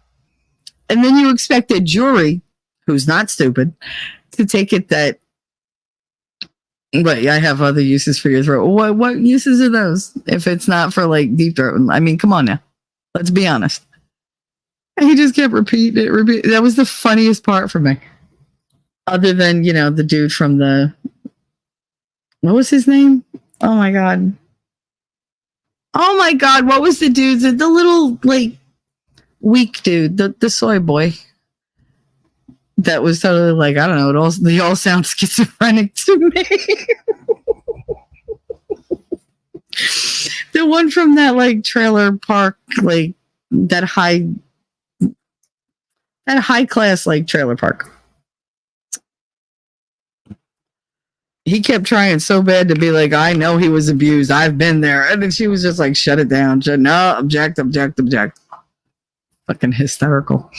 No medical records at all. Oh yeah, no. Mm-hmm. Trust if something is wrong with my bits, I'll see a fucking doctor. Never mind that. The next day, she did that damn photo shoot where she's literally jumping like 4 or 5 feet in the air with her legs spread out like in a split. And she's just like, ah. First of all, you ain't jumping anywhere. You're not even walking. And if you would have opened your legs like that for a photo shoot in a bathing suit, all we'd see is sharks gathered below because it'd be full of fucking blood. Stop. You lying bitch. Stop it. Just, oh. The best was when her acting coach was like, yeah, she can't cry when she's acting. Like, she just can't. She can cry for real, but she can't cry when she's acting. Really? Because we haven't seen a fucking tear. Not one. Oh. She could have at least like dabbed her eyes with like Tabasco or pepper or something. Give me something. Can't stand her. The Fox News is showing migrants attacking officers in New York. Great. How does this happen when the officers have guns? Because they're told not to use force. I mean, what's the point of having guns? What a bizarre world. Sorry, that was just on my TV. No, I get it. They're told to, be very mercifully, like don't use force, don't fight back, let them do whatever. And it's like, okay, no. Because guess what? If I was doing it, they'd shoot me. If I hit a cop, I'm going to jail. They hit a cop, they get another fucking check. Why did you hit this officer? Because I'm tired of living at the Hilton. I want to go to the Four Seasons. Okay, honey, on us. Order all the room service you want for you and your 29 kids. Like,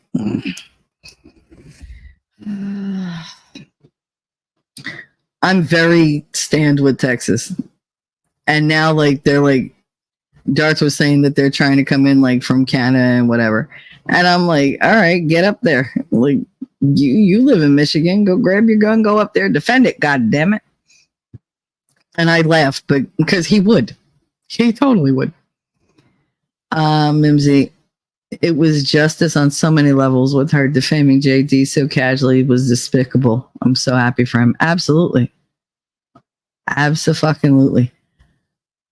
His victory felt like a victory for anybody who had ever been abused for any reason.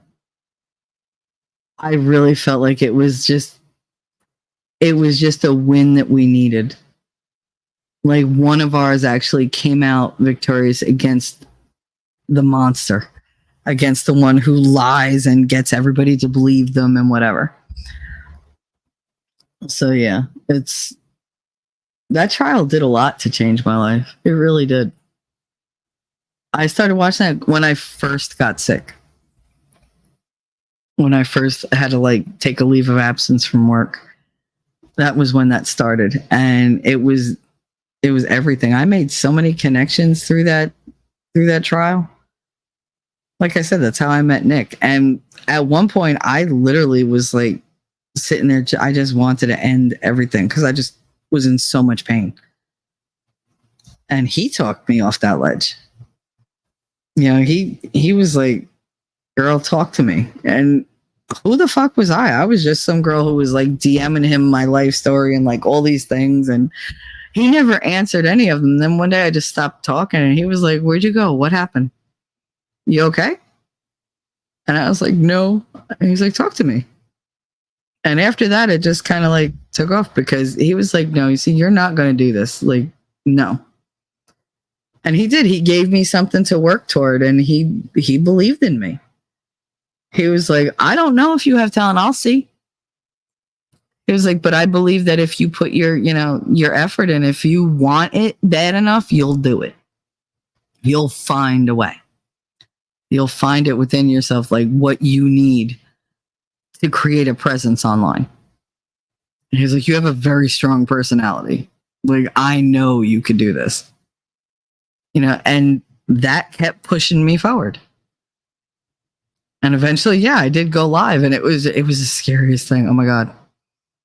Like, I went live at 4 a.m, hoping nobody would show up, and in jumps the amphibian. And I was just like, oh, okay, somebody was listening. And then in came like Cake or Death. And I was just like, oh, okay. And it wasn't so scary anymore. And then the next time was easier, and the next time was easier. I still get nervous. I'm not nervous about what I'm going to say. I'm nervous something's going to go wrong. Like those times when I'm sitting here talking, and I'm like, fuck, I forgot to hit go live. Because you got to hit it twice. Or, like I'll be sitting here talking and my mic is muted for like 10 minutes. And I'm like, why did nobody say anything? Yeah, I don't like looking stupid, but I'll look stupid on purpose. I love being goofy, but I hate technical issues. I hate them. It was justice on so many levels. Yeah. Okay. I read that. Z, I don't really hate much, but I hate liars. I hate liars, and I hate anybody who abuses kids or animals. I really do. I think they're the scum of the earth.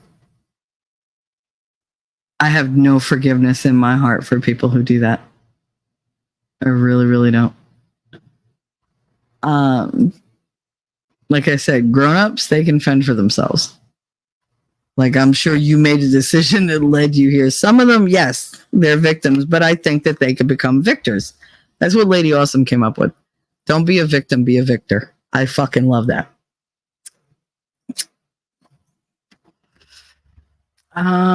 Yeah, Tug was fun to watch during that time. He was. And it was all so new to him. He was just like, oh my God, look, all y'all here. Like, he was so excited every time he did a stream.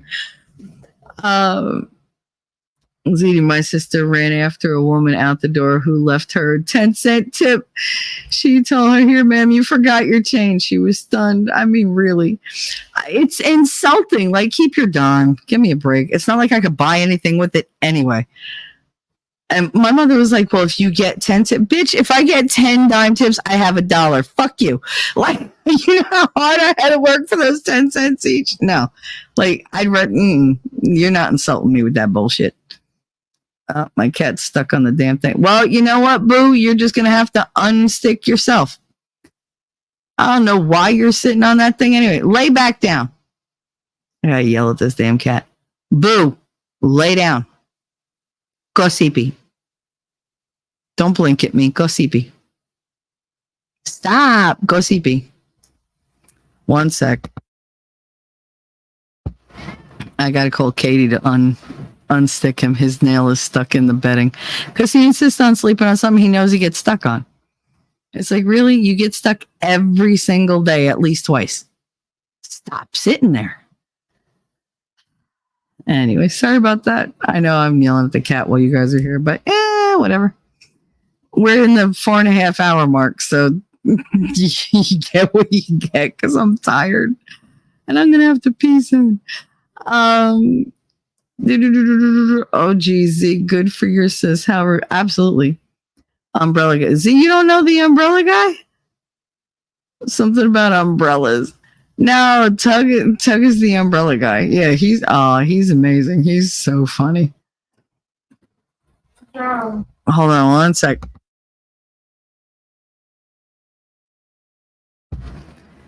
Sorry, I had to give my daughter instructions. Jacob Pete's gross bad time for me to come back. Umbrella Corps. Bud, you're still here. Umbrella Corps, that's funny. I watched the Umbrella Academy. Nobody else wanted to watch that. I watched it and I was like, I got nobody to talk to about it. Ooh, I was upset. I didn't watch the second season though because they just screwed the whole thing up. The victory felt good because we as women know so many of them are lying. Yep. Mm-hmm. Oh no, is this a feminist chat now? No, we were talking about the evils of women, not the feminist crap. We're talking about bullshit Amber Turd. Yeah, because cats are so well known for their listening. Mine are very good at listening. Like if they'll walk over and I say sit down, they both sit down as soon as I say it. They listen. These cats come when you call their name. And my cats are trained. I told you I have buttons. For whoever's new, there are buttons that the cats can press. One says, you want to eat? They're all in my voice. His head just went, what'd this bitch say? What'd you say, bitch? What'd you say? You want to eat? And then now he's coming over, pain in my ass. Another one says, you want a treat? And then there's another one that says, bitch? Guess which one they like? When they want something, they go right to the one that says bitch. And Boo will sit on it and get up and sit on it again and get up and sit again. So it's bitch, bitch, bitch. Snips does not play. She literally stands there with her paw on it, staring at me going, bitch, bitch, bitch, bitch, bitch, bitch, until I give her whatever the hell she wants. So not only are they good listeners, they're smart as hell. If anybody ever told you that cats can't be trained, that's bullshit. To be honest, I don't trust any of those VIPs. I don't trust any actors. Like I said, they legit spend their lives trying to convince us of something that isn't true. Trying to convince us of a storyline. So, okay, well, they're voting for whoever. No, they're telling you they're voting for whoever. They're telling you to support this. They're telling you that this is what they believe because they're paid to do that. That's their job, to lie convincingly. Sounds more like they're training you, Shell. Oh, I mean, it's a give and take. Any good relationship is mutual. Okay?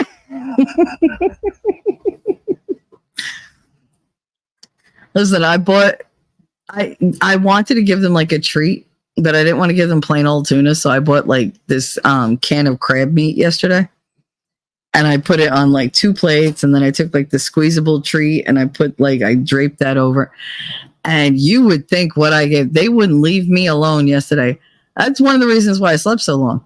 Because I was really, really warm. Because I had one cat across my legs and the other cat across my chest. And they were just like, we love you. Like, I got all the love yesterday. Today, they're like, screw you. Go scratch your ass with a broken glass. Like, nope, I don't even want to know you. And let me tell you something. Boo is going to be mad at me when I get off of here. Because I'm going to wrap him up like a burrito and cut his nails. And he is not going to be happy. But he's going to figure out that that's why they got crab meat yesterday instead of tuna. You think what I gave them. But if I ordered like something for myself, forget it. They won't leave me alone. Well, from bitch, I swear to God.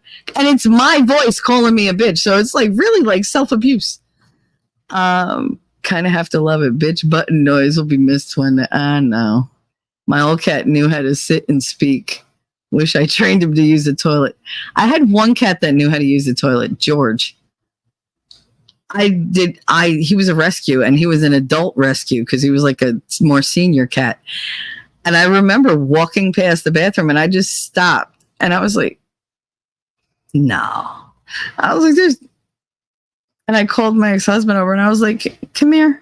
And he was like, what? I said, look in the bathroom and tell me what you see. And he was like, really? I was like, just do it. And he's like, are you kidding? I was like, tell me the cat is not shitting in the toilet. He was like, I could, but I'd be lying to you. He was like, the cat's taking a shit in the toilet. I was like, yeah, I didn't see that coming. Didn't see that coming. And I backed up and I looked, and he's looking at me like, can I have a little privacy? Like, why are you both here looking at me? He was really like perturbed that I put the light on. And I turned the light off, and he finished. But I was like, now if we can only teach him how to freaking put the lid back down and flush it. And my husband was like, you want miracles, don't you? I was like, well, I mean, if he's that smart enough to do that, he can't figure out how to go flush. I mean, how hard could it be? But yeah, it was so weird. And he was like, you don't feel like weird that sometimes you go in there and there's like cat hair on like the toilet seat? I was like, I don't have to scoop the litter. I don't have to fucking like do any of that. Exactly, Puffer. Thank you. To not scoop or buy litter. Sweet baby, praise like precious Jesus. Absolutely. Absolutely. Flush it and survive it. He was so fat, there was no way he was going down that hole. Okay? He would have stopped up that toilet for days. There's no fucking way. But yeah, no, just anything to not have to like do the litter. Because I had like 3 cats at that point. I'm terrible when it comes to animals. If they need a home, I'm like, all right. I love rescues. All my animals have always been rescues, except for Sheba. Sheba was one of my mother's cat's litter. So like I was like, I want that one. But other than that, all the dogs, all the cats, all rescues. The only thing I bought in the stores were like hamsters, hermit crabs, and parakeets. Even the 2 cockatiels I had were rescues because somebody wanted to like get rid of them. And I was like, I'll take them. They make so much. I don't care. This one bites. The one that she said would bite. I called him. I renamed him. She named him like Herbert or some bullshit name like that. And I was like, no wonder why the fucking thing bites you. Like, I wouldn't like that name either. And I named it Nummy. Like, you're a nummy treat, because that's what Spike says in Buffy to Xander. And he's like, oh yeah, you're a nummy treat. And it was just such a cute line. So I named him Nummy. And he used to hop out like he knew how to undo his cage, that I had to go get one of those roach clips and put it on there to keep the cage closed. But he would undo the door of the cage, and he'd hop out and he'd hop over and watch TV with me. And he'd like nuzzle against my cheek or whatever. He was so sweet. He never bit me once. And he had balls because I had 2 black cats at the time. And they were both, and I have a picture of it too as proof, but they were both sitting on the floor, like underneath this tray table.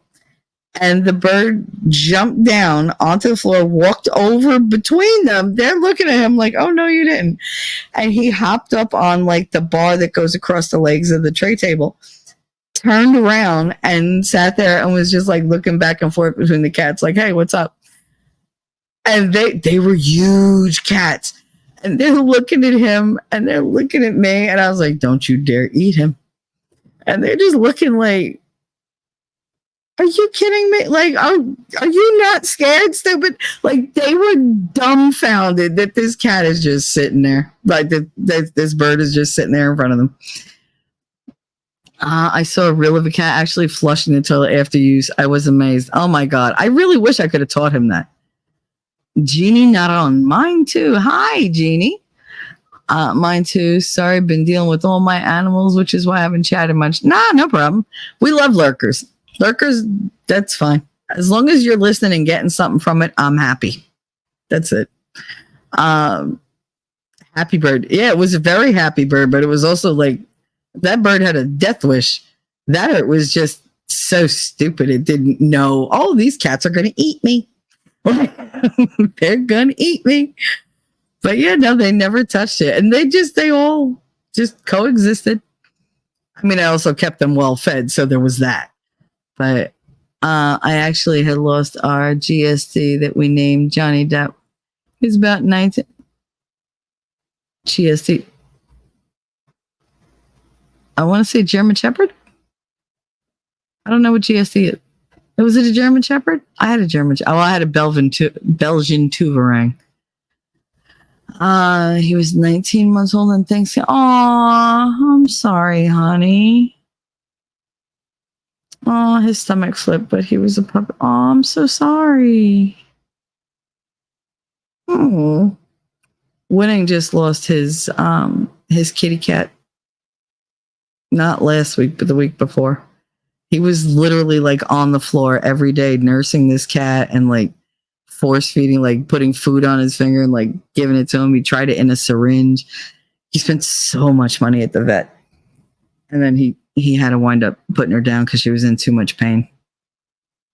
He was devastated. He really was very upset. Like we took off streaming for a couple days because he didn't want to be bothered. He was like, I can't. He was super sad. And I felt so bad because there was nothing I could do. But yeah, it's terrible when you lose them. Whether they're old, whether they're young, it doesn't matter. They become such a part of who you are. Like they're family. Hell, I think my animals are more family to me than my own family. Thank you. He was a good one. Yeah, of course he was. I love animals. I just lost my dog yesterday. Oh my God. I'm sorry, Puffer. Oh, you lost. Oh, I'm sorry. Well, I hope all our nice little furry babies are just running around in heaven. That's what I always think of. Like they're all up there just hanging out, waiting. Like she's coming. She's coming. And then we're just going to love up on her and follow her wherever she goes. I am so sorry for your loss, honey. Aw, it's devastating to lose your animals because they spend all day with you, all night with you. Like you talk to them, you trust them, they trust you. There's just that unconditional love, or like I've had animals that don't like to show like affectionate love, but that will sit there and like listen to me and give me like different faces like as an answer. I swear that these fuckers are more human than most humans I know, because they just like Boo will sit there and I'll talk to him and he'll like squint a certain way. You know, he'll meow back at me. Like he tries. His meows are terrible. Oh my God. Because he doesn't do it often. So it comes out like all screechy. It's I'm like, don't do that. Just like nod. But like he winks at me. He's a mimic. If I wink at him, he winks at me. If I shake my head, he shakes his head. If I nod my head, he nods his head. Yeah. He's the one, he doesn't like the light to be on when he's sleeping. So he covers his face with both his paws. So cute.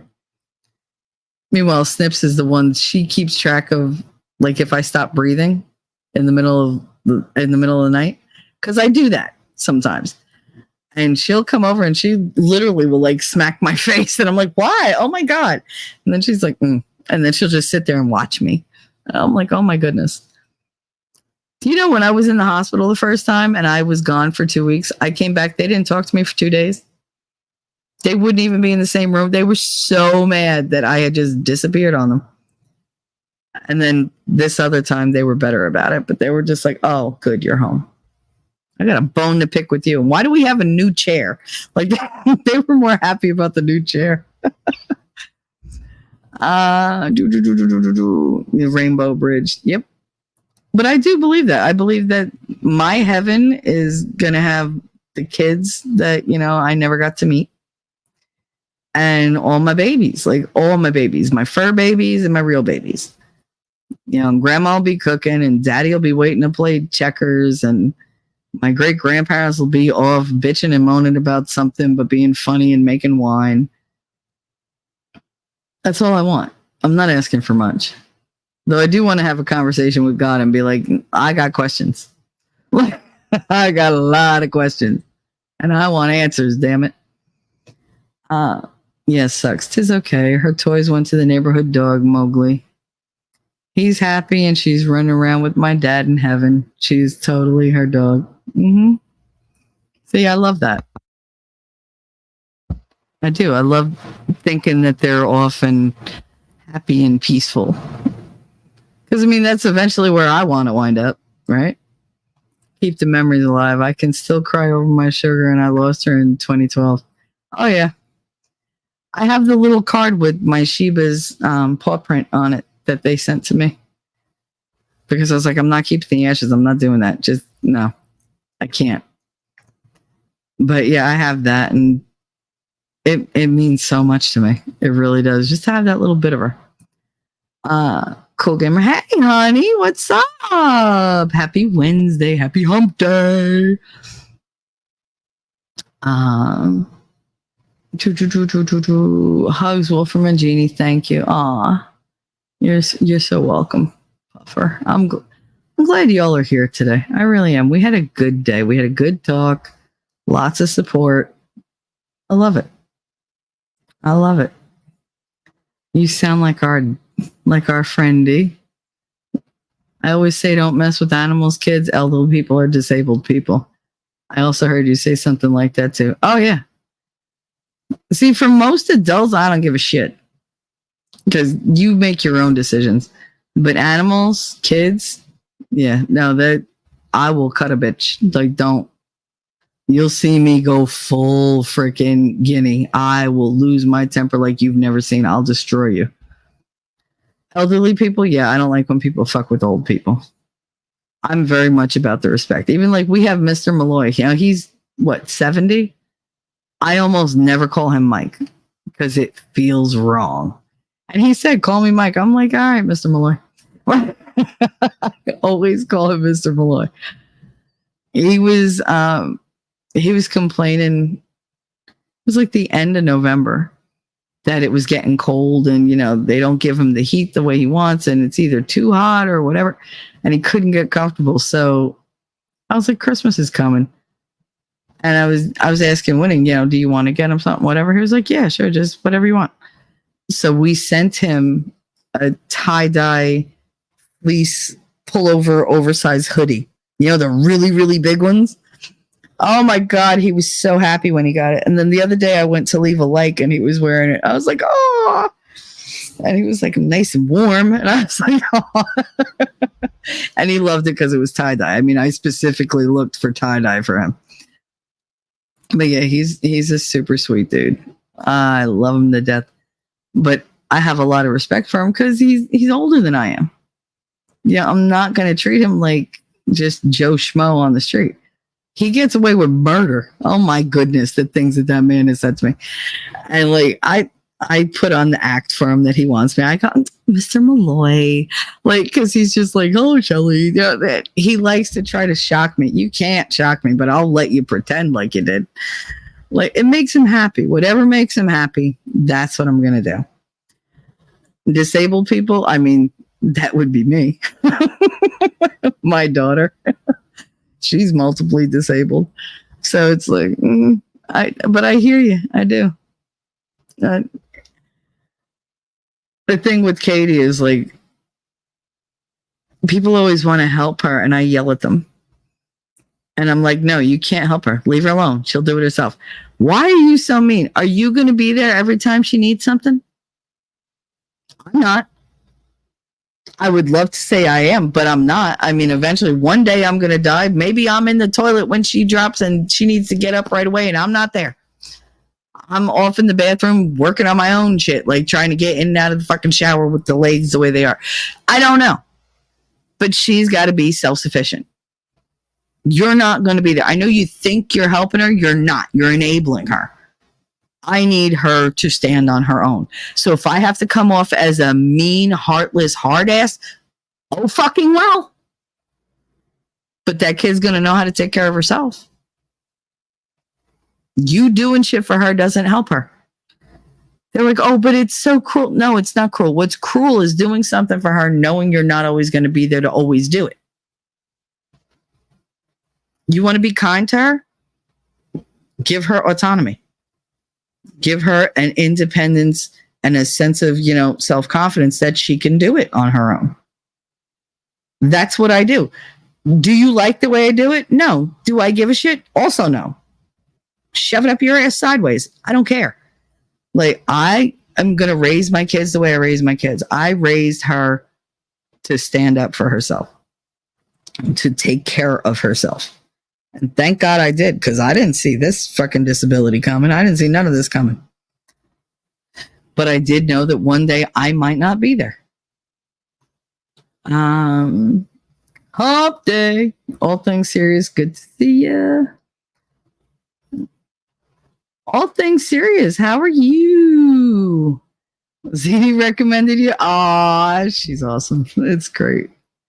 Another fellow Jersey girl. Welcome, welcome. I hope you like it here. I mean, we do have a lot of discussions. We're going on 4 hours and 40 minutes. So I will be wrapping up very soon because I have to pee and I'm hungry. And those two things have nothing to do with one another. They're just a list. I drank like 2 of these big friggin' body armors. And it looks like they're like super drink. Yeah, super drink. Now I got to go super pee. But I've been here for a while. Dee says she'll have questions for God. Oh, I have so many questions for God. We discussed this the other day. I think God, and I know you're listening. Dude, Darth is here. See, perfect. I think God should have a tree for every like subject, right? Like categorize, like this is for science, this is for like mathematics, this is for life, this is for children, this is for, you know, like existentialism. This is a philosophy thing. All these different trees of knowledge so that you don't have to ask him the question. You can go to the tree you most want to and eat that fruit and be filled with that knowledge. And then once you've processed that and you know all that, move on to the next one and move on. And this way you're up there for eternity. So why not know everything? Like he wants you to know everything. He don't have time to tell you. Go to the tree and the tree tells you everything. I mean, if he had one in the Garden of Eden, why not have diversify, God, like break it down, put them up there, and then we could just serve ourselves. Again, free will. We don't have to know everything. We just go to the tree we want to know about. And we're not bugging him with questions. I think it's a really good plan. And let me tell you something. If I get up there and there's trees, I'm going to be like, you're welcome. You are welcome. I'm totally taking credit for that shit. I don't care. Right, Dark? Totally taking credit for it. Fuck it. Mentally, I'm here. Well, I'm glad you're here mentally. I'm not. Yes, I'm sorry. Yes, Darth. Rest in peace to your sweet Clover. I know. I'm sorry. It's been a shit month for animals, man. Wait, I need to knock on wood because I can't deal with losing any more animals. It's only been 2 years since I lost Luna, and I'm still. I mean, I never had a cat die at home in my arms. She was only 2 years old. To see her have that seizure, I mean, I didn't even go to work that day. I was like, nope. And I just held her wrapped up, and she just kept having seizure after seizure. And I was like, what do I do? And she just settled down, and I was like, okay, it passed. And she went to sleep in my arms and just never woke up. And I remember feeling her, like her tummy stop moving when she stopped breathing. I was like, oh no. But there was nothing I could do. That was like her second seizure. The doctor was like, I don't know what's wrong with her. I could do a whole bunch of tests, but it's going to cost you like $3-4 grand. I was like, do I look like I have $3-4 grand? Are you fucking kidding me? You already cost me $800 for a lab test that told me shit. Ungats, it told me. But yeah, that was devastating. I don't like to see the abuse that we see so much today. It breaks my heart. I absolutely agree with people not helping. Yeah, no, I get it. I totally get it. Lady, you're back. Yeah, no, I totally get it. It's horrible to see everybody suffering. And it's so pointless. It's so pointless. You got animals that suffer. Yeah, people that suffer. There was something I was watching. I forget what the fuck I was watching last night. But they were saying that is it Gaza? It might have been somewhere in Gaza where they say there's no longer any stray animals. because they have no food and they're eating the animals, like they're eating the dogs because they have nothing else. A little bit, I was like, ugh. And a little bit, I was like, oh my God, they're like eating these poor dogs. And then I'm thinking, okay, if these people have no food, the dogs have no food either. So it's like, I don't want them to suffer. And that's what I concentrated on. I didn't want the dogs to suffer. So you know what? If they're starving to death, give them a merciful, quick death. Because their circumstances are not going to get better. I didn't give a shit about the humans. I could give a crap. But the animals, it broke my heart. But that was shocking to hear that they no longer have stray animals there because it's a food source now. It's the only food source. That hearing something like that really hammers home what the fuck is going on. It was too much for me.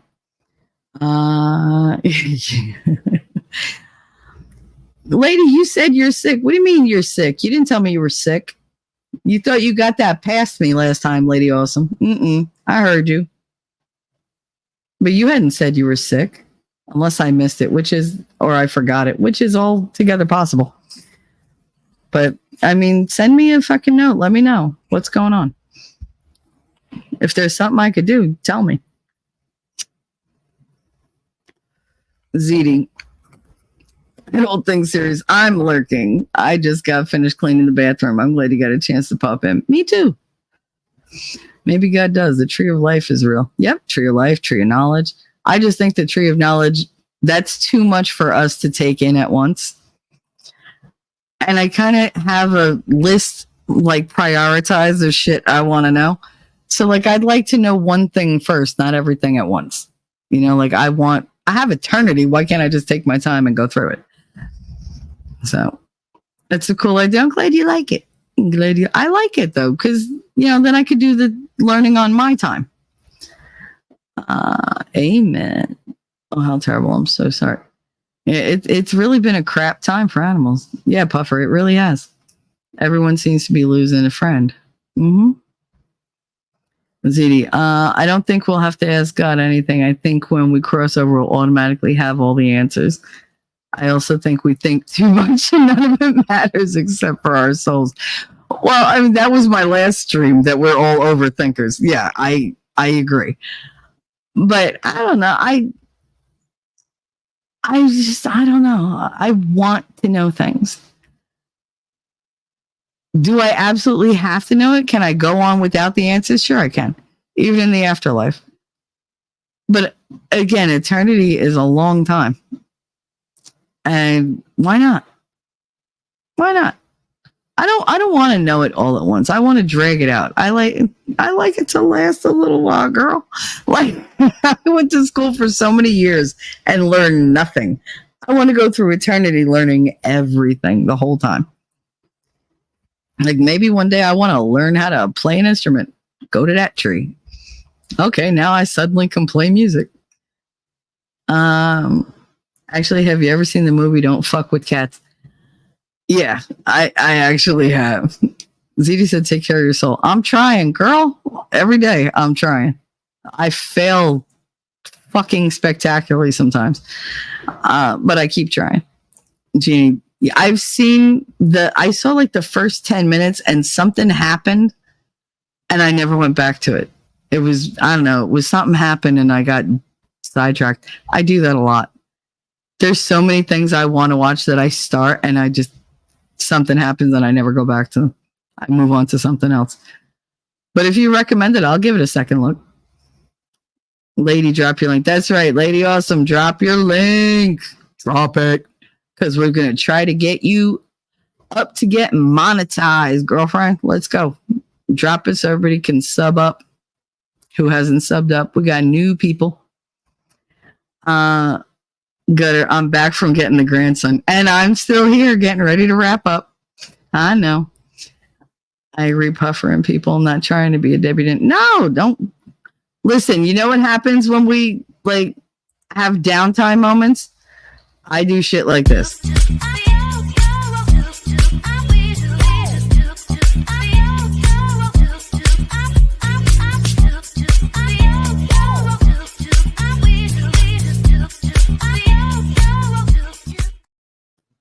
That's our friend T-Rex. Well, that's a quote unquote clip of T-Rex. Winning made that. Or you have our friend Nerd.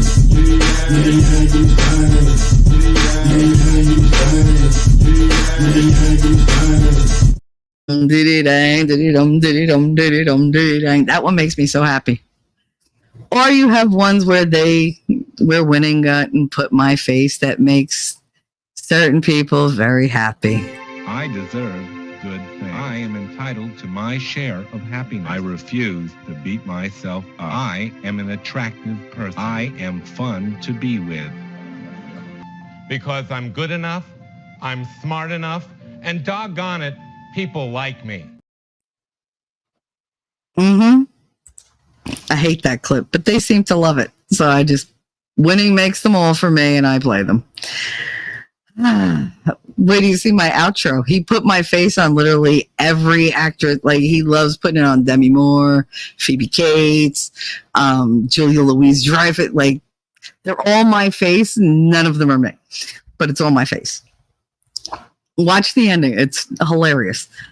I agree, Puffer. Not trying to be, like I said, this is where you come to say the good stuff, the bad stuff. You come to cry, you come to laugh, you come to be debauched a little bit.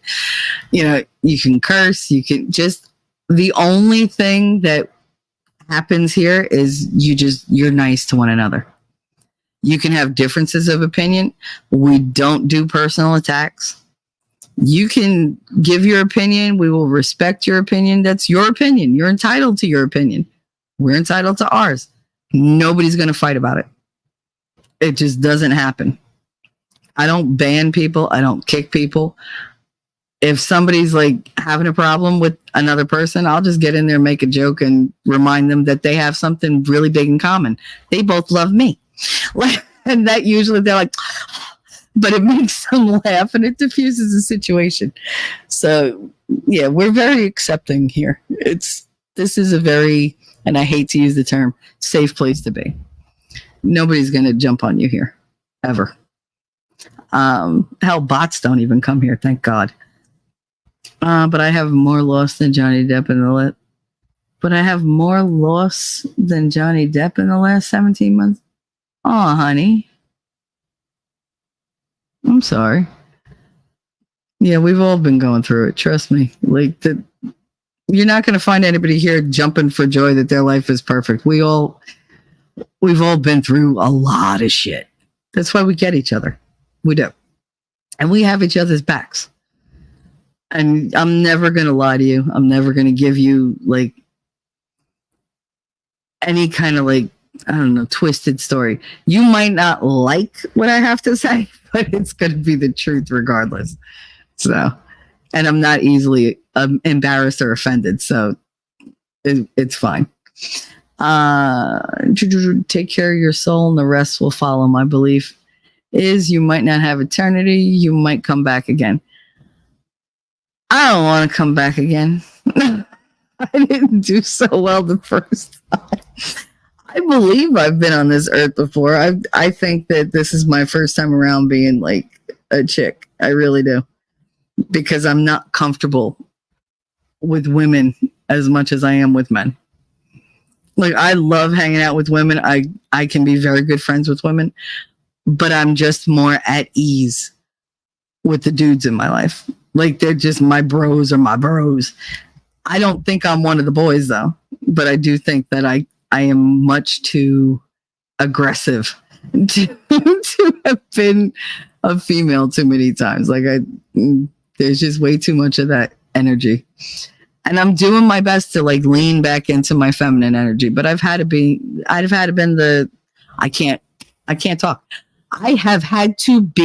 there we go, the provider and everything for so long that I couldn't just take on the female energy. I had to take on masculine energy, and it made me miserable. So now I get to be a girl. It's great. I love being a girl.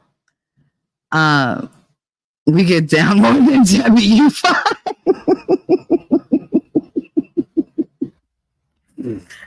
We do a lot, but we always we laugh. Oh my goodness, we're terrible here.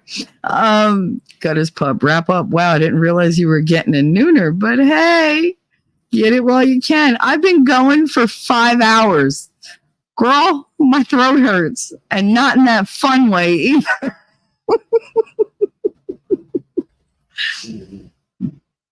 Girl, I still say they quiet. I still say that they quote. Okay. Aw, hugs. We love hugs here. Just try not to hug Rabbit too much when Rabbit pops in because she don't like it. She's like, I'm not a hugger. If she gives me a hug, I know that I'm coming across very down. Like very down. Got her. Nobody's jumping me, then I don't want to be here. Girl, I'll jump you. You want me to jump you? I'll jump you all day long. I will wear your ass out. I've loved the interaction so far. Hugs everyone dealing with the loss. Yeah. I mean, that's what we're here for. We're here to pick each other up. I love my chat. Chat is good. Chat is wise. Chat knows all. Never fuck with the chat. That's how this whole stream started today. Because I was like, yeah, don't fuck with the chat. I don't get the people that do that. Oh, the Stuart Smalley. Yeah. I know. That's Lady Awesome's favorite clip. That's my face on Stuart Smalley. I'm like, winning, really? You'll meet winning reality if you haven't already. Somebody throw his link up there. He'll be having a show tonight because I'm going to wrap up. So let me plug his show since I only mod for winning. I don't mod for anybody else. I have wrenches all over the place because I curse and they don't want to have to keep hitting allow. But I only mod for winning. My baby. But yeah, tonight, 8:00 is winning Unveiling Reality. And I'll be in chat all night. Well, the whole time. I guess he's going at 8 Eastern. It usually goes 2 to 3 hours. But he's going to be he's going to be running a video about Yuri Bezmenov, ideological subversion and psychological warfare. So he'll be getting into that tonight. And then tomorrow, he is going to be kicking off Black History Month with an episode about Black history. So that'll be Repairing History tomorrow. That'll be 8:00 as well. And then we won't meet again until Saturday at 9. He might be doing an interview with another YouTuber who's of similar values and whatever. He doesn't really know her that well, so it should be a really interesting interview. And he'll be doing, the same thing as he always does. He'll do he'll create songs on the spot for newcomers and all that. He'll do his funny clips, good news. In case you've never seen his good news, I have to do this. Damn it. I want to play. He made this thing. It's so cute. It's T-Rex, Max Mira, and Caitlin.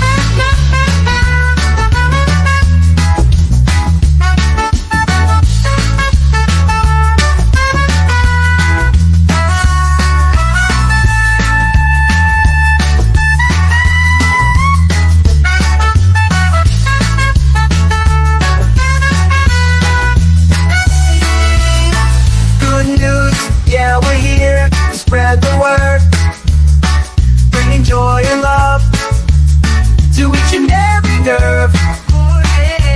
Positive vibes, that's what we're all about. Gonna lift you up when you're feeling down. Every day we're gonna make it bright. Good news coming your way. You're gonna smile no matter the day. Good news, turning it around in this crazy world. It's the good news of the week. Oh. I love that one. T-Rex has boobies. It's great. And I watched that damn clip 3 times when he made it and then did not realize he had boobies until he did the show and he ran it for the first time. And I was like, oh my God, he gave T-Rex tits. Oh, Jesus. And T-Rex was like, yeah, all right, they're good. He's like, I like my rack. It's a good looking rack. I lost my place. Damn it. Okay, I'm back. Piper said the people that don't get enough attention, opinion only. Oh, the people that. Thanks for the heads up on the rabbit. Yeah, Rabbit's amazing. She is the goat of all mods. We made a song for her. She's the queen of Kansas and everything. She's a much older lady. She's an avid farmer. She is very tough. She's very loving. I adore Rabbit. And she's going through a really rough time right now. She's getting ready to say goodbye to her great granddaughter, who is very sick. She's very young, very sick. And it's been really bad for the family, and they've taken it hard, but they're doing as much as they can to make the little girl's last time on Earth super happy. So we're very protective of our Rabbit. The people that don't get enough attention, I know. Awesome. Okay, thank you so much. I got to scoot too. It was nice to meet y'all. Nice to meet you, Jeannie. It was very nice. I hope you come back and hang out. I just brought the trash to the dumpster all while talking trash and shit to my ears. How appropriate. You know what? For you, I'm going to play something just for you. And I mean, don't judge that winning made me into like this weird dude. Don't go to Jersey. Somebody going to ask you to go to Jersey. Visit them in Jersey. A long lost friend, don't go to Jersey. Don't go to Jersey. You're going to get hit by a bus. Okay? Don't do that. Okay. Don't do that. I love that one.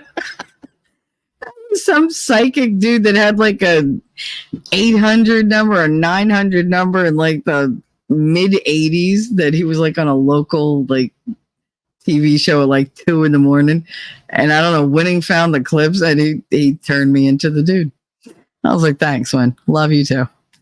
My kind of rabbit holes. We all do the rabbit holes here. Dirt sounds fun. Won't be doing that tonight. Got other stuff to do. I know you got a show.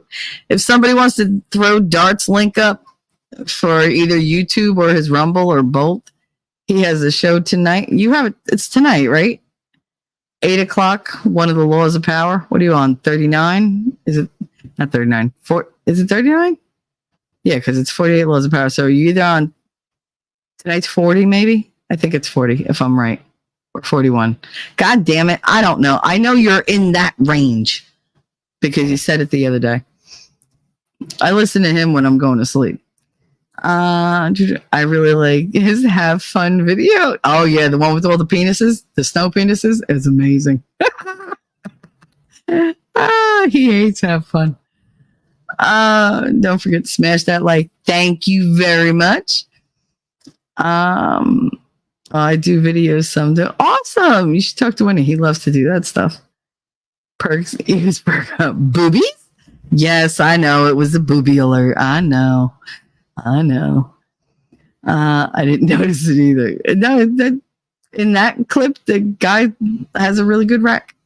T-Rex's rack is amazing. Yep.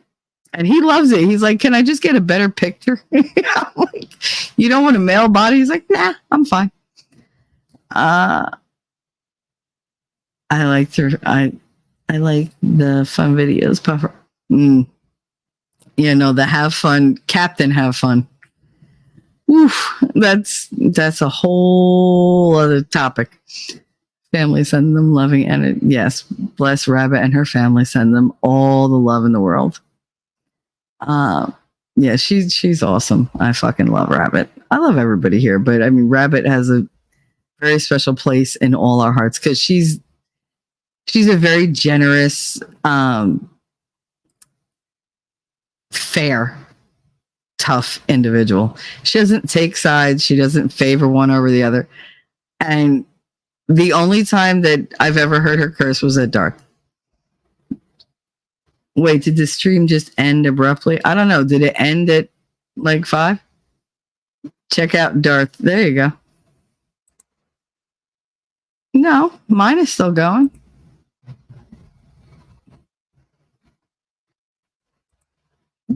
Did it end on? No, it's still going.